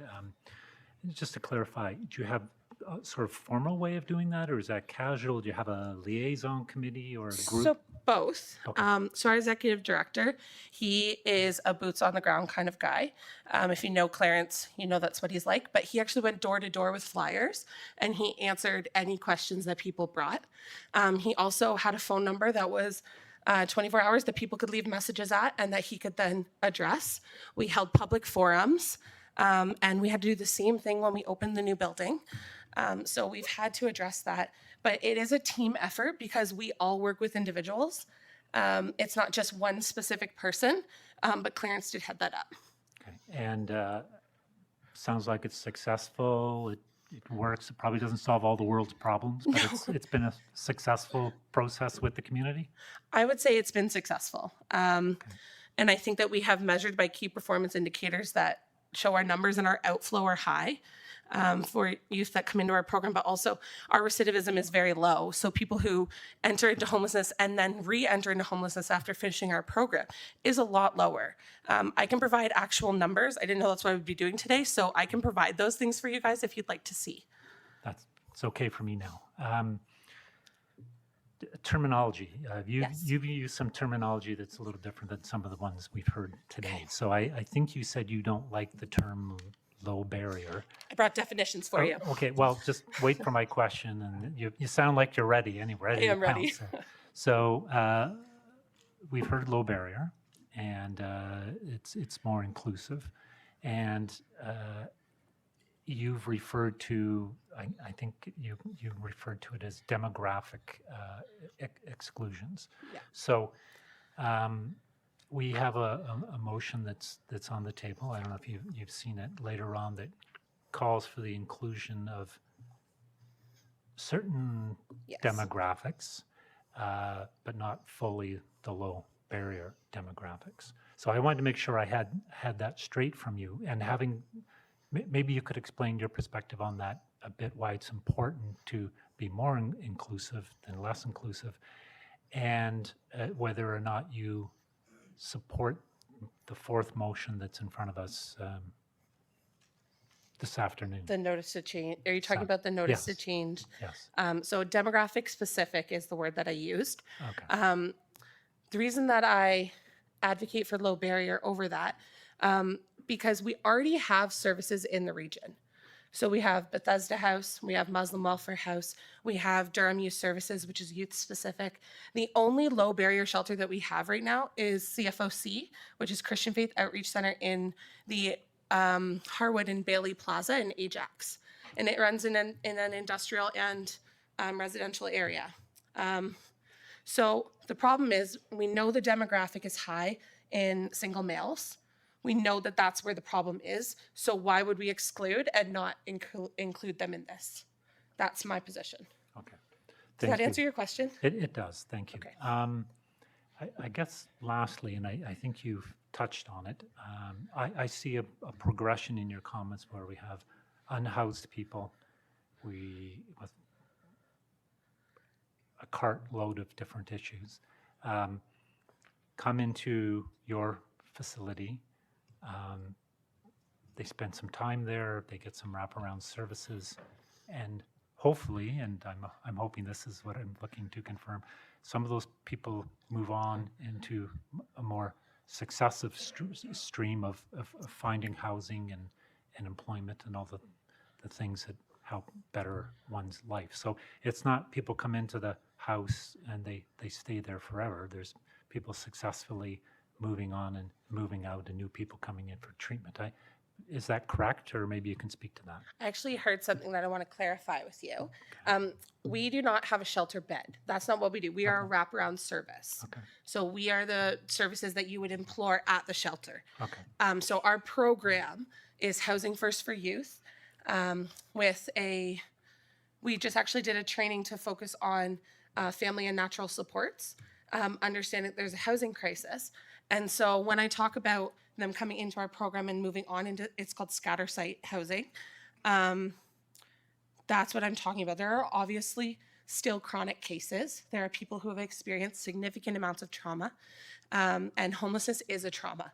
And that's something that I think needs to be recognized as well, that is going to be long-term. There will be those chronic 5%. That is a reality. And yes, shelters will service them. But for the most part, our program does not see the same fallback or inflow as our outflow does. Okay, really what I was looking for, and I think you said it, I'm not too worried about the percentages, but it's effective. People come in, they get wraparound services, and there's a success rate, whatever that may be. A number of people move on in a successful trajectory, for lack of a better word. Mm-hmm. Thank you. Thank you for the work you do. Thank you. Thank you, Mr. Chair. Thank you. Councillor Shahid. Thank you so much. Through you, Chair Henry. Taylor, just a couple of questions. You're saying that this facility is wraparound. It's housing and wraparound service facility. For which? Sorry, our building or the Sunnycrest building? Yours. Ours. So we, as a center, are a wraparound service. The housing is actually permanent stable housing because we recognize we're in a crisis. There isn't any permanent stable housing, so let's build that. We don't have transitional housing. They don't have to leave. As long as they honor their tenancy, they can stay.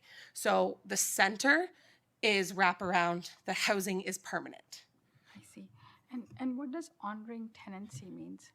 So honoring tenancy, obviously there are laws. We have a landlord-tenant board for a reason. And that means paying your rent in full on time. And that means that you're not causing disruptions to the reasonable enjoyment of other people that you would classify under something called an N5. And so as long as they honor those agreements, then they are able to stay housed in their homes. Okay. Does that answer your question? Yes, it does. What I'm trying to do is I'm just trying to understand this. So it's my negligence. I don't know what your facility does, so I'm asking so I can better understand it. You talked about policy in place. Now, whose policy is this? So when I'm talking about policy, I'm talking about the creation of low barrier. So low barrier, adding that on would be a precondition or a policy. That's what I'm referring to. And maybe that's not the correct term to use. Does that answer your question? So you guys have your own policy? We do have our own policies. However, we don't actually have a policy in place that addresses who can use our services and who can't. The only policy that we have in place, because we are a youth mandated agency, is up to age 27. Other than that, and if you are below the age of 15, it's a child welfare concern, so they'll have to be brought into the picture. Other than that, there are no stipulations to access our center. Okay, thank you so much. Now, my other question is regarding the individual named John who needed help. Yeah. You guys couldn't help him because of the capacity? No, we couldn't help John to find housing because there was no housing to find. So we had to rely on shelters. If I go back in my case notes, I can find how many viewings we went to, how many landlords rejected for various reasons. But that's why we had to relook at the shelter conversation.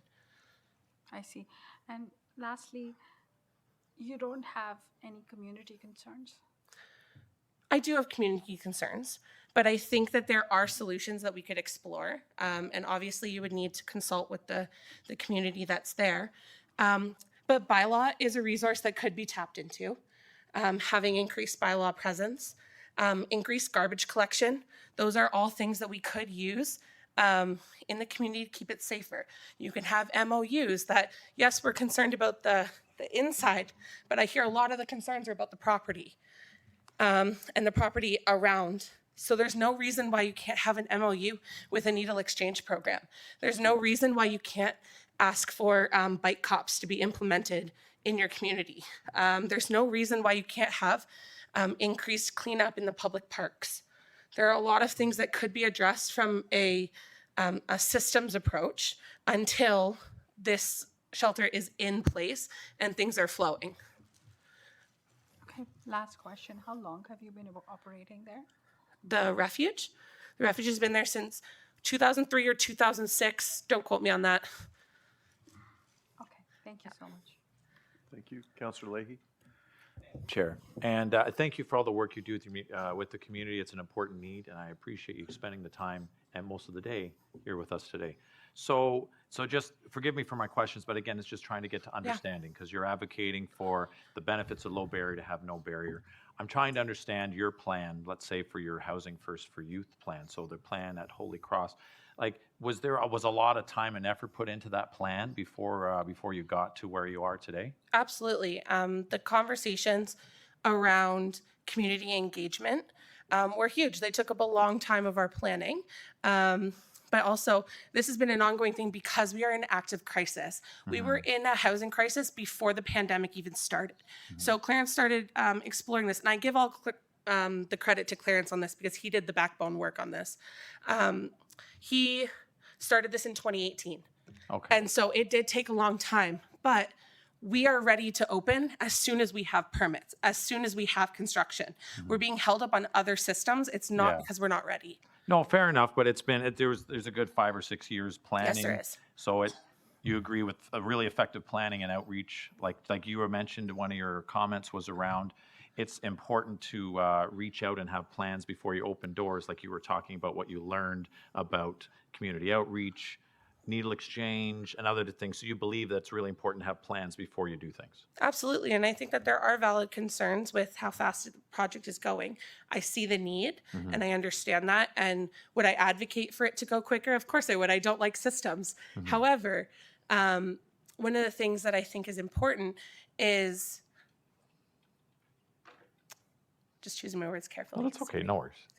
I think that it's important to recognize that service providers have to put in the work, but community members have to be willing to hear us. And I think that that's definitely changed. There is, I hear that there's open dialogue that they're willing to have, so I appreciate that.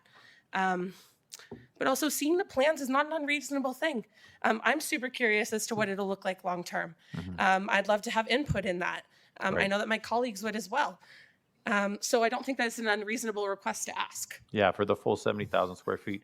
Now, and just another quick question, follow up to what you commented on in your Housing First for Youth plan. So I know you want no barrier for at the shelter. You've advocated for that. That's great. But in your Housing First for Youth, and you're going to have those 26 things, do you not have some requirements for people before they could potentially live there as part of your plan? Like, are they not going to have to, let's say, pay rent, take part of your programs? Like, are they not going to have requirements before they stay? So we only have one requirement, that you are a part of coordinated access and meet the thresholds of low to mid acuity, because this is independent living and we recognize that high needs need high acuity needs, and so that needs high staff. This is a low staff residence. And so the only thing you have to do is connect with an access point, and then you get put on the list, your name gets pulled. We are not choosing who goes in. We are not saying that you can't come in because of any circumstances. You're still allowed to have pets because it's against the law to not have pets. You are allowed to have a guest over. That's a wild concept. But I think that that's the important thing, is that we're using our coordinated access system because it does work. Coordinated access, if implemented correctly, has high fidelity. No, it sounds it's a great plan. So there's no restrictions, like people, they want to drink or use drugs or anything. There's no issues with that in their property there. So what they choose to do in their private rooms is, because this is an Ontario standard lease, what they choose to do in their home is what they choose to do in their home. I think that it's not as transferable to as a shelter, because this is permanent stable housing. And so what you do in your home is what you do in your home, and that's bound by either your mortgage and property ownership, which, like, we can talk about power dynamics of like buying power, but I think that What you do in your home is your choice. So what you do in common areas, what you do in the building, that's why we do have a case manager on site to make sure that we are looking out for the best interests of all residents and not just the ones. But if you choose to use substances, that's a choice you make. And if you're ready to make some changes, then let's have a conversation and get you connected. I appreciate that. And my last question through you, Chair. On Really the, throwing them at me. Oh, that's all right. I appreciate it. It's, you're doing amazing. And I appreciate all the work that you do for our community. The last one is going around the communication plan. So you said you had robust communication with the neighbors. They got on side. You spoke to them frequently. You answered all those questions. You had a 24-hour 7 answer call. So how long was that communication plan, and what was the length of time for you to get where you are, and how much effort was put into that communication plan, do you think? Well, that is a Clarence question. Oh, I I don't know. But I know the man doesn't sleep well, so I'm assuming that it's a lot of hours. But I can definitely put you in touch with him, and he can give you all the details on that. But is it fair to say it was pretty robust? Yes, I think that projects like this need the open communication, and I think that the community's right to ask for that. But I do think that there's urgency and politics that can be addressed quickly while still meeting community needs. Amazing. Thank you so much for what you do. Those are my questions, Chair. Thank you. Thank you, Councillor Nicholson. Well, thank you for your presentation. Haven't been around when this started in 2003. I can tell you, Clarence and the team there have been in community consultation continuously since then. Yep. They see themselves as part of the community. They don't see it as isolated. One thing I want you to comment on, when he approached me many, many years ago, he says, we can't afford to leave anyone behind. And one of the most problematic groups was young people. There was not any programs for young people, and young people were kind of left to their own devices. It was nice to finally bring mentors in, bring peers in, let people know that they had worth, and that helped create the refuge. This shelter, rather than seeing it as a warehousing of individuals, should it not follow a very similar path, that we're here to help you transition from where you are now to where you could be, as opposed to simply warehousing and just shuffling people in and out and leaving the neighborhood at risk? I want to recognize that I have bias in this, because my mission statement at my employment, we see people as people, and we're going to address that first. And then we're going to address basic needs, and then we're going to address systemic barriers. That's how we work. And I think that that's so important to bring into a shelter mindset. Historically, shelters are open from like 7 in the morning to 10 at night. You have to figure out what you're going to do during the day. You're not able to be on site. There aren't services on site. So I think that as we have progressed, and as we've become a Built for Zero region, I think that we are changing a lot of those things. So I think we have the power right now, and I say we, you guys have the power to implement changes of there is community space where loneliness and boredom are leading causes of homelessness. If you are lonely, you are going to look for ways to meet your needs because we are social beings. And boredom, if I was a bored teenager, where would I go? If I'm a bored adult, what am I going to do? I'm going to look for something to do. I've also experienced trauma, so I'm going to look for a way to numb that pain. We know that all of the things that come with homelessness are symptoms of loneliness. And so I think that the shelter can, through wraparound services, have places where you can sit and be in community with people, where there are adults that are going to invest in a lot of people. I know that my colleagues that work in the adult sector, they spend time just talking to people. And a lot of the time, when you talk to them, you will see that there is a desire for change, but there's that lack of hope. And so I think that we can bring all those things forward, but it comes down to the structure that we create at the Sunnycrest location. When we say wraparound supports, we're not just saying withdrawal management. We're not just saying that there's an addiction worker on site. We're also talking about art projects. We're talking about employment. We're talking about how to build a resume. We're talking about how to do dishes. We're talking about how to do laundries. How do I give you skills to be an appropriate tenant when you go to find housing? Because if not, if we don't meet those needs at the source, you are not going to have them in the community. Does that answer your question? It does. I can tell you, as the board counselor where the refuge is. I have no problems, I can assure you. But my concern is that what I think this shelter, and which I know the refuge does, is we've got to see people as who they are, not their condition. And I think we sometimes we get a little blind at times. We see the condition, but we don't see the person. And so I just wonder if you comment on that approach. Do you see that as the approach that will succeed? I think that we have to put accountability where accountability is needed. If you were to experience trauma tomorrow, you miss your mortgage payment, you lose your house, okay? I have to recognize as a service provider that that is a trauma, that you are the one experiencing the crisis, not me. I go home at the end of the day. So what do I need to do to address your needs? And that comes with the type of staffing you hire. It comes with how much money you allot for adequate staffing. It comes with how are you going to create programs within the shelter, because it's not just a place to sleep. Are you going to address pest control on a quick basis? Because that's one of the biggest complaints about Cornerstone. But if you have publicly funded funds and you're going to use them equitably and be good stewards with the money, there are things that you can invest in. And there's evidence-based research behind a lot of this. And I can send you some if you'd like it, that like when you address the accountability on the circumstance, the individual can then take accountability on the behavior. If they are still in survival mode, they can't be accountable to their behavior.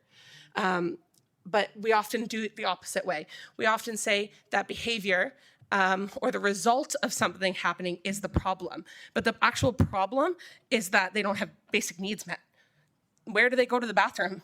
When the pandemic went, where did they go? I couldn't even go into Tim Hortons. So that increased this problem exponentially. This is a result of a huge systemic issue. So if we can open a low barrier shelter with wraparound supports that are actually wraparound supports and not wraparound supports in name alone. If the services are there, they will come. And I think that that's something that's really important because people do want to make change in their lives. And again, that goes back to our core belief that people are people who have gifts, abilities, and talents, and who want better for their futures. And so if we give them the opportunity to do that, I do believe that they will make those choices. All right, thank you very much. Councillor Brenner? Thank you very much, Mr. Chairman. Through you to the delegation. Taylor, you provided an excellent overview on the benefits of wraparound services. I'd like to sort of focus in with my question on how to measure some of the measurements of success. Now, I recognize that in the housing you provide under landlord and tenant, that you can utilize an N5 for dealing with antisocial behavior, illegal activity, and interference with the reasonable enjoyment of the premises. From your number of years in experience, how would you measure the success in terms of how many notices have you actually had to issue and that have actually gone all the way to the end of the tribunal process where someone has actually lost their housing versus being able to alleviate and deal with the issue of accountability as you've outlined? And that's an important question because what we've heard today are a lot of fears of risk and safety. And I think what you may be able to portray is not only a success story, but how the measurement of that through the N5 and what you have not had to issue. So, can I Taylor, clarify? Just before you go, when we'll get clarification on the question, but we would appreciate it if you could shorten up your responses. Yeah, I can. Okay, thank you. Councillor Brenner, can you rephrase your question, please? Of course. Taylor, can you maybe talk about how many N5s you've actually had to issue because of concerns of interference, illegal activity, or the negative impact on the reasonable enjoyment of the premises in your portfolio of housing? So the long and short answer is 0 right now because our project opens in September of 2023. However, the ones that I've participated in have been numerous because as a case manager before my new role, I participated in multiple N4s, N5s, N9s, because my role is to teach them life skills to avoid that. So when a landlord is able to issue that, I then am able to help support. Does that answer your question? It does. If you can maybe elaborate a little bit further, when the notice has been issued and then you've been able to provide the support, how many have had successful outcomes so they didn't end up being evicted with the sheriff in the end? In my 3 years, I've only had one sheriff eviction. Other than that, everything has been able to be either mediated by the tribunal, or I've been able to support with mediation before it even gets to tribunal. Because a lot of the time, the problem is that people don't feel heard, and like that's what's happening here. But also, I have to follow up with tangible actions. So if I say I'm going to do a site visit once a week, I'm going to be at the house once a week. If I say that I'm going to get them a garbage can, I need to get them a garbage can. So I think that my accountability and follow through and my ability to listen to the worker, again, as a service provider, is part of that process. So I think that when you can hear the landlord or hear the person that's concerned and provide a tangible solution, then a lot of the things can be mitigated pretty quickly. And I guess last comment is that it certainly would, you feel as it certainly stresses the importance of proper wraparound services as a way to mitigate having to put anyone on the street and alleviating risk. Yes. Sorry, I'd like you to repeat the question if that's okay.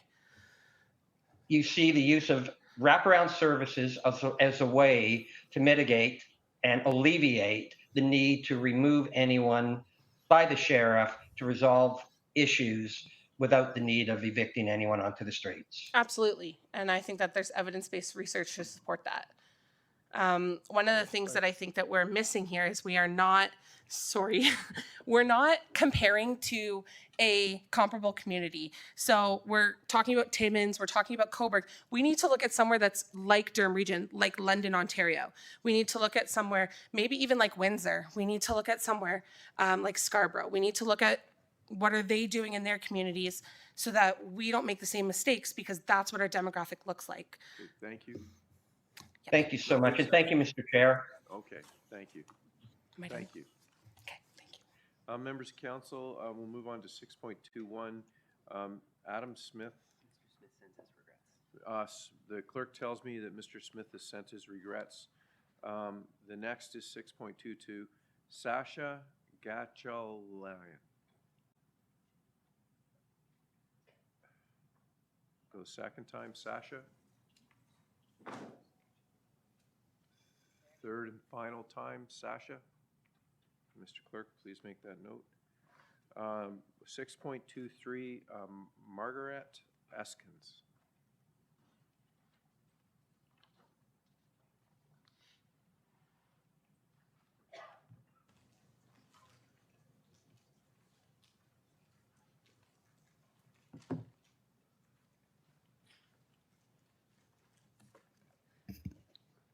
Hello.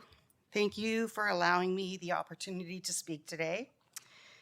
Council, staff, and neighbors, my name's Margaret Eskins. My husband and I co-own a home in Whitby. My grown son owns a home here, and I have friends and family living in this part of our great region. Full transparency, I live in Pickering, and I'm one of 8 retirees who are unpaid volunteers and who manage and operate a small, low-barrier, not-for-profit organization called DARS. Let me note that low barrier is not no barrier. We just don't discriminate about who comes in. So we began feeding 3 single gentlemen, and let me repeat that, 3 gentlemen, who were living on benches at our city hall during the pandemic. 2 were struggling with addictions, all 3 struggled with their mental health, and they were single with very little, if any, family to support them. Fast forward to 2023, we now serve 3,000 meals per year. We have attended countless case conferences, surgeries, psychiatric appointments with our participants. We as a group have moved people into homes. We provide low barrier shower programs, 2 low barrier outreach locations. We do encampment wellness checks for the city. And we offer advocacy to those navigating our sometimes challenging social services system. We've had several successes, some failures, 2 babies born, and we continue to meet new faces each week who are struggling and need our help to move forward in life, regardless of their mental health, sobriety, and if they have any entanglements with the law. But let's be honest, not everyone has complex needs. Oh, and those 3 gentlemen, 2 were housed, one of whom is part of our team of 8, and he acts as a peer tutor and as our first paid staff. One continues to struggle, but makes his way to our program regularly and has not once been anything but respectful. Homelessness is an issue that is quickly becoming a concern in Durham Region, and especially Whitby.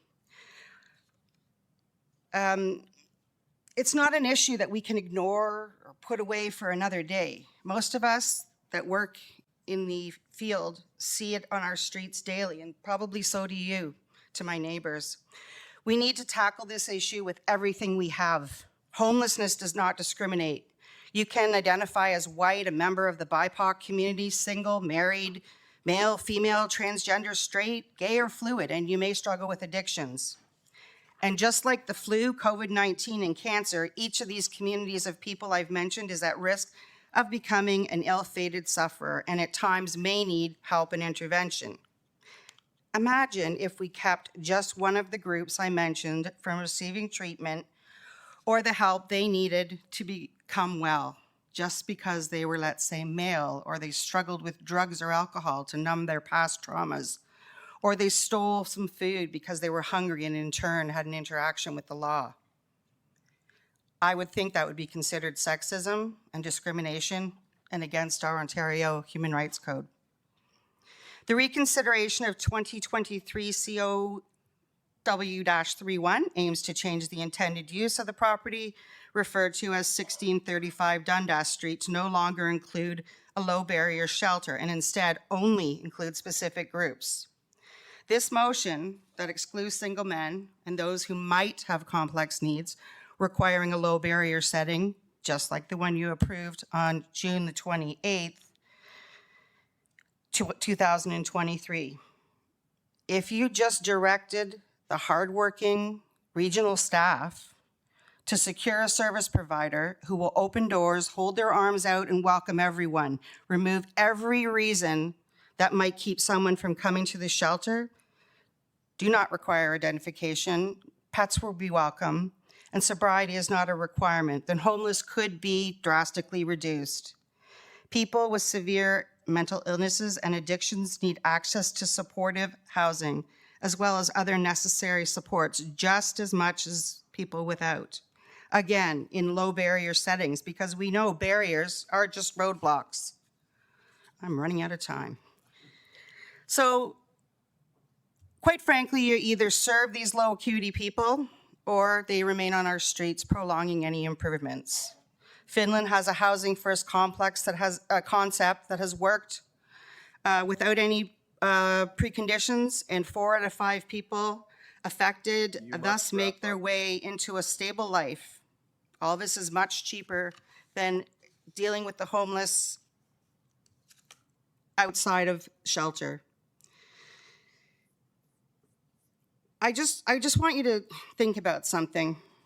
I want you to, in fact, I implore you to educate yourself, to advocate, to reflect on your own biases and challenge the stigmas and misconceptions. And for goodness sake, please do not flip-flop. Vote against the reconsideration of this motion. Okay, thank you. First in the chat box to speak is with questions is Councillor Brenner. And Margaret, thank you for your delegation. Having worked with you in the city of Pickering, I'm wondering if you can elaborate on your success in terms of your community outreach and some of the positive things that you've been able to deliver because of your involvement with the community, including the West Shore community, which abuts where there's been some encampments, and the Fairport Beach community. If you could speak a little bit about that and some of the positive things that have happened because of the community acceptance. Sure. So as 8 retirees, we are very active on Facebook. And that has been our best method to work with our community. We post all the time, and the community support that we have is outstanding. Maurice, you mentioned the West Shore community. We have a West Shore group that I think started at 15 and is now 30, and they provide a meal once a week to one of our outreach programs. We have more than enough people volunteering to do that. We have a certified kitchen. We have chefs coming. So our community, who we actually call our funder, until very recently, they donate money. They donate time. We have hairstylists. We have foot care nurses who come on their day off. We have not felt any adversarial, lost my train of thought here. There's been no adversarial talk about DARS. And I think that's because we worked with the community from day one. Just like I think the region has worked with the community. I just don't know that people are separating council from regional staff, because regional staff are directed by the council, and I've worked with many of them, and to me, they are probably a little underpaid. I mean, these people work hard, and they don't clutch pearls either. Margaret, thank you, and I'm looking forward to seeing you at one of our community engagements, I think November the 16th, where you've got a whole team coming from West Shore to talk about some future projects and, as you put it, some low barrier support housing that we're hoping to advance in the city of Pickering. Right. Thank you. Thank you, Mr. Chairman. Thank you. Is there any other member of council? Seeing none, thank you for your delegation. I just want to say that following Taylor made my job really easy, because she is so well-spoken and so knowledgeable. Thank you, Taylor. Okay, thank you. Next is, Mr. Clerk, 6.24 is Paul Stikal. I know I didn't say it right. Could you say it It's all right, for me? as long as I'm not late for lunch, dinner. Bear with me and provide me with a little bit of leeway, sir.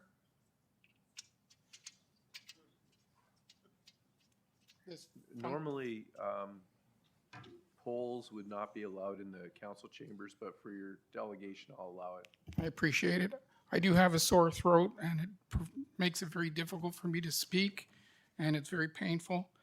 This pole is actually representing a 10-foot fence. It's actually 10 feet. I'm a representative of Whitby for 30 years and proud to be part of Durham Region. I've always been an advocate for the region and tried to bolster how good it is. I'm almost a step back in time when people would walk down the street and the neighbors and say good morning and hi. I've also been very naive to the plights that we have dealing with in today's society. I've never been outspoken or involved in municipal politics or regional. I can assure you, however, I'm getting a crash course. I've been doing research on homelessness, in particular where it revolves around low barrier shelters. I'm no expert, but I have learned that we need to help each other in the right way, in the right facility, in the right location, with the right support. Most of my research that I've done shows that in the haste of trying to make things work, we end up doing the wrong thing. We have countless models of districts that have tried to the utmost failures: Timmins, Hamilton, Ajax, Oshawa, Scarborough. I can go on and on. Lower barrier shelters in resident areas don't work. Lumping it in with other shelters don't work. I'm coming to you without a solution, but I'm also coming to you with what has been proven not to work. I've been called a NIMBY, privileged, unsympathetic, and a disgrace to Whitby and Durham. And some of that comes from our own elected officials, and that's not fair. Now that my eyes are open, I've been opened, I have a better understanding to the issues. I want to be part of the solution and not a Band-Aid. It's not that I don't want it in my backyard. I don't want it in anybody's backyard where it won't work. I don't want it in Uxbridge, Scugog, Pickering, Clarington, Oshawa, Brock, and Ajax. I want a system that works. It's not about a backyard.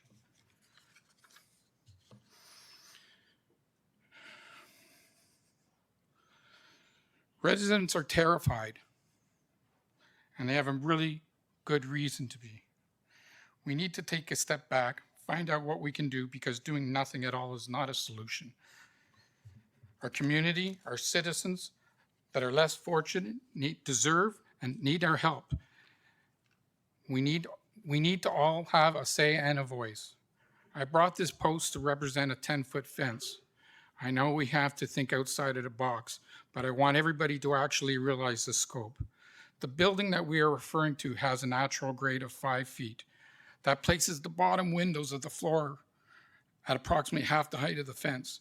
If we can imagine that, then surely we can understand that the second and third floors are unobstructed views of Greenfield and that all the residents. Now, when I was here at the last information meeting, I came to a realization that the setup in the room was very similar to what we can expect for the people on Greenfield. A fence accomplishes nothing.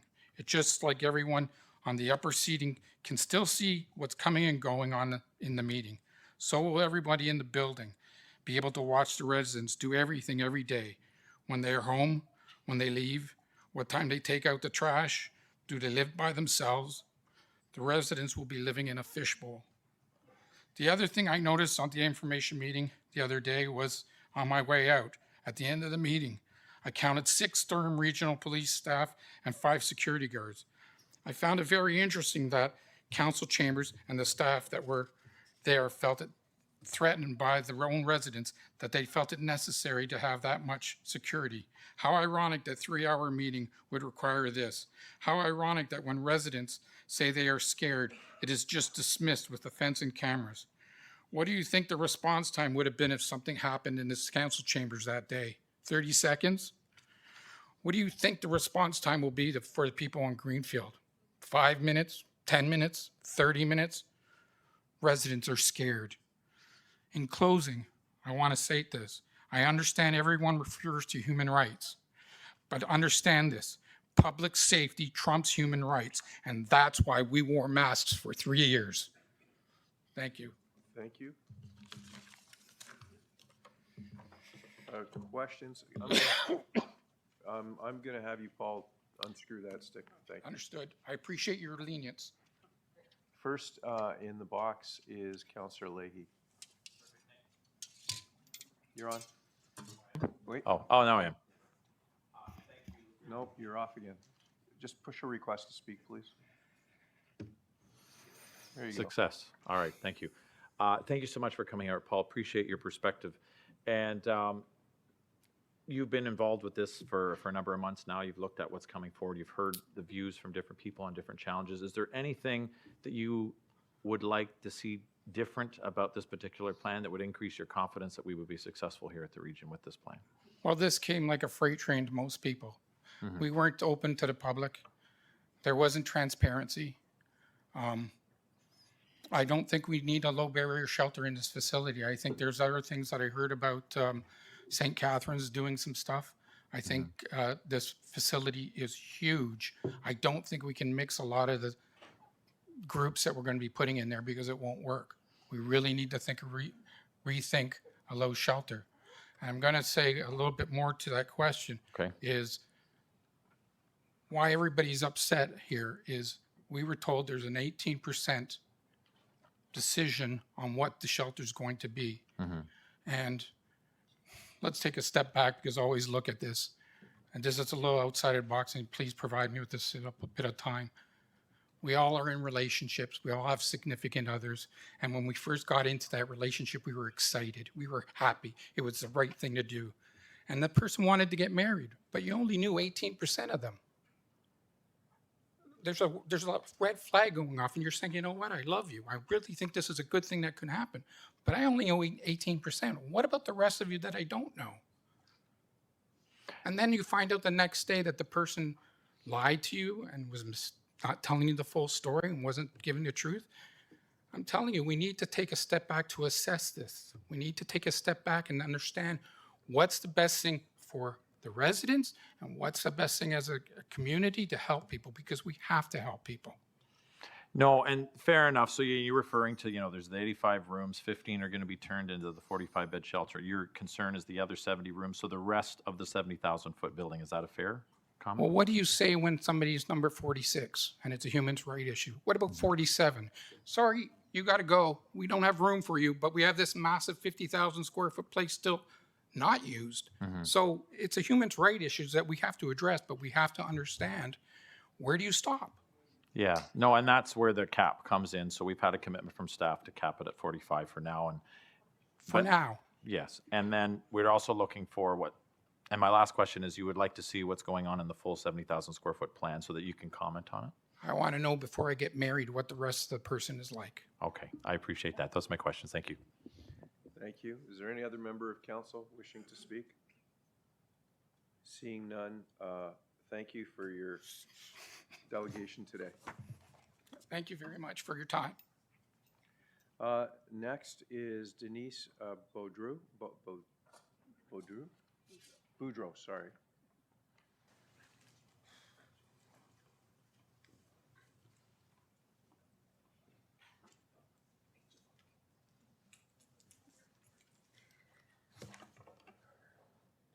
Hello, everyone.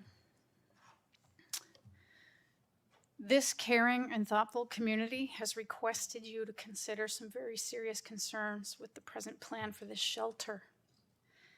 Their fears will become realities if a long-term solution is not found to address homelessness. And I think that is the crux of the issue, is there are no long-term solutions. I'm going to tell you a story about the microhomes in Oshawa. And this might be helpful. So I lived across the street from the microhomes that came in spring 2022. I got together a resident group because we were experiencing problems with as soon as it was occupied. We had a lot of, we had EMS response, police response, theft, break-ins, overdoses, used paraphernalia in our area, prostitution, trafficking, public intoxication, and even public masturbation. The list goes on. The residents asked the region for more security measures, which were purportedly provided, but only 2 months after these provisions were offered, and I suppose they were delivered, an occupant was brutally murdered inside of his unit. And so what I'm trying to tell you is, despite best efforts to protect the entire community, I think it's possible that that's a really difficult or impossible task, because I think it's probable that best efforts were provided. And so the occupant of the program who lost his life does not lie in vain, at least not to me, because we knew him. In any case, I'd like to ask that this be an opportunity, and don't miss the opportunity to use this shelter space for a long-term solution.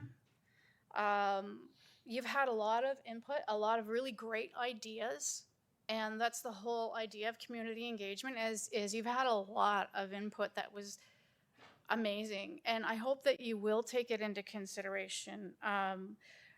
Relocation was brought up, but a long-term solution I think is perfect for this property because it's got so much capacity. You could create a long-term solution from this particular location. And also, I wonder if anyone has given any consideration to the balance of, like, we've talked about types and reasons for homelessness, but can that be balanced rather than an imbalance, which we found at the microhomes?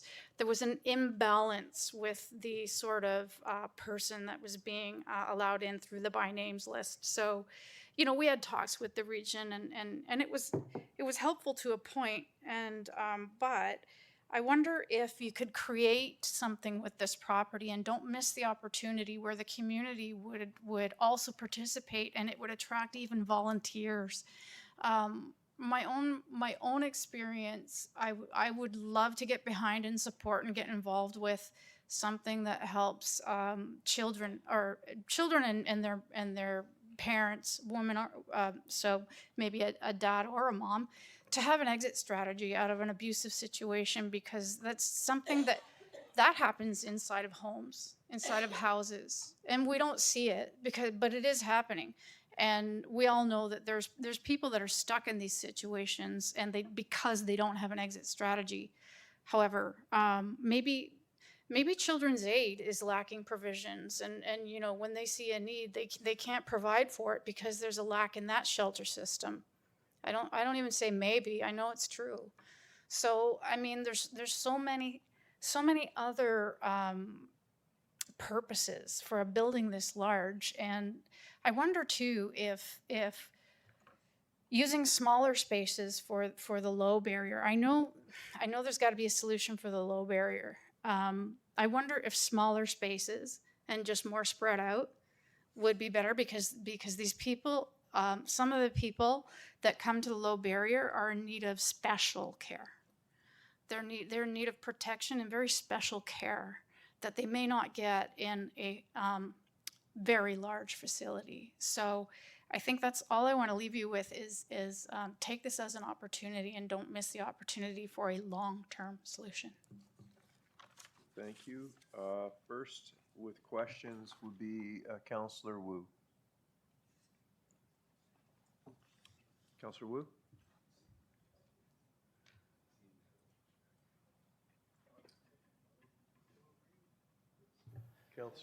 Councillor Wu, we can't hear you. And we cannot see you either. Councillor Wu, if there should be two buttons on the bottom right for camera and mic, those should be gray in order to see and hear you.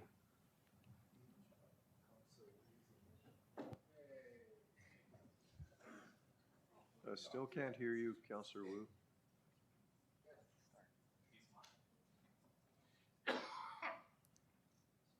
Okay, we'll come back to Councillor Wu.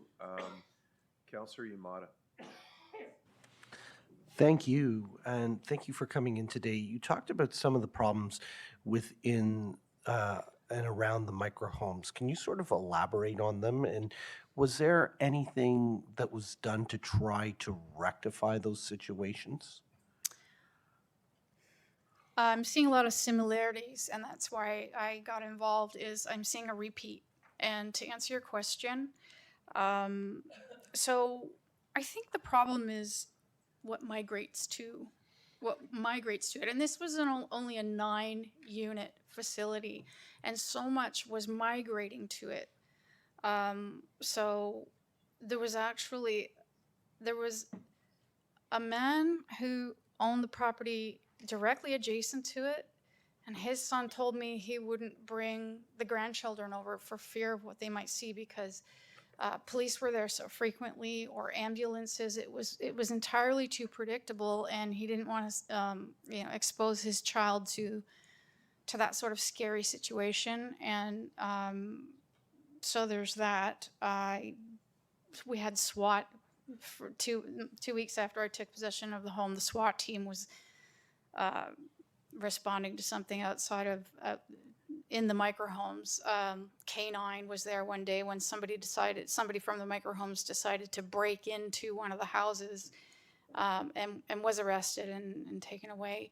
There was a lot of car break-ins. There was a lot of yards were being entered, and property was being taken, and you could call that petty theft. But I mean, what does it say when we went to the region and we told them because maybe they didn't realize how bad it was, and then so we enlightened them and informed them and say, okay, we're gonna. So their promise to us was to give us more security, but what does it? It's no longer about petty crimes anymore when one of the occupants himself was brutally murdered inside of his unit and was not discovered for, I think, 2 days. Wow. So these are some of the things that are they're real fears. Like, they're not just fears, actually. They're realities of a system that failed and it can't be repeated. It will cost lives. So, it's kind of like, I know it's a difficult decision, but you want to save lives, but you also don't want to be the cause of something like that either because you failed to protect. But I'm not sure that it's possible to. You mentioned the by name list. Were these the people who began to occupy these homes? Were they from the by name list? Initially, they were, and in doing some research, I discovered and I asked about this by names list, and it was so we discovered there was no discretion. It was just anybody who was experiencing homelessness was on this list, and so it seemed to us that all 9 units or the majority of the units were being occupied by people with substance abuse problems, not getting treatment. They weren't employed. And to us anyway, it was very, I don't even know what word to use. It was just like we couldn't believe what came into a residential area because we have at least that much faith in our local government that they wouldn't do that to us. And we had to plead for more security. Do you still live in the area? No, I sold my house as soon as Ken Chope was murdered in his unit. I no longer felt safe after I assumed best efforts were provided for security, and that was not good enough. I sold my house at a loss and got out. Thank you.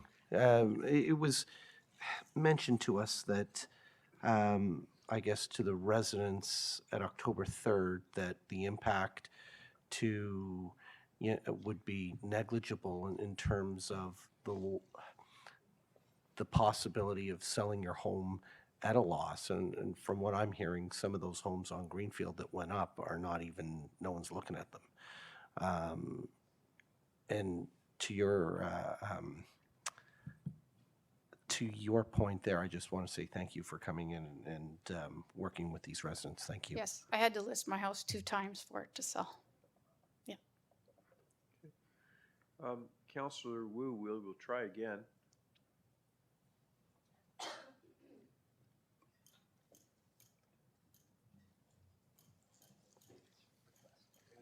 Yeah, you have to send a request.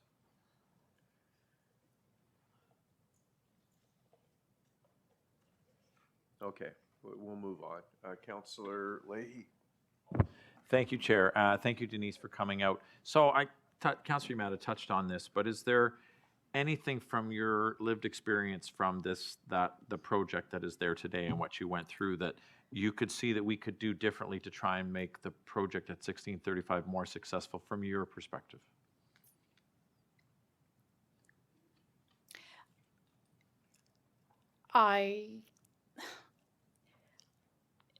The low barrier is what concerns everybody because I don't think that people are confident with the ability to provide adequate protections.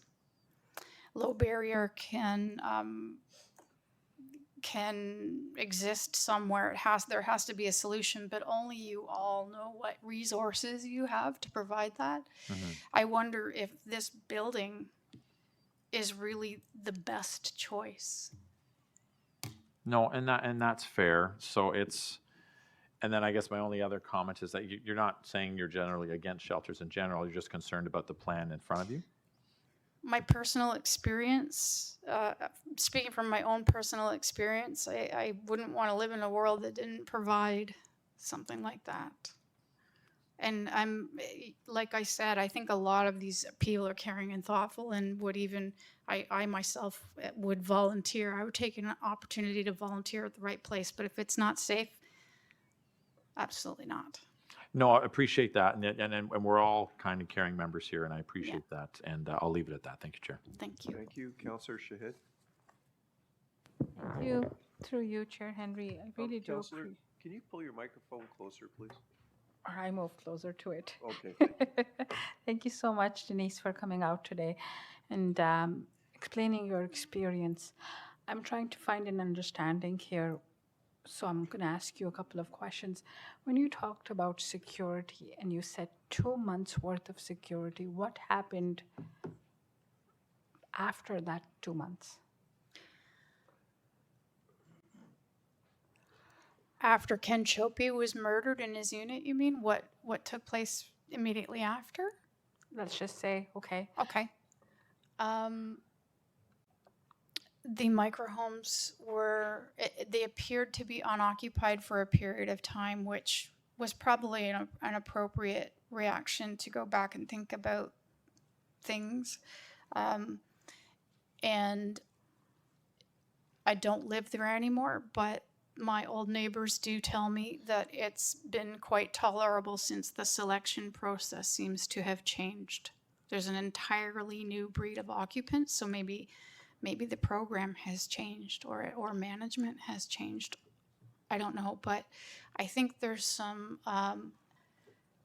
I think there is some responsibility and accountability that previous by names list and just the way it was being run in a residential. I don't even know if it was because it was in a residential community that exacerbated it. I really don't know, but to answer your question, it's been quiet there since then. It's unfortunate that the circumstances led for it to be reevaluated, but thank you for that.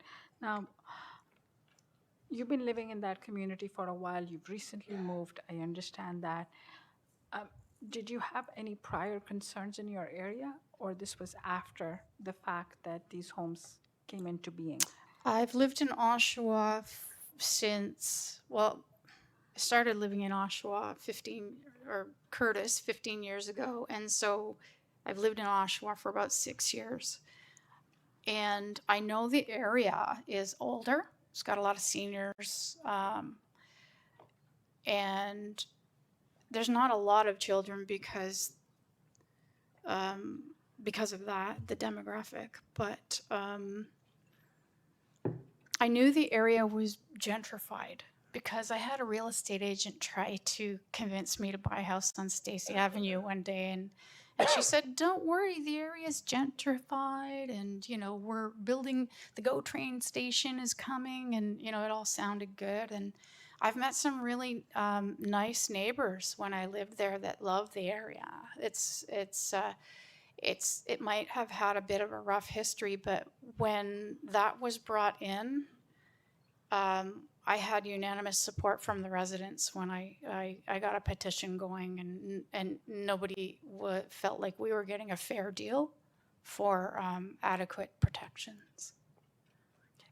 Thank you so much, Denise. I appreciate your comments and all that you brought. Thanks. Okay, that exhausts the questions, so thank you. Next, we have Marla Walters.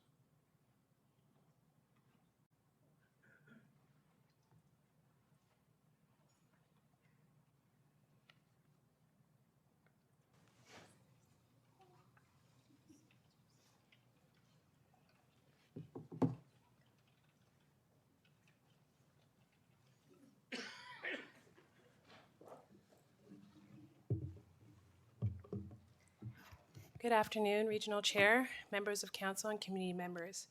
My name is Marla Walters. I'm the Director of Homelessness Initiatives and Community Outreach Programs, and I'm joined by my colleague Heather McMillan, who is the Manager over Homelessness Initiatives at Christian Faith Outreach Center, and we operate the Doors of Compassion, which is a 50-bed low-barrier shelter in Ajax and the Ajax Hub. We are here today against the motion 11.4 and are in support of the need for a low-barrier shelter. To start, I'm going to paraphrase a popular TV show phrase, "Winter is coming." I commend the region's intention to plan ahead for the individuals most at risk during the winter season. I'm going to try and speak really quickly because 5 minutes goes very fast. The difference between low barrier and no barrier. A low barrier shelter program does not mean that there are no barriers or no rules. It means that an individual can access shelter facilities that would otherwise have barriers to traditional housing due to tarnished credit, loss of ID, mental illness, family and penal issues, restraining orders, and a myriad of other reasons. The term low barrier signifies that a shelter has fewer entry barriers compared to traditional shelters. This approach aims to triage individuals, reducing the obstacles that prevent homeless individuals from seeking refuge and services, making it more accessible for marginalized and vulnerable populations. Low-barrier shelters often prioritize providing immediate safety and basic needs for individuals, including a bed, meals, and access to showers, other hygiene facilities. Additionally, they aim to offer various supportive services such as counseling, case management, and connections to other resources, all while maintaining an environment that is respectful and accommodating to the unique circumstances and challenges faced by those experiencing homelessness. How low-barrier shelter in a community can offer several benefits. Increasing accessibility. Low-barrier shelters allow individuals with complex needs such as mental health issues, substance use disorders, accessibility limitations, and those with pets, vulnerable populations, including people of color, to SLGBTQ communities and other barriers, to access shelter and support services without facing restrictive administration requirements. This inclusivity ensures that vulnerable individuals can seek refuge and assistance when needed. This would include individuals like the grandmother who was dropped off at our shelter a few weeks ago by her grandson, and the individual who had stage 4 cancer who was discharged from hospital with no available hospice bed. Shelters cannot cherry-pick who is deserving of low-barrier supports. Reduced homelessness. By providing a safe, accessible space for individuals experiencing homelessness, low-barrier shelters can help reduce the number of people living on the streets. They offer an initial point of contact for those in need, enabling them to access resources, supports, and potential pathways to stable housing. They also help to improve health outcomes. With access to basic amenities such as showers, meals, and sleeping accommodations, individuals utilize low-barrier shelters can experience improvements in their physical and mental well-being. These shelters may also provide access to healthcare services, substance use treatment, and mental health support, leading to better overall health outcomes. It also helps to enhance community safety. By offering a secure place for individuals to stay, low-barrier shelters can contribute to community safety by reducing instances of public disturbances or illegal encampments. They provide an alternative to individuals who might otherwise engage in risky or harmful activities due to lack of safe housing options. Supportive services. Many low-barrier shelters provide access to case management, counseling, job training, and other support services. By addressing the underlying causes of homelessness, these services can triage and help individuals work towards stable housing and self-sufficiency, leading to long-term positive outcomes for both the individuals and the community. The 300 people on the by name list not only represent a small percentage of the over approximately 5,000 homeless people in Durham Region. Low-barrier shelters support individuals who would typically not engage in the system. Community integration. Low-barrier shelters often foster a sense of community and inclusion by providing opportunities for social engagement and integration. Living in community in a low-barrier shelter reduces hoarding tendencies. They encourage residents to participate in various activities, educational programs, and community events, which can help individuals regain a sense of belonging and self-worth while taking pride in their community. Volunteer opportunities are also often provided for individuals in the shelter to increase their work experience with help in their long-term goal setting. The face of homelessness looks like you and I. It's the mother with the children, it's the working blue-collar person whose rent doubled, the teen whose parents kicked them out, the drunk uncle, the new immigrant, the senior citizen whose partner passed and who can no longer afford their housing, the person struggling with mental health after several years of treatment when their meds no longer are effective or they can no longer afford their prescription, the person who never moved beyond their partying years, the person who was injured on the job, or the family who, due to loss during COVID or the increased cost of living, can no longer afford their home. Most of these individuals accessing our low-barrier shelters are working diligently to improve their life situations. Without these needed emergency shelters in our communities, they would be cut off from public transportation, access to food, showers, and basic life necessities. You must wrap up. The importance of shelters within our community. Individuals seeking to integrate into society cannot do so when all access is removed and there are too many barriers. Individuals like you or I require the ease of access to low barriers to public transportation, grocery stores, and other needed facilities. I will just jump down. Overall, the presence of a low-barrier shelter reflects a compassionate and comprehensive approach to addressing homelessness, providing a triaged approach to individuals with the goal of connecting them to supports and programs that are best suited for the long term, promoting social cohesion and creating a more resilient, robust, and diverse community for all of its members. Thank you. Give me 1 second. First in the opportunity to ask questions is Councillor Crawford. Thank you, Mr. Chair. Through you, thank you for your presentation. It's been suggested tonight that, or today, that there are individuals that don't want to access the shelter because they're dangerous. Can you speak to that at all from the Ajax shelters? Yeah, so I can say that as with any community that comes together, there are tussles within the community. However, we have never had a dangerous incident where somebody was violently affected within the shelter. Oftentimes, those are community members outside of the shelter, but not people who are in the low barrier shelter. I don't know if you want to expand on that. And also, low barrier doesn't mean there aren't rules. No. Could you just speak to the rules that are associated with our shelter? Yep. So I've been doing a lot of the talking. I will let Heather, who is the manager over that, just speak to that.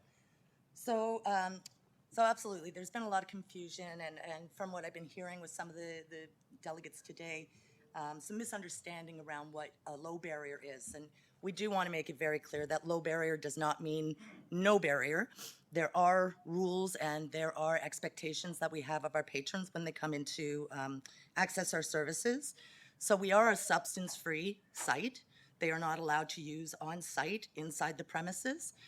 So if they use and they come to the shelter under the influence, that's fine. They can enter into our shelter system. However, their behavior has to be manageable for them in order for them to stay.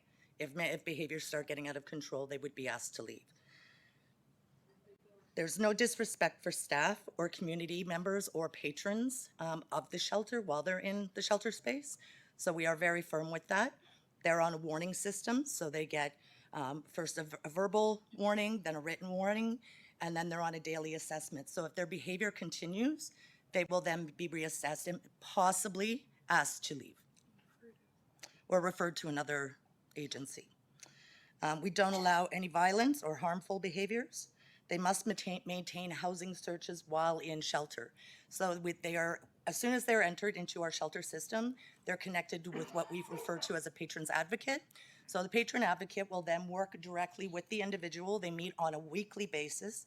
That individual is expected to be actively looking for housing and bettering themselves throughout the process as well. So attending life skills programming, looking for jobs, getting help developing resumes, making them ready to go out into the community.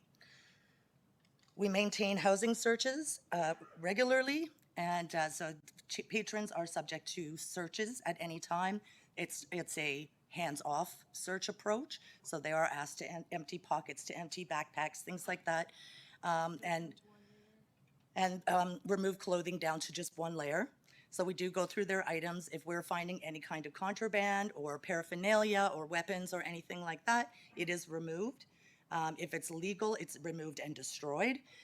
If it's legal substances, cigarettes, marijuana, we do alcohol, we will store it for them and they can have that when they leave the premises. We connect them to advocates and case management. So the goal is for long-term housing, is to get the people that are staying within the shelter housing system housed. So they're working with case management in the community. We work very closely with many community partners, 25 different agencies to be specific, that are all accessible through our hub. So we're a one-stop shop, so to speak, type of service. So while patrons are in our shelter program, not only do they have a shelter over their head, but they are working towards long-term goals. They must accept our rules of conduct in order to stay. So when they come in through intake, we go through a triage process. They are explained all of our rules. They have to sign off on that. So they're very aware of the terms and conditions of staying within the system. We also have a no hoarding policy. So each patron is given their own personal locker space, and the items that they bring in must fit in within that locker system, or they will have to downsize, or then face the consequences of a written verbal warning. Shoot, I had one more question. I can't remember it now. Sorry. I guess I'm done. Can't remember a question. Okay, I think there's coffee in the back. Councillor Leahy. Perfect. Thank you, Chair. Again, thank you so much for what you do for community and for coming out here this evening. So my questions are just around some of the comments that you made there recently to Councillor Crawford there, around your, again, stating that, you know, it's a drug-free site, and then your comment around meeting weekly with some type of patron assistant. Like, is that a mandatory requirement? Yes. So how, and I guess curiously, just how is that enforced? So if they refuse to meet with someone, they're not allowed to stay in the shelter? Basically, they're given some opportunities to, yeah, we can reschedule if it's Of just course. an inappropriate time. Yeah. They are given, again, we go through the kind of consequence system of a verbal, written, daily assessment. But ultimately, that is the expectation of staying in the low barrier shelter, is that you're actively seeking housing. Okay, yeah, no, and it's good, and I appreciate that any of those, you know, mandatory requirements to stay in the shelter, like, you know, again, it makes sense. It's not no barrier, it's just some requirements. And then I guess the other thing is, I guess before you opened, like, what, did you have a successful, like, a communication plan with the neighborhood to explain how your program worked and how the thing, and do you have a good relationship with your residential neighbors? So I can speak to that. We opened because there was already a need in our community. We opened as an overnight warming center in 2019. And then the pandemic hit. We thought we would only be seeing about 15 individuals a night, Right. and that was about 20, and we had to refuse some people at that time. When the pandemic hit, our organization, on our own, decided to go 24/7, understanding that people had nowhere to go. Right. So it was a need that was already presented within our community, and so the shelter was born out of that need during COVID. And so there was not the opportunity to engage with the community at Fair that enough. time. We have since had, in partnership with the town of Ajax, community forums, opportunities to discuss with our neighbors and our business owners in the plaza. We have an open door policy. Heather and I personally have gone around to the businesses and to the community with some of our volunteers, knocking on doors, trying to engage in that way. We have also worked with the town of Ajax to install, at the request of neighbors and business owners, to install sharps bins in the plaza, which have been successful. Since then, we have not seen any discarded needles or things like that that were some of the complaints that we did have. And we continue to try and communicate and keep and foster open communication. I will say as well that the community also has to be open to receive the answers that are being given and give time for those things to take place as well. Right, right. No, and that's very helpful. So no, I appreciate your perspective and the view on what's working in your program and Ajax, and thank you so much for coming this evening. That's it, Chair. Thank you. Councillor McCaughey? Thank you, through you, Chair, and thank you, ladies, for the presentation. Just a couple of questions, probably the hard-hitting one. What do you do with somebody that is violent, that is causing grief within the center? And like, what happens then? You just let them out? Yeah, so that's a very good question. As with any community, when somebody is violent within a home, they are removed from that facility, from that home. We do try to connect them with another service, another shelter, which happens in community in the region. So shelters will often work together to try and relocate somebody into a more suitable facility or somewhere that can keep them away from the area that they're disrupting. Unfortunately, we have a big homelessness issue in Durham region, and we are full. Over the summer, over the winter, all seasons, we are full. So that can pose a problem, and at that time, we do try to encourage people to connect to other services or family members, or to reconnect within the community. But we have to first consider the safety of the individuals in the shelter and the staff and the community around. So without those in place, they are expected to find their own lodging or a place to locate themselves. Sorry. Yep. I also just wanted to add to that as well.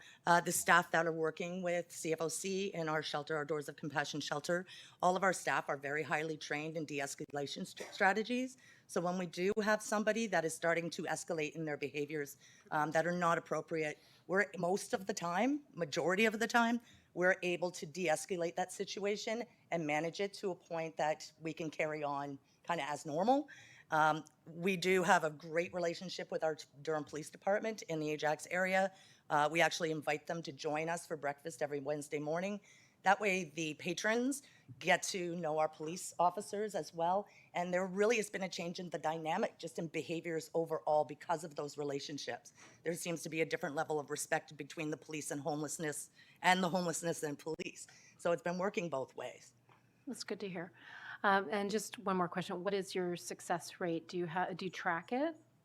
Absolutely. We are required through the Region of Durham, who are our primary funders, to have we use the HIFA system. So every activity that takes place within our shelter or within our hub program is very closely monitored. We have those statistics. I don't have them with me today, but I'm certainly available to share those with you if you'd like. Okay. All right. Thank you. Councillor Yamada? Thank you. So you spoke about the relocation. So within a year, approximately how many people would you say you need to relocate? And what does a relocation look like? And how successful are you in relocating? I'm not quite sure what you mean by relocation. We have not relocated. So no, if there's a violent person and they're asked to leave and you have to relocate them, can you sort of walk me through what this process looks like? How successful are you in relocating these people? How many, maybe over the course of the year, or how long you've been open? How many have you needed to relocate? The numbers are, sorry, Heather. The numbers are actually very low, thankfully, because we do, as Heather did make mention of, work to de-escalate. So we've had a handful of individuals that have actually had to be completely distanced from the program due to violence or any high-risk behavior like that. Typically, we are able to connect them with a wraparound service or with another agency. Just the other day, we had somebody who got upset and we were able to transition them into another shelter.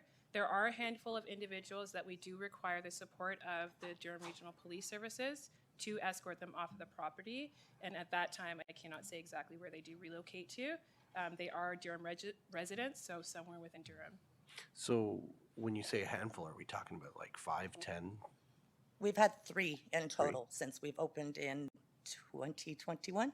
Yeah, that had to be distanced completely from our programs. And Completely. So that's a you can't access our services so if anymore. if 1635 opens as a low barrier shelter, there's someone who is needed to relocate, they could be relocated into the shelter. We would do everything that we could to reach out to the other shelter programs to see what there is for availability. As Marla had alluded to earlier, the shelter system in Durham even with these additional 45 beds, there will not be even close to enough beds to keep people regardless of their situation. But We're far away from that. I guess my question was, if there was a violent person that you needed to relocate, is there the possibility that they would be relocated to 1635 if this opens on December 15th? Yes, I think it's important to also just reframe that somebody who doesn't act of violence is not necessarily a violent person. So it's important to remember that we do have the responsibility in that moment to deal with the immediate situation, but that does not mean that the person will reoffend or that that person should be labeled as a violent person. They did a violent act. And so there is a difference between a violent person. They're typically gone to jail. If they do something extremely violent, they would follow the judicial process. But oftentimes somebody in the heat of a moment after they explode or whatever it is, they calm down and they've been in shelter, a lot of these individuals, for a long period of time. So they're not necessarily a violent person. Thank you.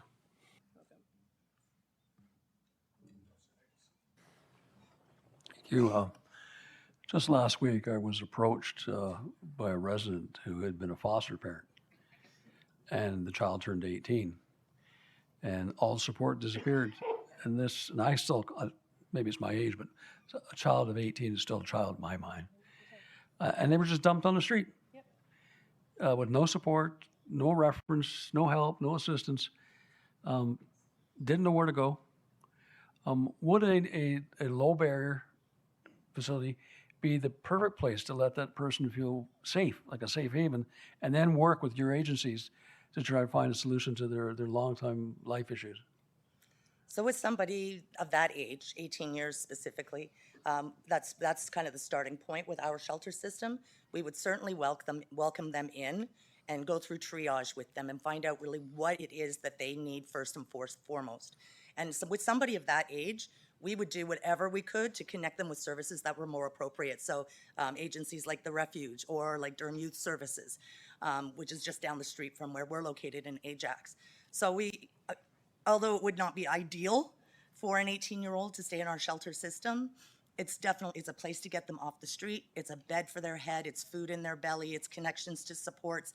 It's what they will need in that immediate moment while we work at even some diversion strategies about getting them back into more of a stable housing environment rather than living on the streets. Yeah. The reason I got the call was that the child was on the street, and within 2 hours of being on the street, I'd been approached at least 5 times by people wanting to take advantage of them, victimize them, sell them drugs, whatever. And they were terrified. They had nowhere to go. So your mentoring program, or your patron program, would that be ideal to try to get that person someone they can bond with and not realize that they're not abandoned in our streets? That's the main reason why we do have a patrons advocate, is to see the individual for who they are and try to meet with them and make case management plans that are individualized.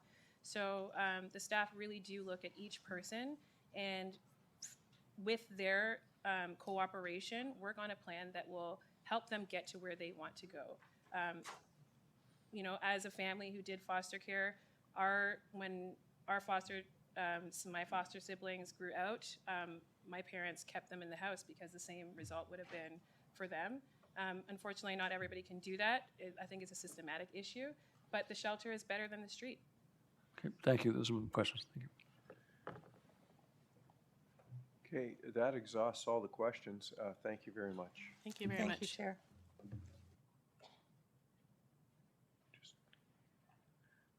Our next delegation, are they online? They are online. They are here.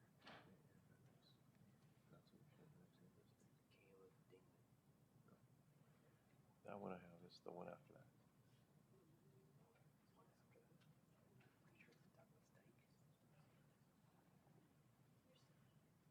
Do you want to check that?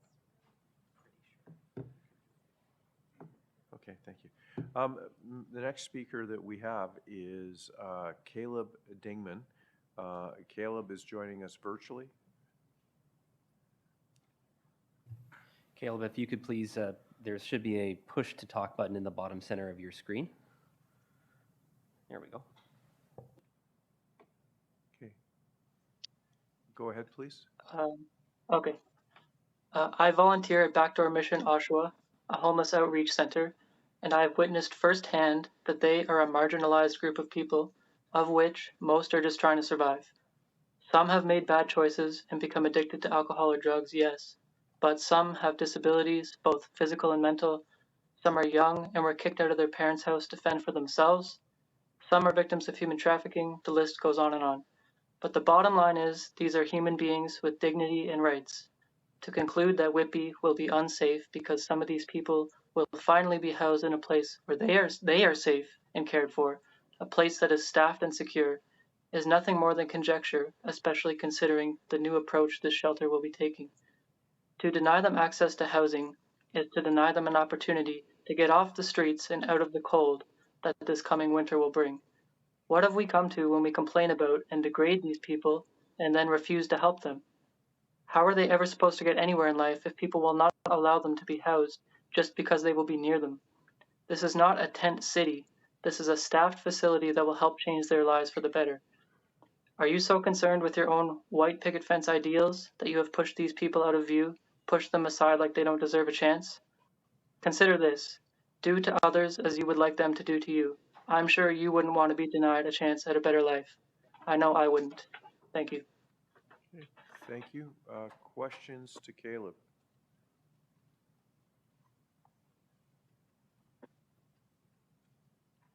Okay, seeing none. Thank you. Thanks.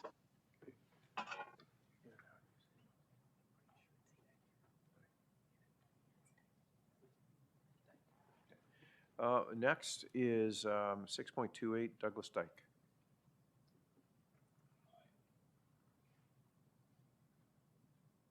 It's virtual. Mr. Dyke, there should be a request to speak button in the bottom center of your screen. If you could press that, please.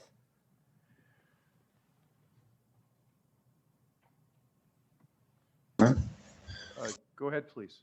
Oh, Just press that one more time, please. There you go. Thank you very much. Excuse me, Council. Good afternoon, Council. First, let me just say, this has been a bit of a marathon for me. You guys are all doing very well. My name is Douglas Dyke. I am a local developer. I'm a building owner with about 60 tenants. The company that I own is Sunny Ridge Management Company, along with a bunch of other Sunny Ridge names. We have over 200,000 square feet of commercial space in the Durham region, of which the bulk of the square footage is in the northeast corner of Thixon and Dundas. You have a schematic you can actually pull up for me if you don't mind. We'll kind of give you an idea of where our properties are. Like I said, we're in the northeast corner of Thixon and Dundas, namely 1614 Dundas, 1618 Dundas, 1621 Dundas, 15 Thixon, and 25 Thixon. I hold a degree in property management called an RPA. Myself and my partner own these buildings. It actually is a family-owned and family-run business.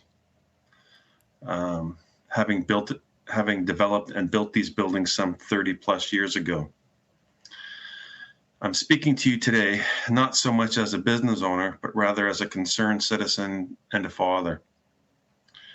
Firstly, I'd like to say that I am not against the shelter whatsoever. In fact, Sunny Ridge during COVID donated money to the refuge on behalf of our tenants. I am, however, asking for the region and this council to be accountable in how this shelter is managed moving forward. My partner and I were committed as developers early on to make our block quite a community-driven and ensuring that we chose local businesses that would feed off of each other and create a family-based synergy. In fact, when we were notified of the palliative care building being proposed on Crawford Street, we didn't oppose it. In fact, we welcome it. We received no notification of this proposed shelter.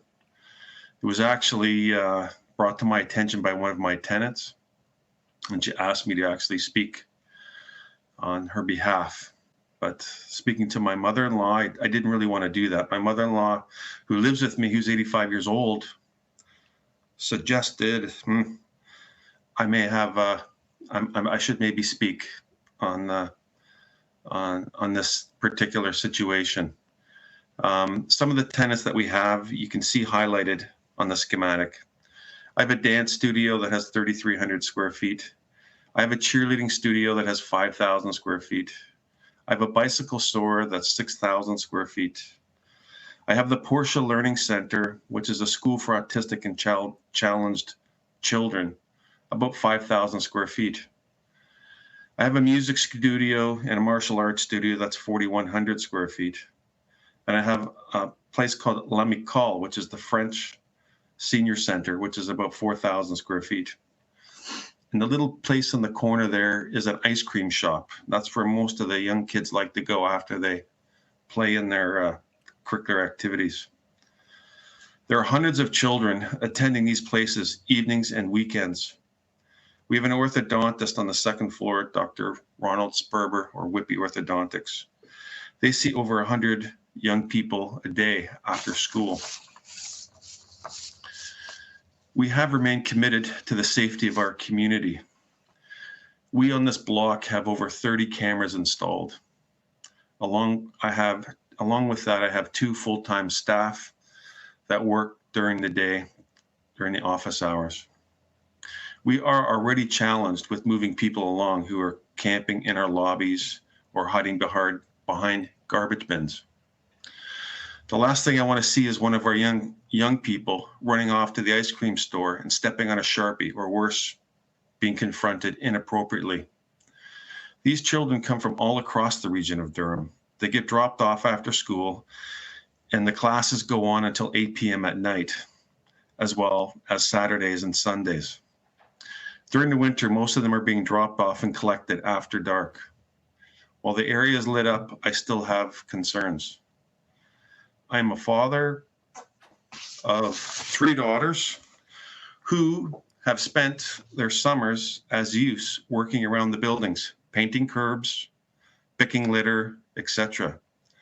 They're now grown, but our tenants' children are afforded the same opportunity every summer. I now have a grandson who works evenings and weekends at the bicycle shop at 1618 Dundas. Part of his job in that shop is to break down boxes and take the garbage back and forth to the bin enclosures in the evening. We are doing everything we can to ensure this community is kept safe.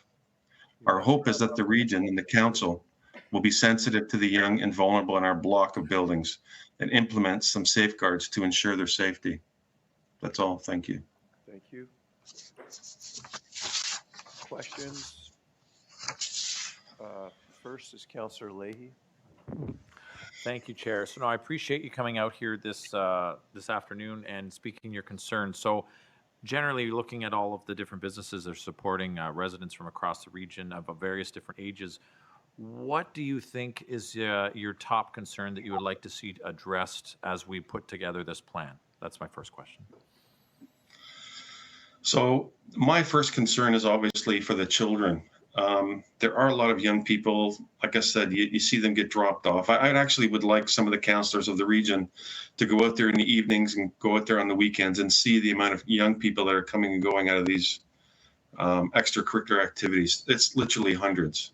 Yeah. So my problem, the concern that I really have is like I said to you, my concern is as the place grows and more people show up, how are we going to manage the the people that are hanging around these businesses in the evenings and weekends when you're dropping your kids off?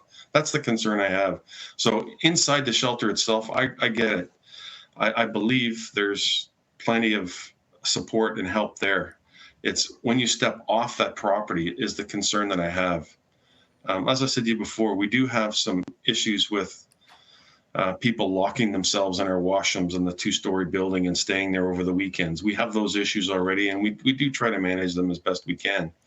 I just don't want to magnify that issue in this area. It's a vulnerable area. Like we never put franchise tenants in these buildings. We put local communities.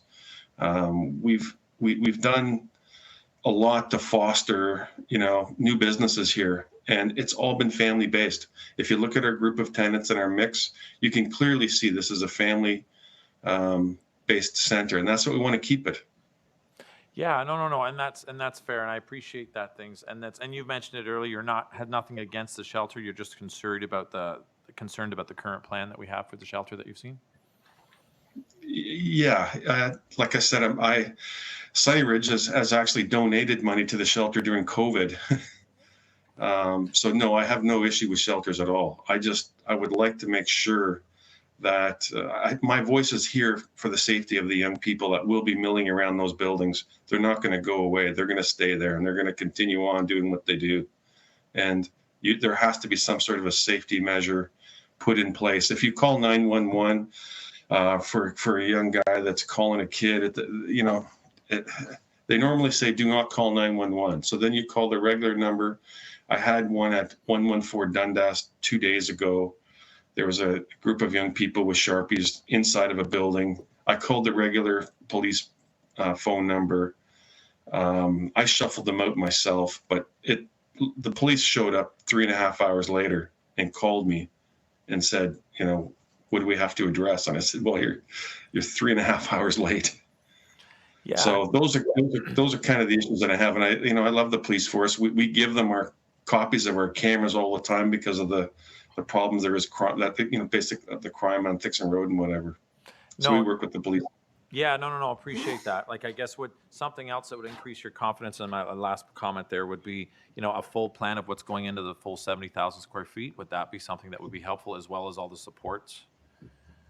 Well, 70,000 square feet is a lot of space. Like I said, I'm in the business of renting space, and 70,000 square feet is a significant a piece of real estate. I couldn't put anything in any of my buildings without being notified at all. I'd be shocked. The same council would say, "What are you doing, Doug? You didn't notify us." So, yeah, I think that there should be, number one, obviously addressing the neighbors are important. But I think there is a balance to be had. I think if you just push it through and say, we'll deal with it down the road, I don't think that's really a direction that I would consider as wise. I really would be considering the whole space now, make a commitment now as far as what will be there, what will be implemented in the future as far as safety for the residents. And like I said, in our buildings, we have a lot of young people, a lot of kids that are dropped off for extracurricular activities. Their parents and the tenants would want some reassurances that, you can't call 911 every time there's a guy dropping a Sharpie in front of a kid. So something has to be, I would say, implemented along that line where, maybe I could make a phone call to the center and say, can you bring some of your staff over and, shuffle this guy along, or could you pick up some Sharpies, or any of that kind of stuff is what I would sort of look for. But I'm just not sure, to be frank. I don't have the experience, and I don't claim to have the knowledge of the group that I've been listening to this afternoon. But I do think you have to be careful with this. It's important. You don't want to make a mistake and then come back later and go, whoops, there was a mistake, and a young person is, damaged for life because of it. No, okay. No, I appreciate your perspective as a local business owner, and I appreciate your time today. Thank you, Chair. Thank you, Councillor Cheers. Kerr. Thank you, Chair, and thank you, Mr. Douglas, for your delegation. You mentioned that you had some people who were sleeping in your bathrooms and camping out around your buildings. If this shelter opened and those people were able to be housed in the shelter, would that not help you with your property management by doing so? Yeah, it's an interesting question. My answer will be a little bit broader than your question. Would that mean I would call your shelter, ask your people to come over, collect him, and move him into your shelter?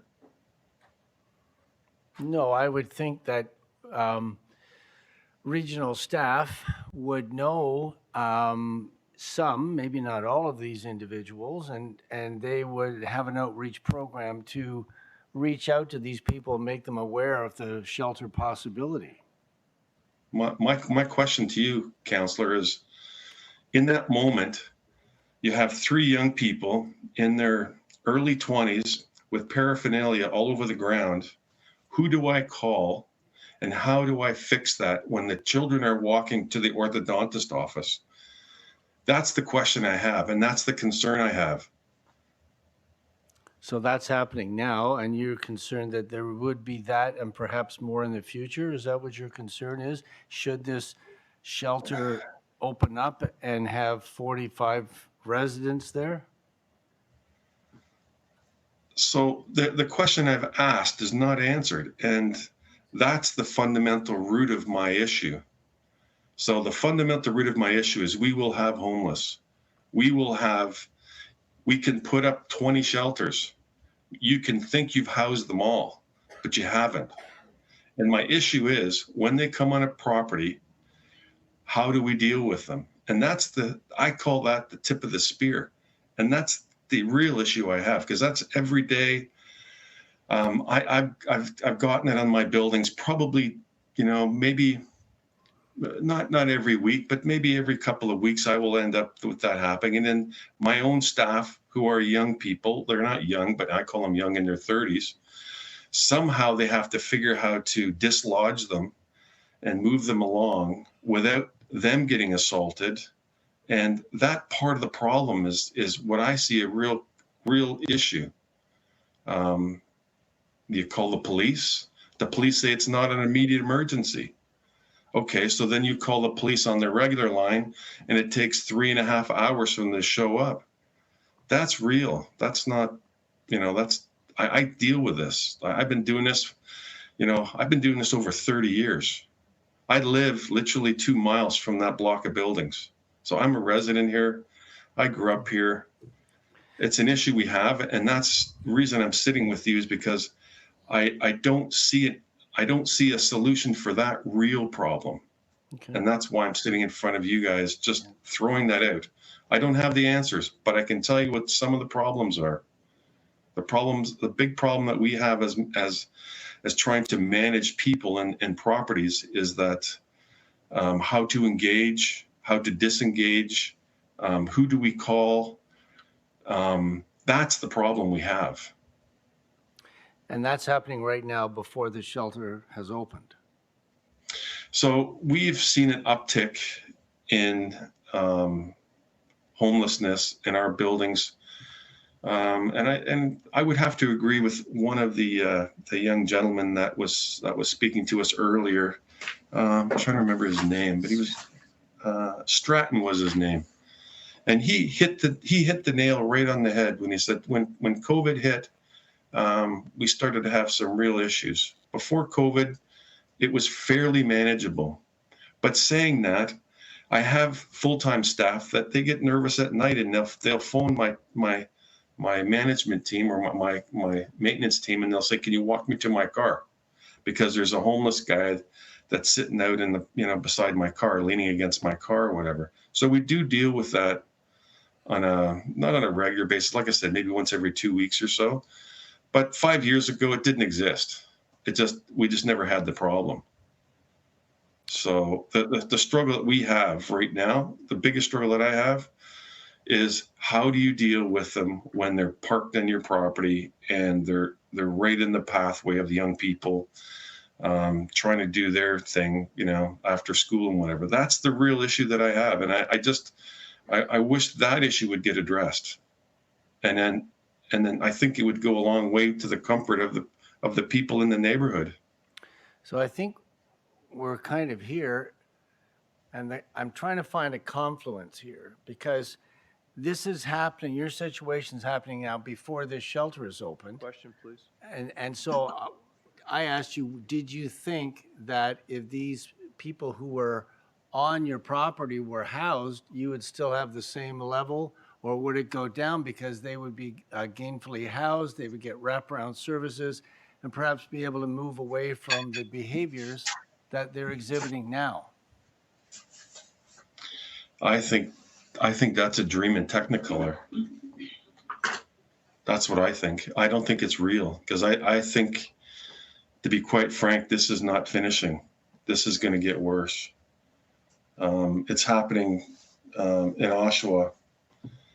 It's happening everywhere. And my issue is the mixing of the communities. The people that are in our buildings, there are a lot of vulnerable young kids in these buildings that are coming in and out. And it's that mix that I'm concerned with. And that's really why I'm speaking. Sure. I see them. Okay. I see them. And I want the councillors really to consider taking a drive after school and going behind the back of 1618 and 1614 Dundas and just sit in the cars and watch these young kids climb in and out of their parents' vans, vehicles. And it's not 2 or 3, it's not 20 or 30, it's a lot. It's a lot of young people. And that's the problem I have. How we fix it, I just don't have that answer. I just don't know. I don't think there's one single answer, but thank you for your position today. Councillor Shahid? Thank you so much. Through you, Chair Henry. Mr. Dyke, thank you for coming out and letting us know what your position is. What you're trying to say, and I'm trying to find a clarification in here, is the fact that you like to see parameters set, a sense of security that would prevail after the fact that 1635 is housed. That's absolutely what I'm asking for. I'm asking you guys to consider consider the safety aspects of it and sort of somehow be able to monitor and control the area around it as well. Thank you. That's all I wanted in terms of clarity. My pleasure. Thank you, and thank you for your delegation today. So you provided a lot of information within it, and from understanding where you're coming from and the business that you're operating, do you feel that from discussions with your tenants that this would be an ideal location for a low barrier shelter?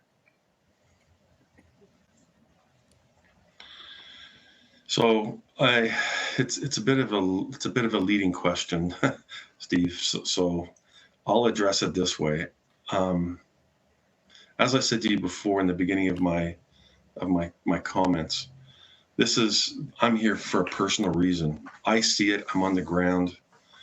I don't think it's a good mix. I think it's going to be a problem in the future. I can assure you the business owners will feel exactly the same way. It's just, this is really just common sense.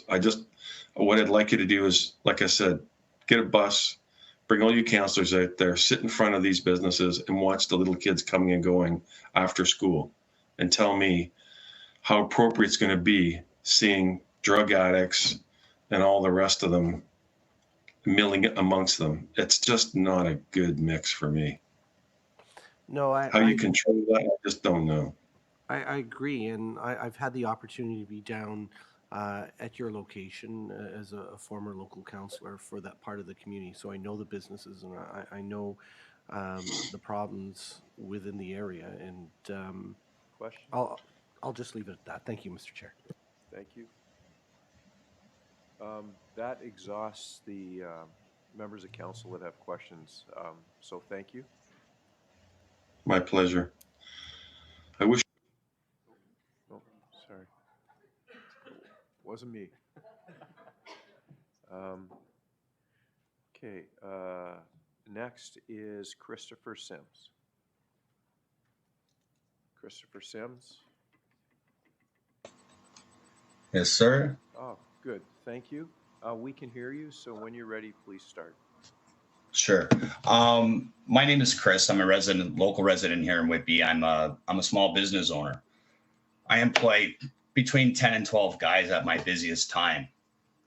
I'm speaking in favor of the low barrier because 10 years ago, I wouldn't have qualified. If there wasn't a low barrier shelter, I might not have ever got sober. I might not have ever changed my life. Now, I didn't frequent the shelter or anything, but because of my exposure to it, I knew that there were resources to help me.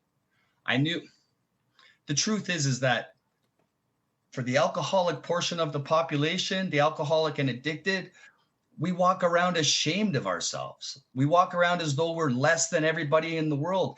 And it's an unfortunate truth, but if you hear the audience, it bears truth. My deal is this, is that we have to have a central hub for people to go to where they know they can get help. You know, there's the part of the population that people are saying we shouldn't service are the ones that are causing the most problems. Addicted men are causing havoc in our society. We better not exclude them from getting help. I'm grateful today that the system was there. I'm grateful that there were people that cared to come alongside of me and help me see some things that I didn't know. I was living that way and living in that lifestyle because I lacked information. I suffered from trauma.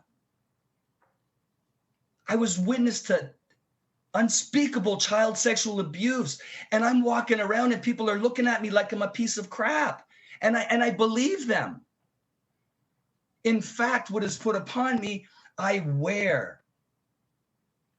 You see somebody walking down the street unkempt, they smell.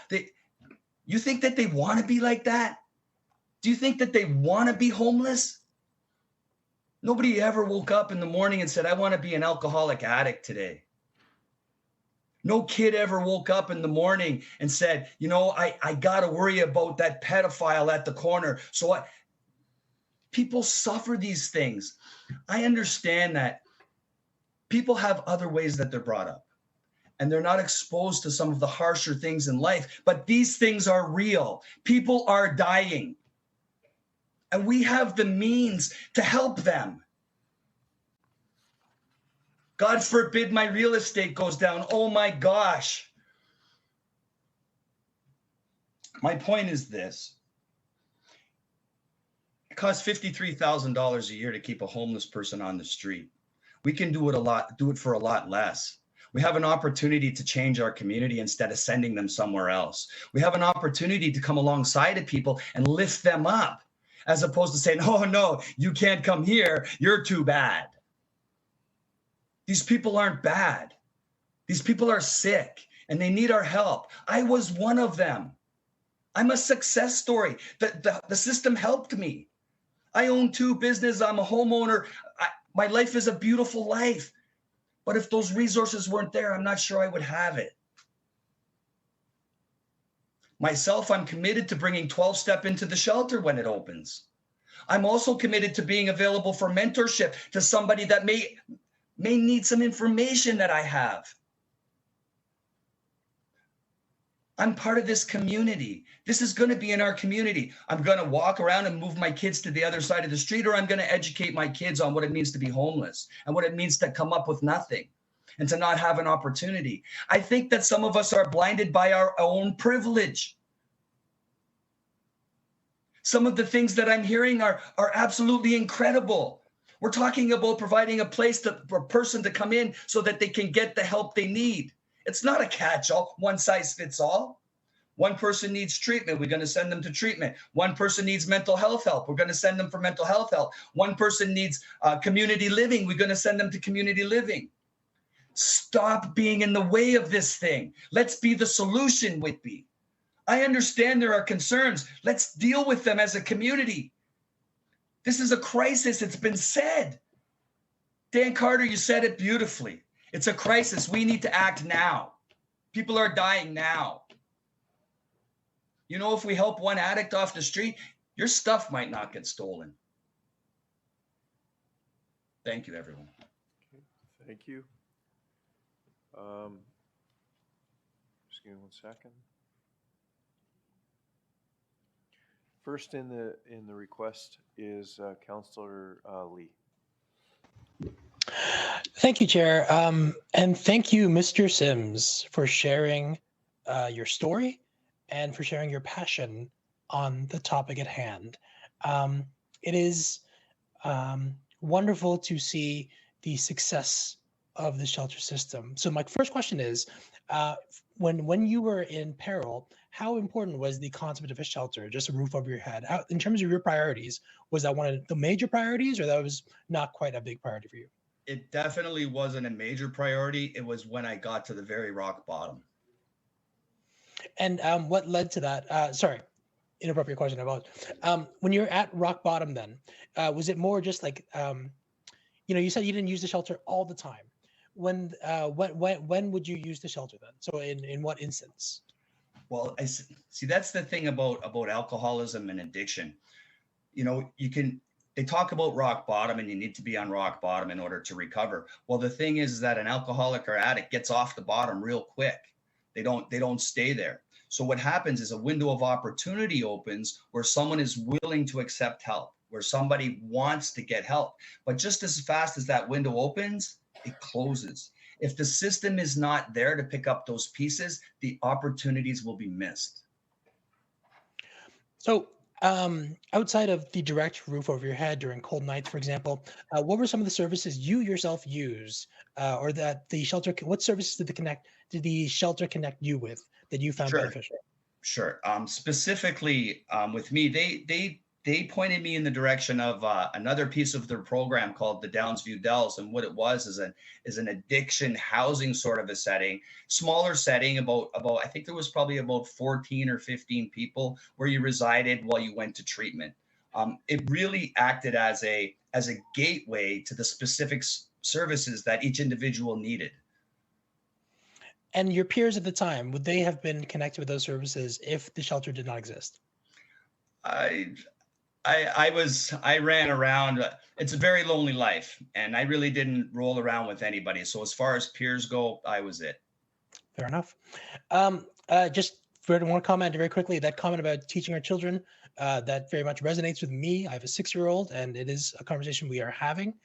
So I do appreciate that. Just ultimately, thank you for sharing your experiences, sir. Thank you.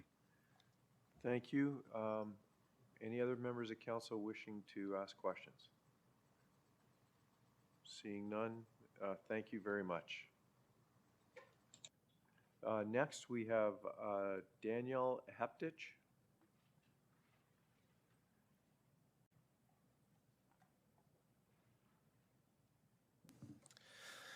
Hello, my name is Daniel Heptich, and I'm a Housing First for Youth case manager at BGC Durham, formerly known as Boys and Girls Club of Durham. My role is to work with and support youth experiencing homelessness to achieve their goals and facilitate a healthy transition into adulthood. I'm here today to discuss why I feel that a revision to the use of the shelter is unnecessary and perpetuates long-standing stigmas regarding individuals experiencing homelessness. I won't go over why I feel like a low barrier is being misunderstood and misused, because a lot of my colleagues have went over that today. But I do want to kind of hit home that I don't feel an individual needs to be sober to access housing services, and I don't think they need to prove that they're ready to access housing services through any discretionary authority or by arbitrary standards. To address homelessness in the region, a model of prevention, emergency response, and accommodations and supports needs to be adapted. Shelters fall within the emergency response. Prevention and accommodations need to be built into our government structures in order to alleviate the needs for emergency shelters, but until that happens, projects like Sunnycrest are needed. Low barrier does not mean that there are no rules or safety precautions. It means that race, ethnicity, sexual orientation, gender, or disability are not factors that impede someone's ability to access shelter. The motion to change the demographics of the shelter would isolate people experiencing homelessness from accessing services. Why isolate services to one specific population group when an all-age, all-gender shelter will accommodate all groups mentioned in this motion, including all individuals experiencing chronic homelessness?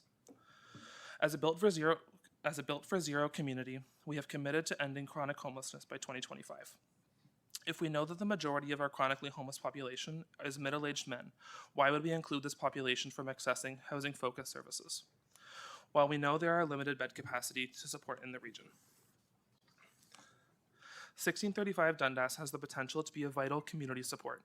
Within a 500-meter proximity is access to 3 different banks, 2 grocery stores, a Service Ontario, a Service Canada, 2 medical clinics, a dollar store, 2 gas stations, 2 thrift stores, and 3 direct bus routes. Access to these resources is not unique to a minority group or specifically targeted populations. These are needs for all individuals. This location allows individuals to feel that they are a part of the community.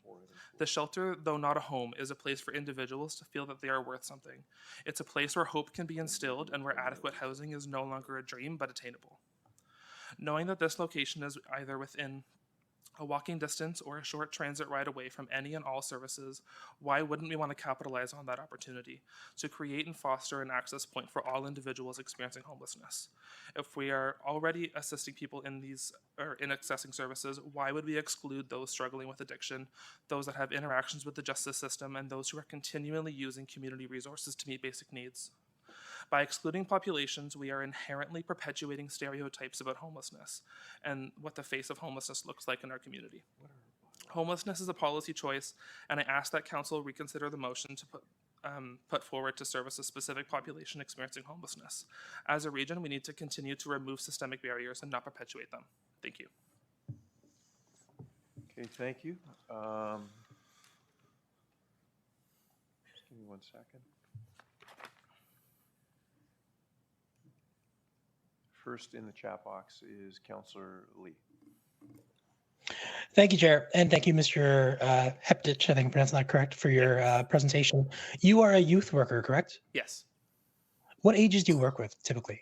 My caseload primarily is from 16 to 18, but through Housing First, we go up to age 24. Now, some of this, the barriers, people are saying, oh, we don't want, a certain demographic, and you've kind of described it as, men. So 18 to 24, we'll consider them youth. Yep. Do the needs change when you turn 25? You obviously work with people who are 24, they turn over to 25. Yep. Do you find the needs change at that point, or the needs are about the same? If the stepping stones weren't in place, then no. If they haven't accessed the same services that are required at age 18 when they are 25, they still require those same services, though their means might progress. Right. That was exactly the answer I was looking for.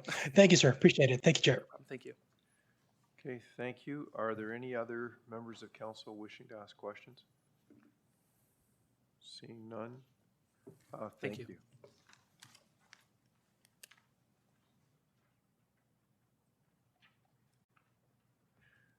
Okay, our next delegation is Shadat Chowdhury.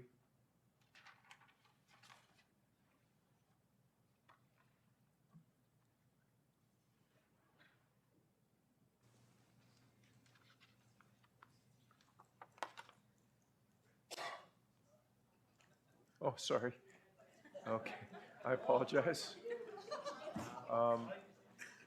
All right. Okay, I'll just, Shadat. Third and final time, Shadat. Okay, just in case they've stepped out, we'll watch for people returning into the room. Next is 6.32 is Misty Gladwell, and Misty is doing in the meeting virtually, and she's not connected. Okay, so Mr. Clerk, we had 3 members of the public that asked to delegate today, and we have sent notices out to all 3. Members of council, this is all of our delegations. We have one more that didn't make the addendum but did submit before the deadline. Okay, Mr. Clerk, can you explain, please? Thank you, Mr. Chair. No, that's okay. The clerk is going to do that. We have one more delegation that we did receive before the deadline. However, it didn't make it to the printed addendum. We are going to accept it today from Ms. Vanessa Snape. Okay, so no, it's just not in my paperwork, so.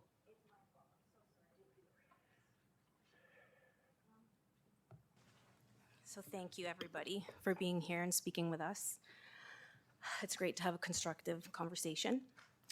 So I'd like to begin with 2 quotes. The first one is, all failure is failure to adapt, and success is successful adaptation.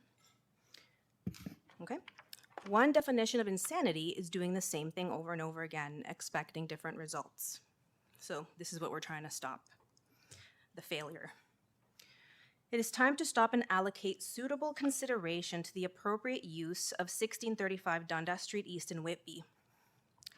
We must use our logic adequately to help solve the complex issue of homelessness, while not making matters worse for those with addiction issues, mental health issues, and while also keeping residents' safety a top priority.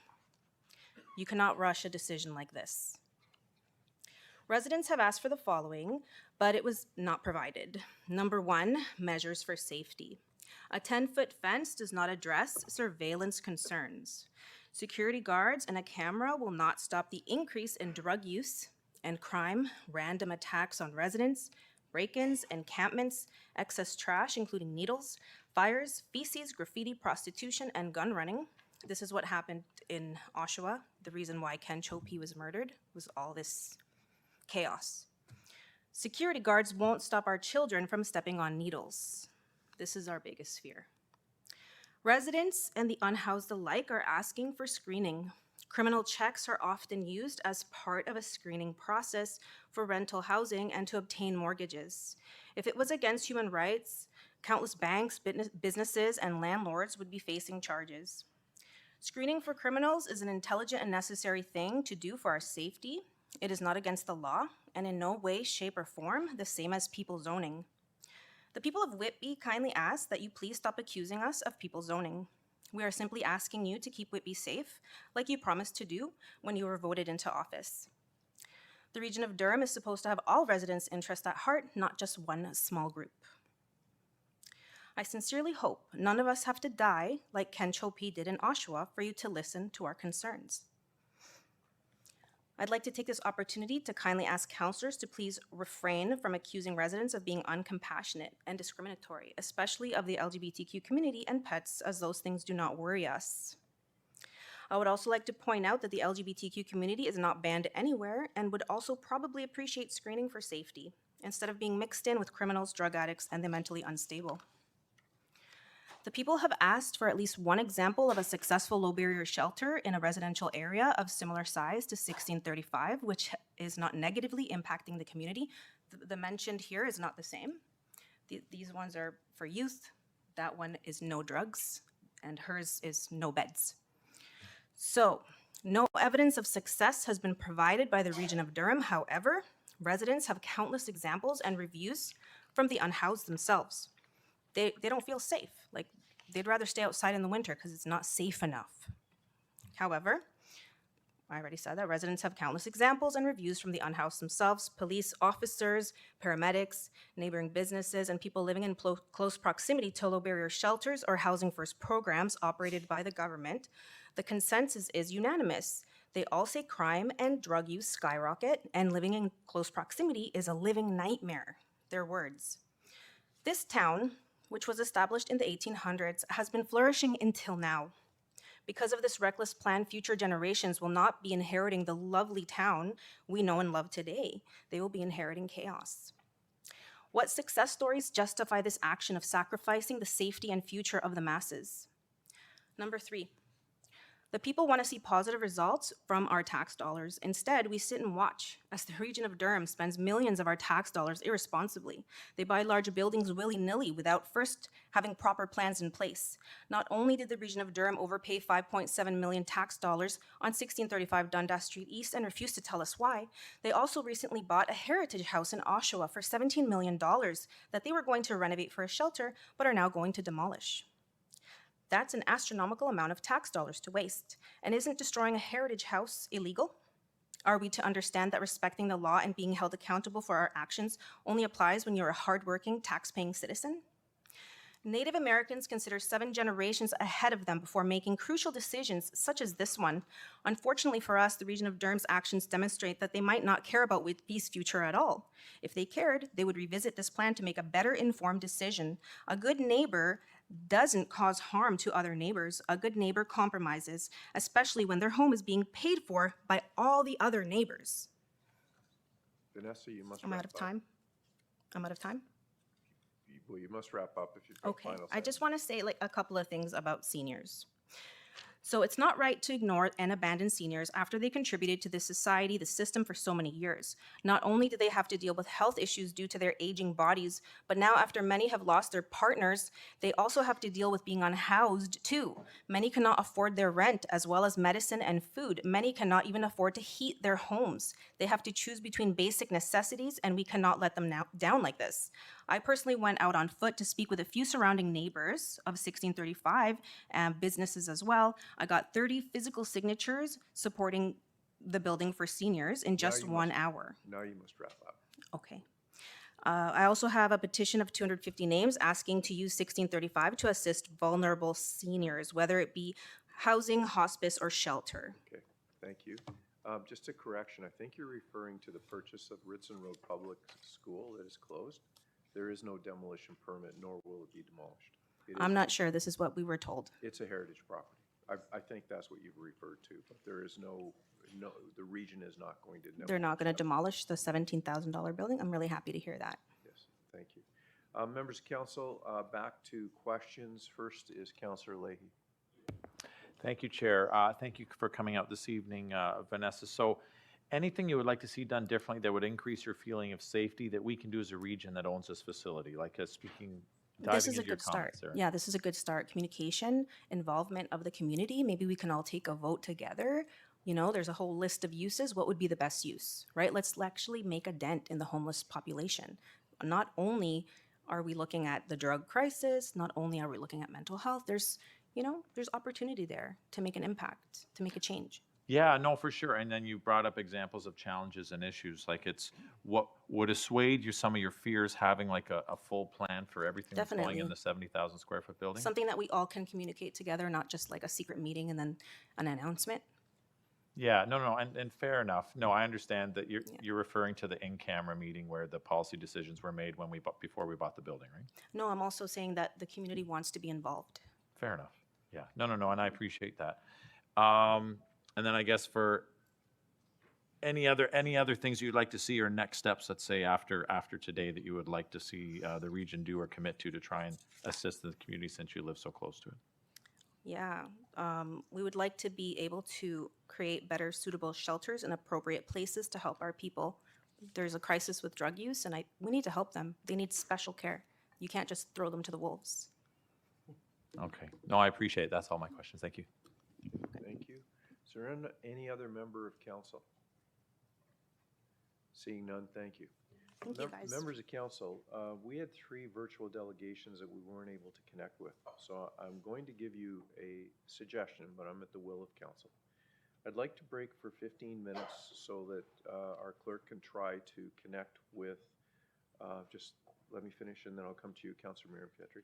So the clerk can try to connect and we'll deal with the 3 people that weren't here.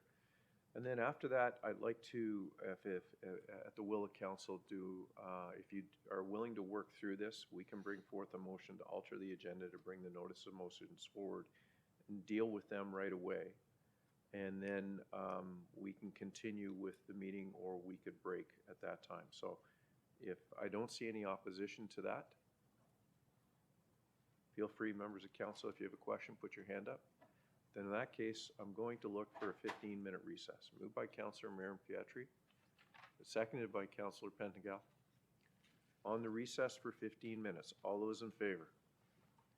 In opposition? None. So just to make it easy, we'll be back in the room at 5:30. It's a little bit longer than 15 minutes. Thank you.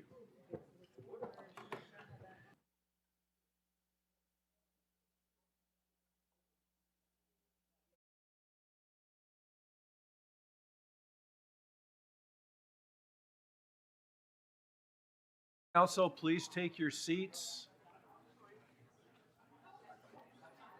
Members of council, please take their seats.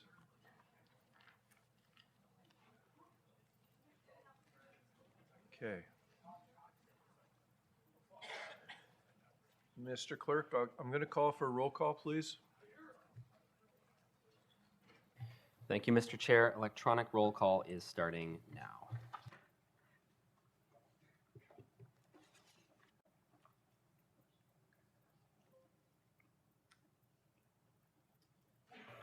Looking for Councillor Watton online.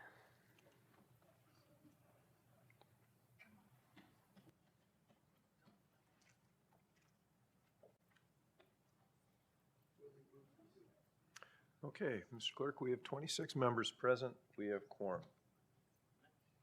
Members of council, we were able to connect with with the individual 6.19, Qasim Ismail.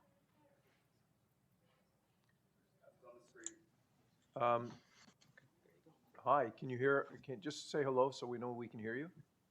Hello. Oh, good. You have 5 minutes. Okay, perfect. So I know it's been a long day for all of you. I know this is a very controversial topic. I'll just get to it. I'll just give a quick background. I only got about 4.5 minutes. I was born and raised in Oshawa. In fact, not far from the mosque there.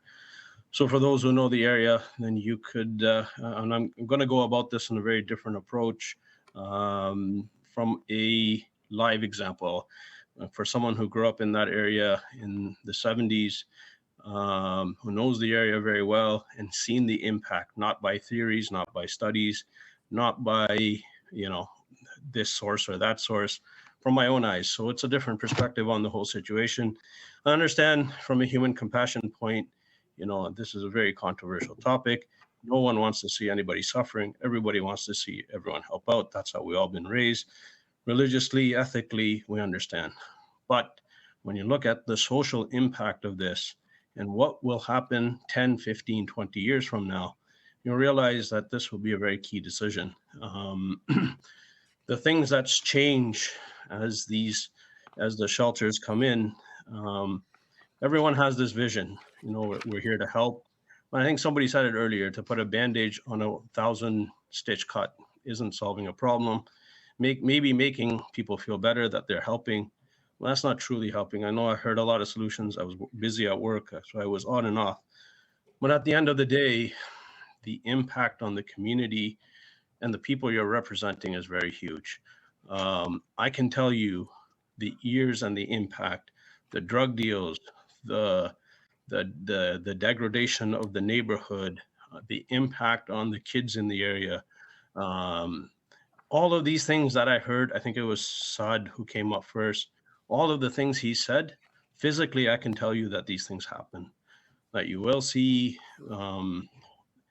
It's one thing to say it's great. You know, people, first of all, you can't confine people to an area. A lot of the people who are there don't want to be there, or aren't treated properly, or whatever the situation isn't what they expected. A lot of people who run those areas, I used to deliver papers and I used to deliver right into the shelter. A lot of the people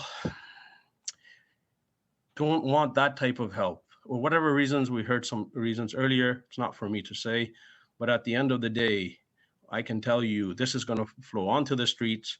You're going to see things that you don't want to see. There's a lot of kids in the neighborhood. Recently, I was telling one of the counselors, I still have family that live in the area. Then I went to visit family. This was around 5 to 7 o'clock. So I can tell you of situations in the backyard of drug deals taking place, of guns being sold. This is live examples. I'm not telling theories, or I'm not talking. This was recently, as much as a couple of months ago, 5 to 7, which is a popular time for kids to come for lessons.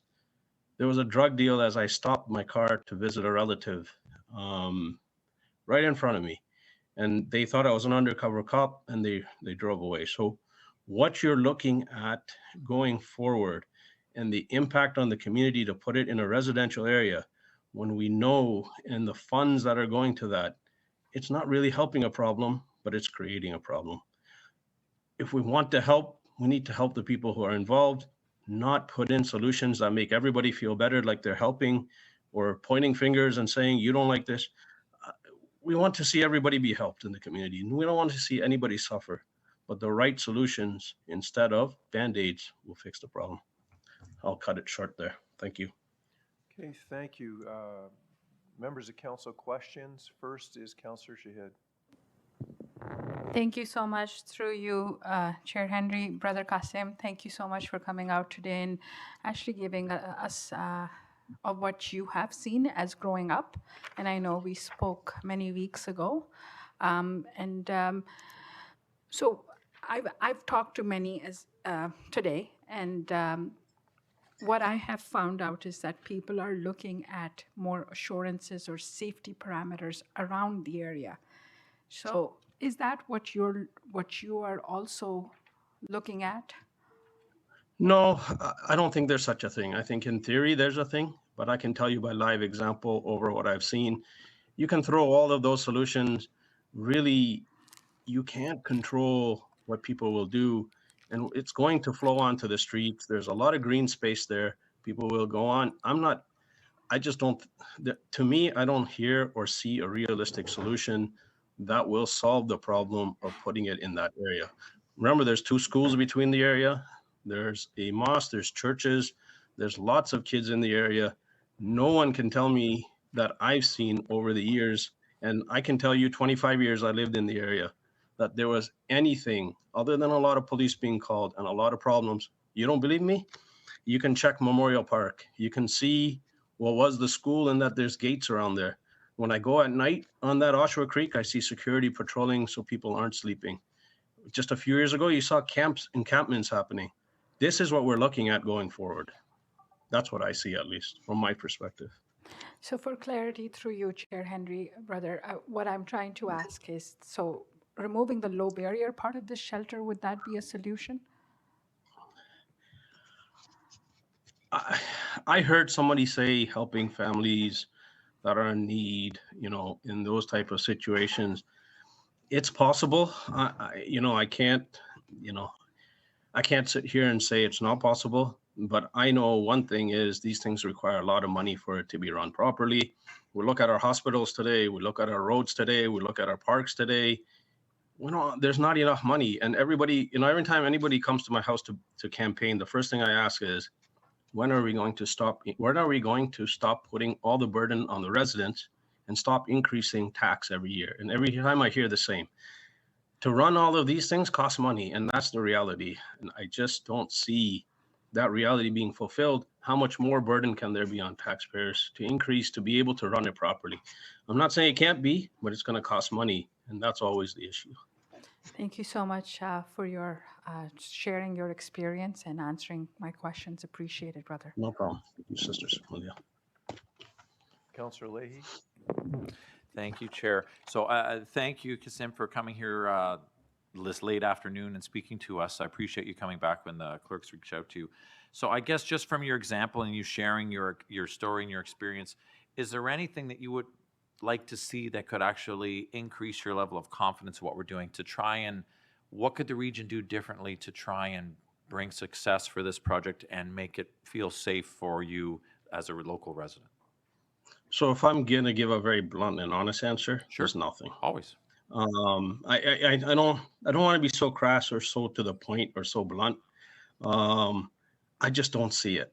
And again, like I was saying in the earlier statement, money is going to be a factor, right? It always is. And in today's day and age, these type of facilities cost money. We can't even keep our hospitals straight. Try to go to a hospital recently. I don't have to tell you, you already know the situation. And that's dying people. Recently I was at a hospital and, long story short, the person was in need, had to sit there. In my mind, I was thinking if this person had to die, it wouldn't have mattered to anybody because there's just not enough funding in that. So at the end of the day, we're looking at a place, when funds need to be allocated to run it properly, as your question, goes to, and the previous question I think was alluding to. I just don't have the confidence, unfortunately, in today's system to see that those type of funds would be allocated to make sure it runs properly. Okay. All right. I appreciate your time. Those are my questions, Chair. Thank you. Thank you. Anyone else wishing to ask questions? Seeing none, thank you very much. No problem. Appreciate you calling me back. I've had some meetings on that, so I appreciate you guys calling me back.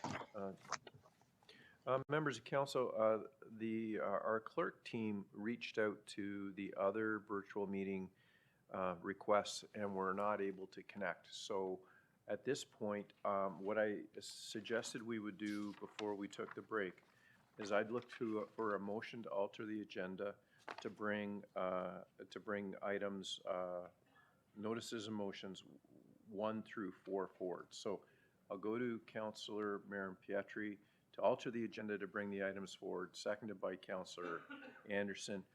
On bringing all 4 notices of motion forward, all those in favor? In opposition? Seeing none, online carrying. Oh, sorry. Okay. Question or direction? Sorry, I should have recognized you. Sorry. I've got 2 in the chat. I've got 1 ahead of you, Councillor Nicholson, but I did recognize you. So may you give me the latitude to go to the first in the speaker? Okay, thank you. So first is Mayor Ash. Well, Your Worship, my request to speak was to, after you moved the amendment, I was going to group 1, 2, and 3 together. Okay, so you're bringing a motion forward to put items 1, 2, and 3 on the floor? Correct. Okay. Councillor Nicholson?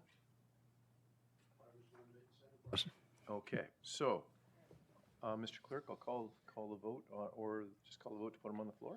It's been a long day. I apologize. I'm getting a little tired. So through you, Mr. Chair, we can treat these similar to a consent agenda. So we'll do it as a consent? Okay. Yeah. That means that any member can pull any of those for discussion, and an opportunity to the mover and seconder of those motions should be given to speak to them if they wish. So the items are all on the floor now. As the mover of the motion on The first one is moved by Councillor Yamada. Did you want to speak to 11.1? Thank you, Mr. Chair. The reason I'm bringing this forward is that it had occurred to me that when I was speaking with PSWs back during the pandemic, that there had been issues of mold within the building. I had been advised that the third floor of Sunnycrest had been shut down and was not being used. I'm asking that council allow the report or the DSS survey to be made publicly available.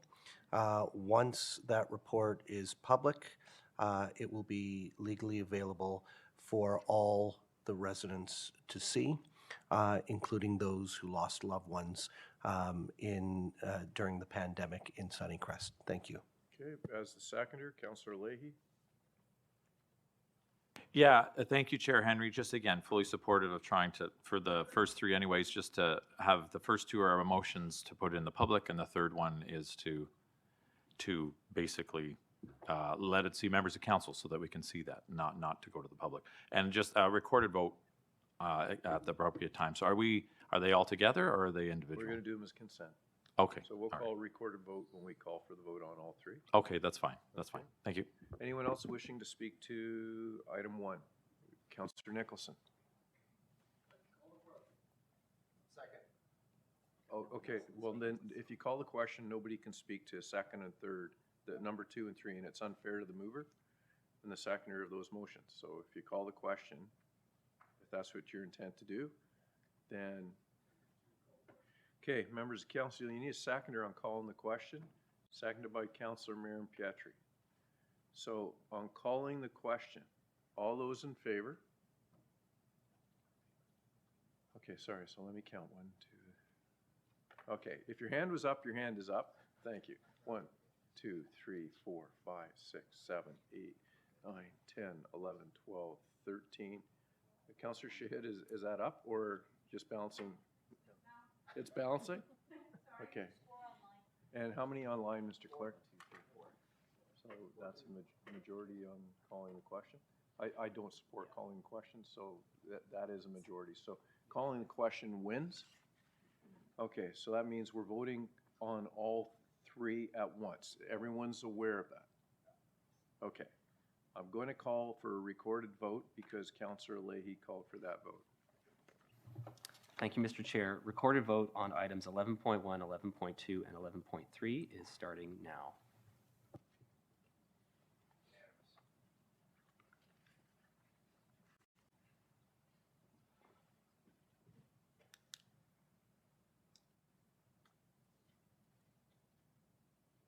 Looking for Councillor Watton online.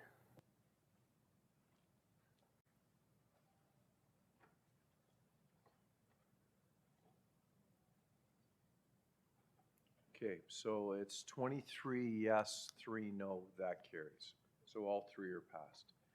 On 114, it's a motion to reconsider. Mr. Clerk, can you explain the rules around a reconsideration, please? Thank you, Mr. Chair. Just at a very high level, this motion contains 2 parts. The first part is with respect to reconsidering the decision of council from the June meeting, specifically in relation to the low barrier shelter component. That requires a 2/3 vote to pass. Should that pass, then the second part of the motion will be on the floor, which would require a simple majority to pass. So, Mr. Clerk, under our rules, the motion to reconsider is debatable, but only on the reconsideration point. Through you, Mr. Chair, that's correct. Debate is allowed on a motion to reconsider. However, debate should be restricted to the reasons for or against reconsidering. So all members of council are aware? Okay. So the item is on the floor. Councillor Leahy. Oh, sorry. Councillor Nicholson's first.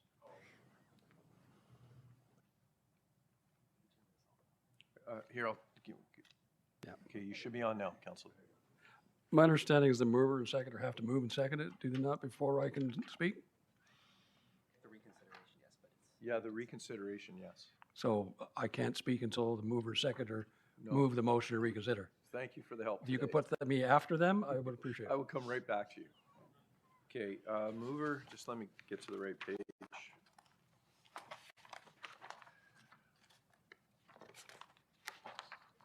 Okay, members of council, this is on page 89 of your agenda. Councillor Leahy? And thank you, Councillor Nicholson. So, again, we've had a lot of discussion today, which is, Well, you're moving it, you need a seconder. oh, okay, So Councillor Yamada is seconding it, so now you can speak to it. Okay. thank you. Appreciate that. So, again, we've heard a lot of different discussions here today from both sides of the issue, which is great and healthy for debate and openness and transparency. So, again, trying to look for an idea here for some balance and taking into account some of the concerns with the community, but also to still have a shelter. So, as we all stated and heard from almost virtually from every single resident, that they're not against shelters.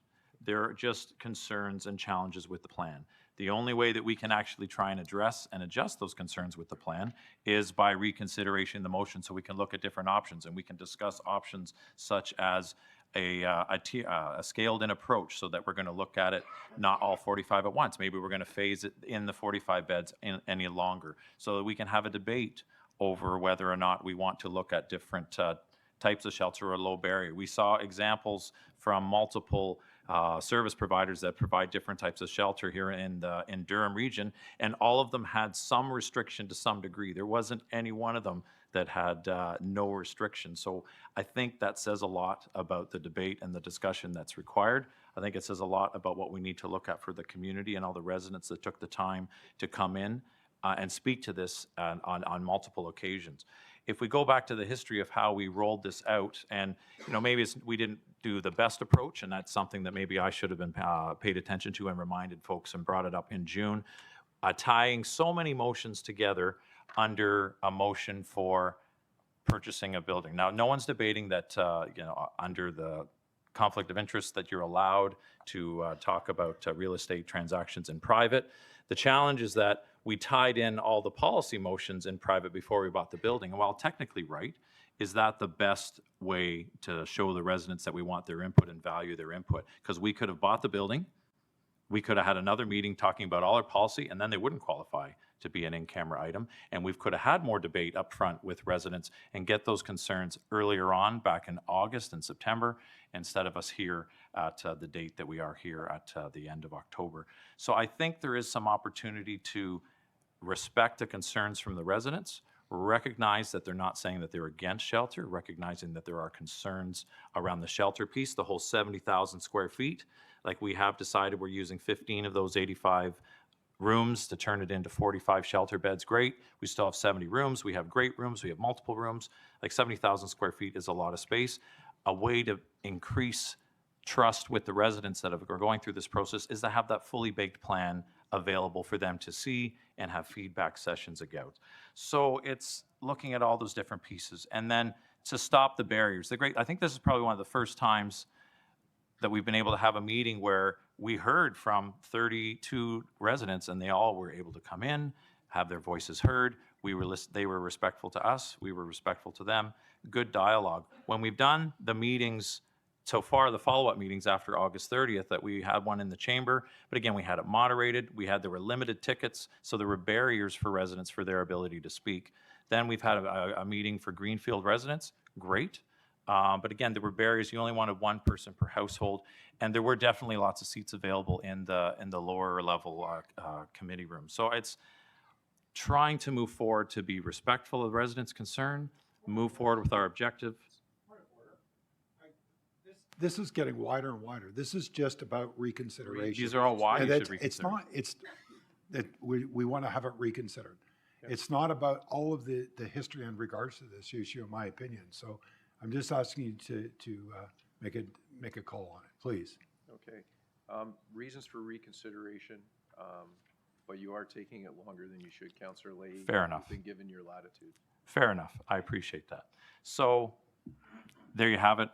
In order for us to even have a discussion and look at options and adjustments and changes or anything at all, we have to reconsider it. So I am hopeful that members of council, I'm not saying you have to change your position on it, but allowing the reconsideration is great. Okay, I'll leave it at that. Thank you. Okay, Councillor Nicholson, the seconder is going to go first, but you dropped out of my order, but I will come to you after the seconder. Okay, Councillor Yamada as the seconder to the reconsideration only. Thank you, Mr. Chair. I'm in full support of a reconsideration for the various reasons that we've heard here today from all of our, or most of the delegates. So hearing from one delegate who spoke to the problems surrounding the microhomes and described those problems, indicating that there needed to be something more to add. Councillor, this is to the reconsideration. You're weaving pretty far right now. I think the reconsideration gives us the opportunity to have that broader discussion of what could be successful in this location. And again, I've heard from residents that they're not against a shelter. They just want to have that input and be part of that discussion and dialogue. They didn't have that in June. Those were closed session meetings, and they didn't have an opportunity to come and talk about the problems that they've seen pertaining to homeless, but other people from across the region. I think having that opportunity to take that information, to have the reconsideration, to allow for that broader debate, and to bring the residents' issues and concerns into that debate so that we can bring a project forward where they can get behind. Because clearly, from what I've heard from residents here, from residents at their doors, from residents on petitions, they don't feel that they've been part of the process, and that's why I think the reconsideration needs to happen. Thank you, Mr. Chair. On the reconsideration, Councillor Nicholson. Thank you, Mr. Chairman. Well, I've heard the comments from the mover and seconder. I could not disagree more. We're trying to create a dialogue or a scenario here that the only way we can continue to have dialogue with the community is to reconsider and stall the entire project. And I just happen to believe that's categorically wrong. This council has not voted on a 45 unit cap. You know, I keep hearing this debate going back that we as a region have agreed and Whitby's agreed. Excuse me, this council has agreed to nothing except to build a low barrier shelter. How that plays out over the length of the building, how that works out and how it's managed and what parameters we have, that will flow naturally. And that would be, I think, quite sincerely, be done in dialogue with the community. Because I think we're far closer together than we are apart on how this is going to go forward. But it's been designed, I think, this motion to create the perception that the only way we can have dialogue, the only way we can have a community participation, the only way that different voices can be heard is if we simply stall the process, put the brakes on, and not do anything. And then, God help us, the second part says, you want to have dialogue, but if the reconsideration carries, you're telling us what you want us to do. Again, without dialogue, because no one's approached me as a member of council on any of those options. Nobody's told me what the ramifications of going to these different scenarios will be to the community or to the service levels. You know, it's like saying, you want me to reconsider and let you have your way. I equate it to, you want me to jump out of the airplane and you'll tell me later on whether you give me a parachute or not. I'm not willing to go down that path. Thank you. Thank you. Stop. Councillor Jubb. Thank you, Mr. Chair, and through you, I will be supporting the motion for reconsideration. Like my colleagues from Whitby have said thus far, that's not changing part two. I'm not really sure where I'd vote on part two at this moment. Reconsideration will just bring this to the table, have this open debate in the public. I feel we owe this to the public. We owe this to the public to have proper debate, which we haven't had. So I feel that's being transparent from the region. And I feel that the shelter aspect of the closed meeting in the spring was not how this should have been done. And I really look forward to having the proper debate in the public on that portion. Again, not sure on part two yet, but at least let's bring it to the public. We've heard from the public. Thank you, Mr. Chair. Thank you. Mayor Roy. Thank you very much, Mr. Chair. And just with respects to the reconsideration vote, I'm a little bit perplexed just with a motion that has been brought to the Whitby Council to look at a terms of agreement. And the terms of agreement was hopefully the draft was going to be released by Whitby today to move forward to our Monday meeting to start that dialogue. As Councillor Nicholson just spoke about, when Brock and Beaverton had, with Beaverton's shelter being set into place, there was a terms of agreement that was brought together. And within the terms of agreement, there was identification of use of facility, safety, consultation, community liaison group, and this work that has been directed by Whitby in conjunction with working with the region at this present time would have started that next portion of the dialogue of what we were going to look at, the limit request, which was actually a letter that was received by Whitby Council. And with the little barrier in that 45 number, it did come through some dialogue and it was proposed. That brought us to bring together the terms of agreement. To do a reconsideration or even consider a reconsideration, the work that is being done for potentially the last month is for naught. So I'm a little concerned about where we can end up going around looking at what a terms of agreement can be, and even for the work that is for 1635. The other side of this as well too is I'm a little concerned as our numbers are growing within our community. We heard it from Mr. Dyke, and I think we'd be wrong to say there's no homeless in our community and there's no encampments within our community, because I physically had walked through those encampments. And we need to be looking at places within our community, as everybody else around this table knows that at some point in time there will be future consideration for shelters within their community. I don't know if we can get an answer about what is being potentially proposed for the agreement, but I think that this is something that the rest of Regional Council needs to have a better understanding about, that there was a terms agreement that was requested by Whitby Council to move forward with this. And that is almost completed. And there was input received by councillors around this table, Whitby councillors. And now we're not moving forward with this?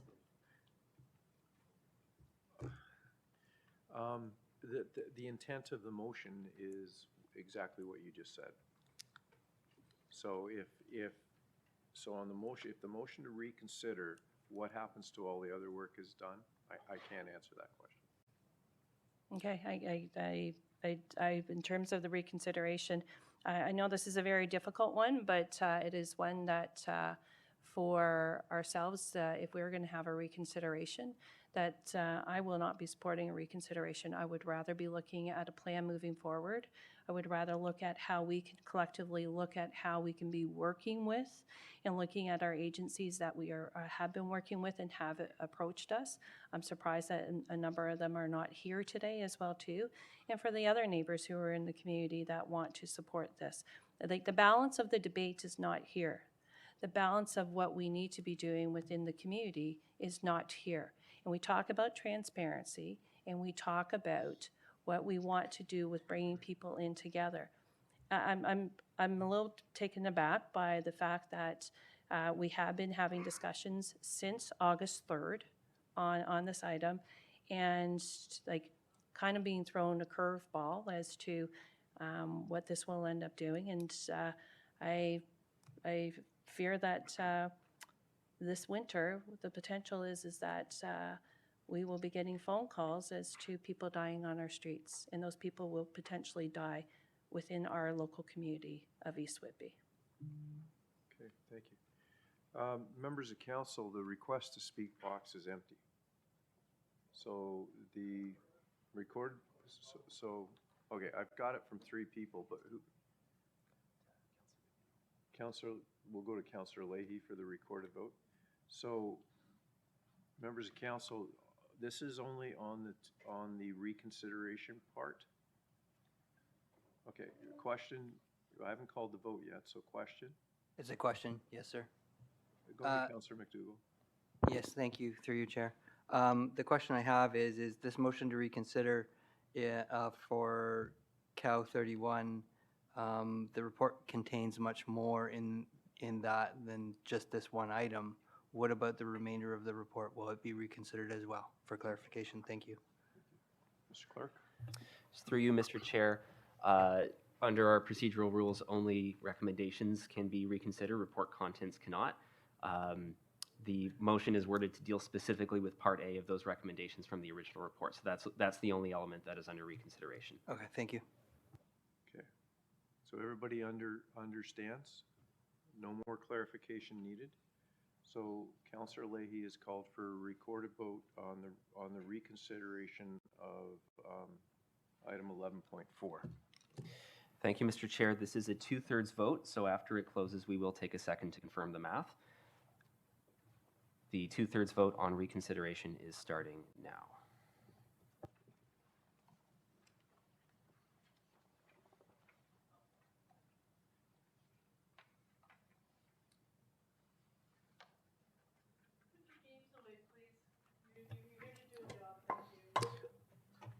I'm looking for Councillor Pettingill. Thank you. There's something, Bill. Oh,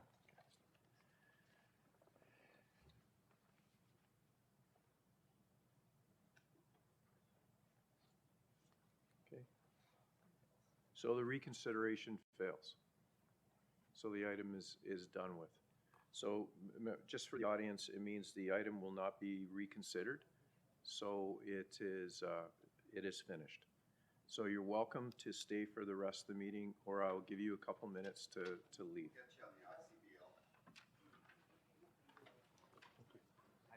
No, I was scared, kind of. Thought I might have dropped something.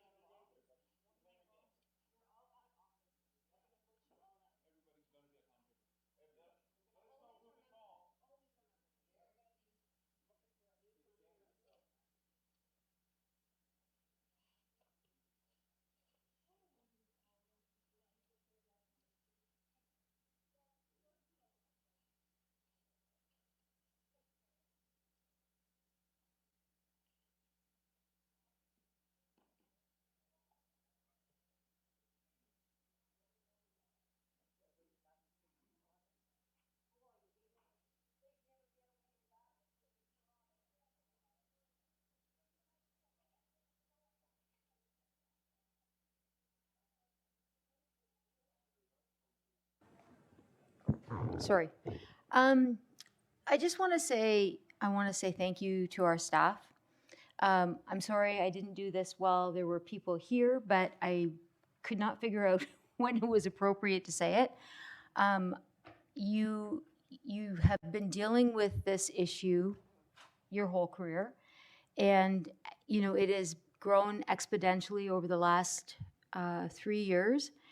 You were undeserving of some of the comments. Clutching at your pearls was not only offensive to me, but it was a disrespectful comment, and I am sorry that you had to hear that. I want to thank you for dealing with a really difficult situation, and I appreciate the work you do. I know that the town of Ajax is new to this, even though we've always had homeless people.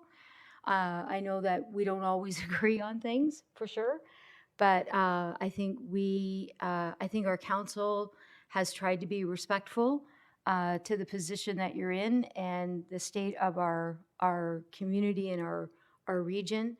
And it's been said that Oshawa and Ajax wants his shelter open so that it alleviates our pressure. The reality is, I think that every single one of our municipalities should have a shelter, and every single one of us should be taking responsibility for the situation. So I just wanted to say that, Mr. Chair, I apologize if it's a soapbox, there's no question, but they were undeserving of some of the comments today.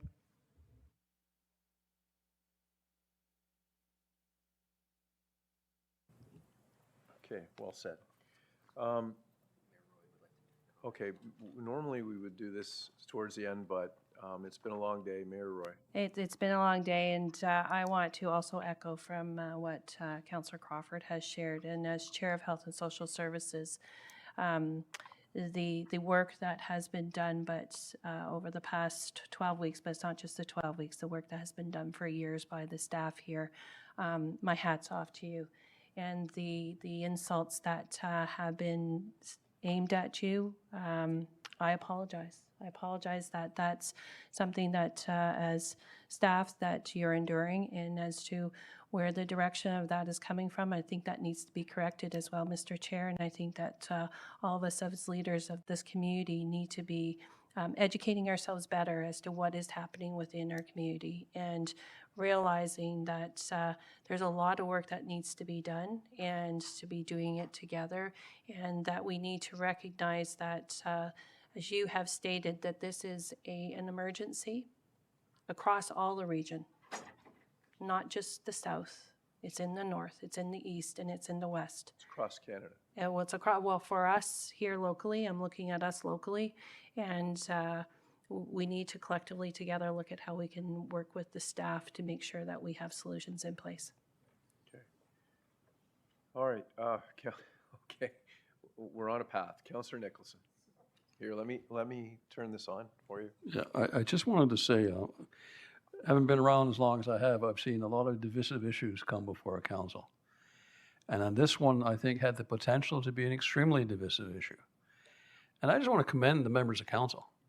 Regardless what side you're on in this particular issue, everybody spoke respectfully, asked appropriate questions respectfully, tried to make sure that their information was brought out respectfully, and having attended meetings that kind of blew council apart, I'm quite surprised and actually quite pleased, and I just want to go on record to say that, to see that all of us, the 26 members of council that are present here today and online, I think acted professionally, acted appropriately, placed their positions forward respectfully, and we treat each other with respect. And I think that is an important step for this council moving forward. And I just wanted to put that on record as well.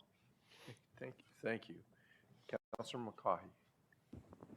Thank you. Thank you, Chair. I'll make it brief. I think my vote probably surprised some people in the room, but I would like to explain why I would have supported a reconsideration, because I do think that low barrier is misunderstood. And I heard a lot of residents very concerned about people with addiction, and I heard a lot of residents very concerned with people with mental health issues. So I think that there was an opportunity to have the discussion around low barrier, and that's why I supported it. But I don't think that I would have reconsidered my vote had I had it in June. So thank you. Okay. So, members of council. Councillor Shahid. Through you, Chair Henry, I just want to give an experience of someone who's just worked at this position for just over a year or almost a year. And staff has been extremely kind and considerate. Every phone call, every email has been returned, and I cannot see more compassionate people in the community. So from me, thank you so much for making this role for me easier. We will always have contentious issues, but I know, and I'm certain, and I'm 100% agreed to the fact that we can work through this as long as we keep the respect high and appreciate the staff and the hard work that you have put in past 5 p.m. So thank you. Okay. You'll have to push it, but there's a person before you, Councillor. Councillor Leahy. Thank you, Chair. Yeah, no, I couldn't agree more and echo those comments that come out from fellow members of council. And again, part of it is we don't always have to agree, but we should have the ability to bring our positions forward, have a respectful debate, and then be able to move forward from there. There's always going to be a tomorrow. There's always going to be another issue. There's always going to be a path forward. So I appreciate council's indulgence on listening to the concerns from the community. They're certainly valid, and taking that stuff into account as we forge a path forward. So appreciate the efforts of staff, appreciate the efforts of council, and looking forward to continue to work on this complex issue and many more to come together. Thank you. Okay, Councillor Mayor Pietri. Yeah, before we get to the other business, I just wanted to say I did have some interesting conversations with staff throughout the breaks, and I think there's a difference in styles with council members. It's human nature, right? Some of us deal with things a little bit more bluntly than others, and then there are different sort of pressure points in each community. But I have to compliment each and every single time Mayor Carter deals with issues, because it's in line with I think the expectation of each of us, regardless of what the style is. We've had pressures like this in Oshawa, and most recently in the pandemic, extreme pressures, and very, very little in the form of solutions, aside from a lot of staff work and funding that still is questioned to date. We have a huge problem, and it transcends the city or the municipality that we're currently governing in. It is a national problem. And I think what we found a little bit of success in was being straight with people that were concerned about some of the issues that were occurring in their neighborhoods or that potentially could cause concern. So I'm not here to school anyone or to suggest that you need to do this, but this is something that occurred directly as the ward councillor in the area where the Camp Samak resides. We had numerous complaints and concerned residents come to us, and we met with them personally and dealt with things a little differently. But I think we have an opportunity here tonight to be able to do as we used to. And this is my point in telling you that I had some conversation with staff members. So council has approved this shelter. Taxpayers are funding it. But now it's important that staff and those involved execute in a way that alleviates the concerns that residents have. And that means, we heard about Sharpies, we heard about potential of violence, we heard about criminal activity. I don't want to hear about that in this council chamber. And I'm going to tell you that it may be impossible to get to that point where we have absolutely no issue, but the expectation of this council and of the community, whether it through the approval of the funding, is that we not hear about that. So I'm just going to put it out there and hope that it's understood that whatever we're doing to ensure that things are safe and provided for in the community, whether it's in Whitby or Oshawa or Clarington or Uxbridge or Scugog or Ajax or Pickering, that it be consistent with the mindset that it's something that we would expect in our own backyards. So having said that, this is a difficult issue, but we have to be very, very cautious and concerned with every aspect of what the residents indicated as being a concern and a consideration today, because it is a reality. We have serious problems, and we need to make sure the community not only provides, but stays safe. Thank you. 1 minute, please.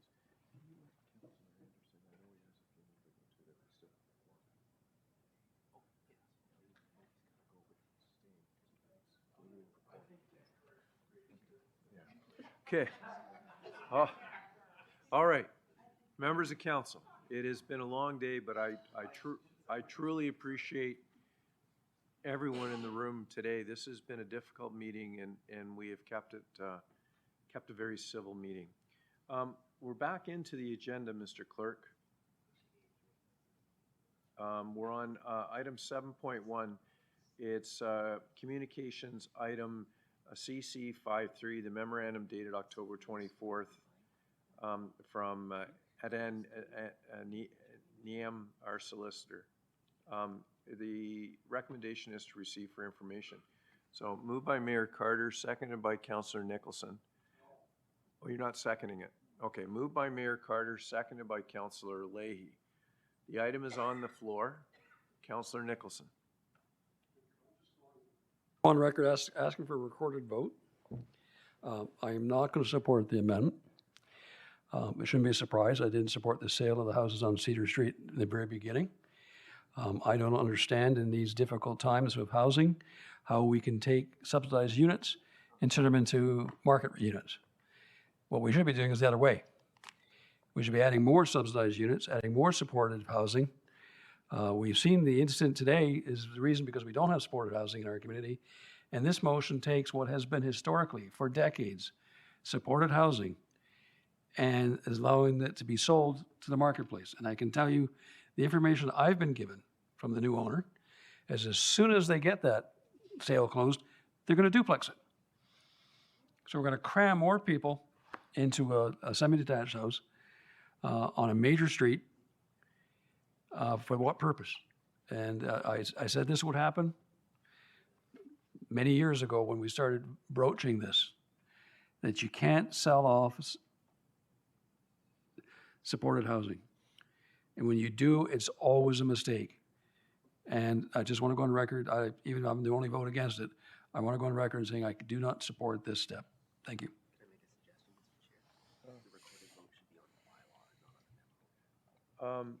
Councillor Nicholson, the recorded vote should be on the bylaw, not the memo.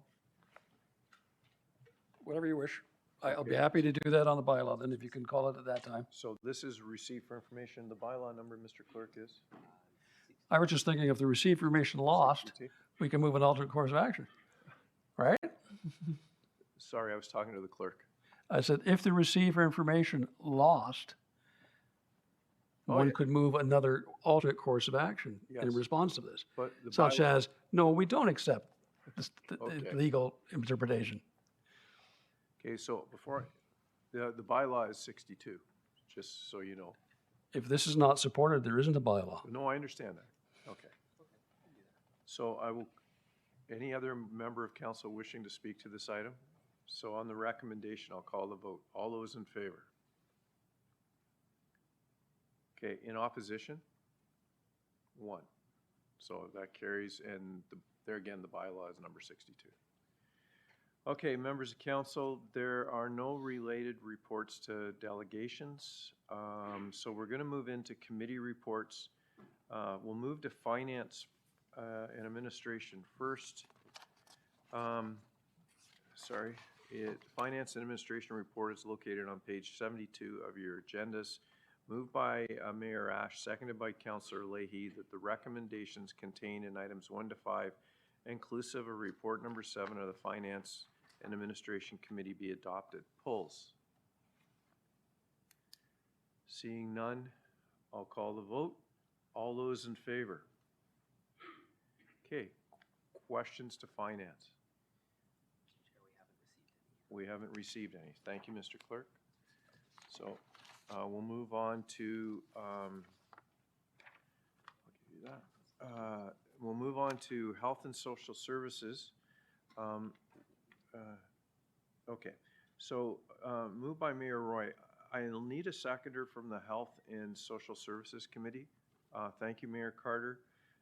Moved by Mayor Roy, seconded by Mayor Carter. The recommendations contained in items 1 and 2 of report number 7 of the Health and Social Services Committee be adopted.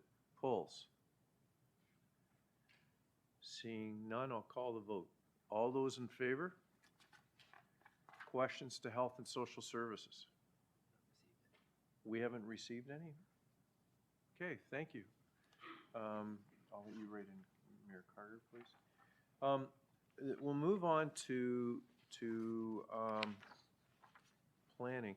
And as for staff, I know it's been a long day. As your department is finished and questions have been asked, feel free to leave. We'll move on to planning. Moved by Vice Chair Pickles and seconded by Councillor Shahid. On plan, On planning? Okay. That the recommendations contained in item 1 and 2, inclusive report number 8 of Planning and Economic Development Committee, be adopted. Polls. I'll call the vote. All those in favor? In opposition? Seeing none, that carries.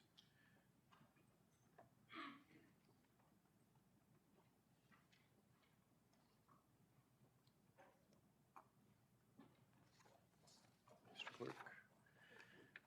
Moved by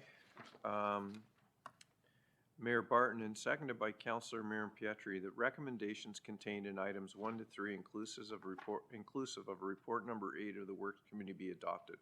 Polls. Seeing none, Mr.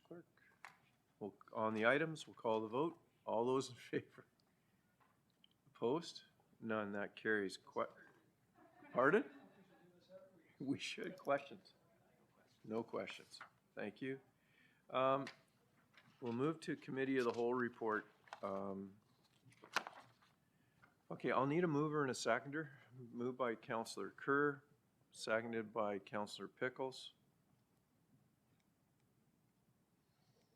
That recommendations contained in item 1 and 2 of report number 8 of the Committee of the Whole be adopted. Polls? Seeing none, we'll call the vote. All those in favor?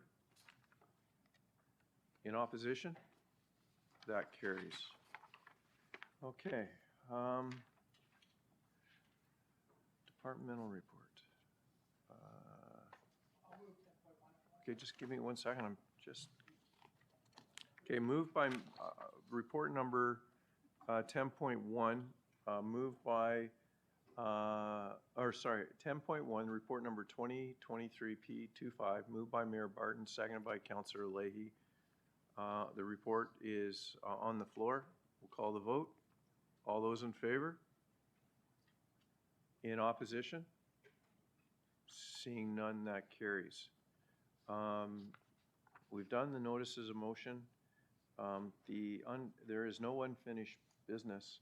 I know it's very late. Is there any announcements? Sorry, 14.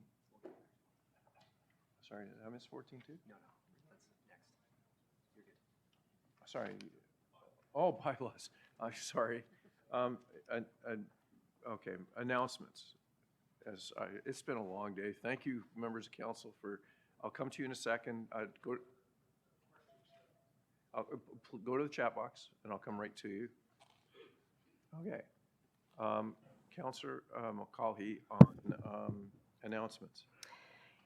Thank you. Handbags for Hospice is happening right now, and I'm currently leading on Anne Klein East-West Horsebit Satchel Bag. So anyhow, if you didn't make the Handbags for Hospice for Durham Region, you can definitely go online and make a donation. Thank you. Okay. Councillor Nicholson. Just a question to staff, and I'm wondering, different municipalities have different rules of procedure. We had a situation today where there was a motion to reconsider, and we heard 32 delegations and then never reconsidered. In other municipalities, for example, in Oshawa, in order to have anybody speak or be a delegation on an item that's up for reconsideration, the reconsideration has to pass first and reopen the event. Well, and if it reopens, then of course people can give you whatever direction you want through a delegation. I feel like it would be important for our staff to take a look at the rules, because we brought 32 delegations in here, and I'm sure many of them thought that, you know, that this was an option for reconsideration, but there was overwhelming support not to reconsider. They may not have to stay here all day if the decision was made on reconsideration prior to their delegations. So I'm just wondering if maybe staff could look at other municipalities in Durham and see if there's a more friendlier approach. Thank you. I'm going to have the clerk make a couple comments. And go ahead, please. Thank you, Mr. Chair. We can certainly have a look at that and have a look at what our peers in Durham are doing and elsewhere. I'll just make a note by comparison. if you were to take, for instance, a staff report on a standing committee agenda, we will typically hear delegations that come in requesting to speak to that item before, say, for instance, a motion on that report is put on the floor as well. So as a matter of flow, we try to structure agendas so that we're hearing inputs first and then we deal with motions. But I do take your point that based on the outcome of the reconsideration, we did hear a lot of delegations today that came before we had that consideration happen. The reason I ask it, and I do this respectfully, is that anybody then wishing to have something reconsidered could simply pack the chambers and could spend hours dealing with the issue and then have the reconsideration lose by a massive majority. It strikes me as more prudent that if council wishes to reconsider, it should vote to do so, and then we can hear the input from the delegations on what our next steps could be following reconsideration. This case, we heard a whole lot of debate about something that was no intent to reconsider, and it's simply unfair to both sides. Just want staff to look at that. Okay, I'm getting a nod from the clerk, and so the answer is yes. Councillor Miriam Pietri.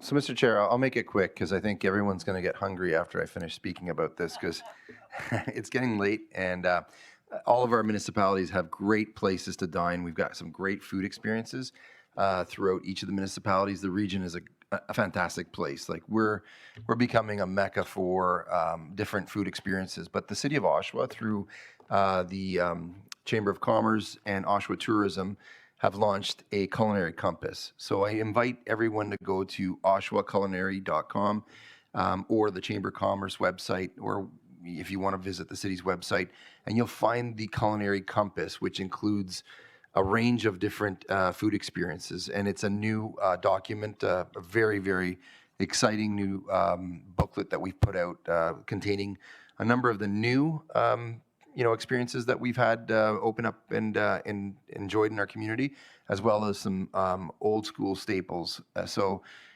maybe you want to try them tonight after this long meeting. So on behalf of those who put it together, check it out. It's a really, really great package. Okay, thank you. Councillor Lee.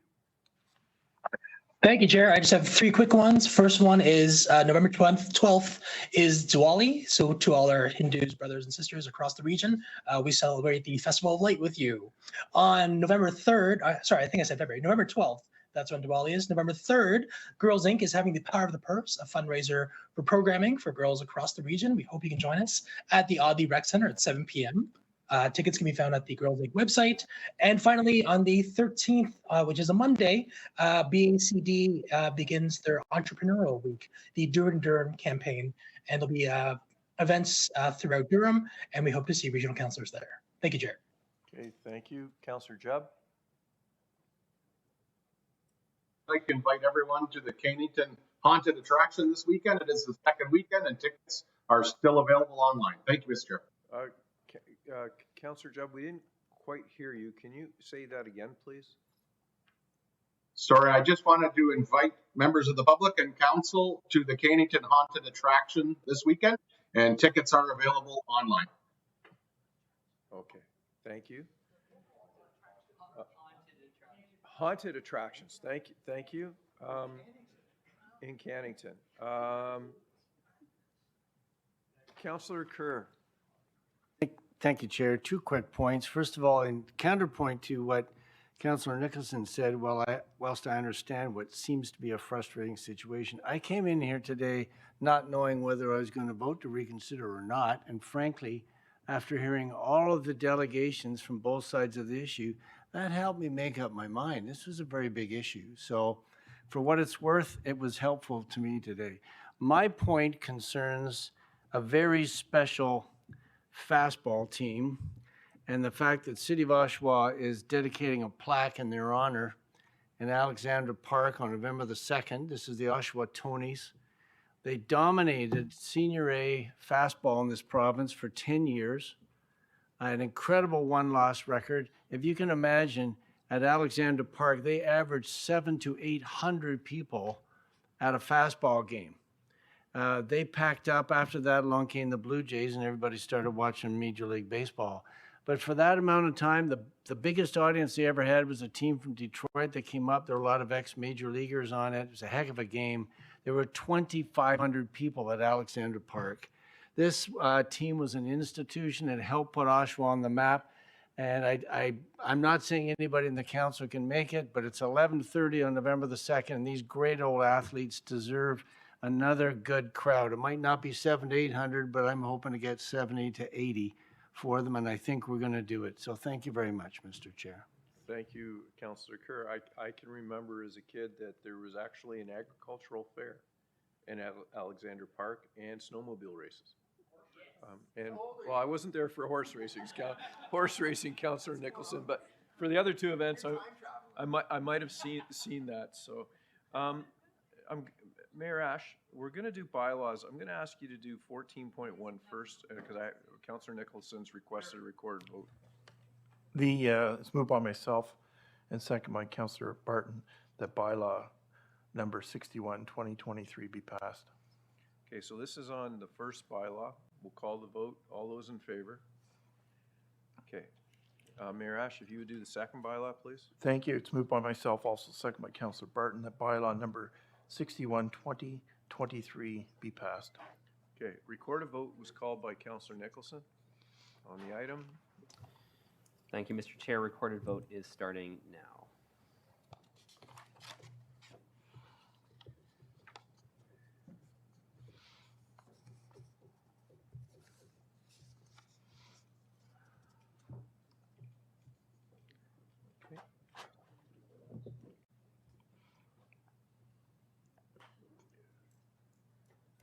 Okay, that carries.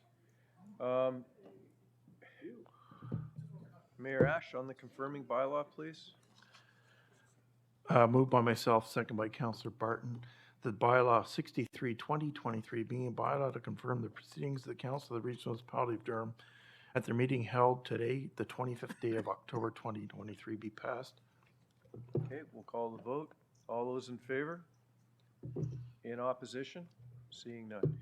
That carries. The last part of the meeting is adjournment. Councillor Pengelf, would you like to move a motion to adjourn?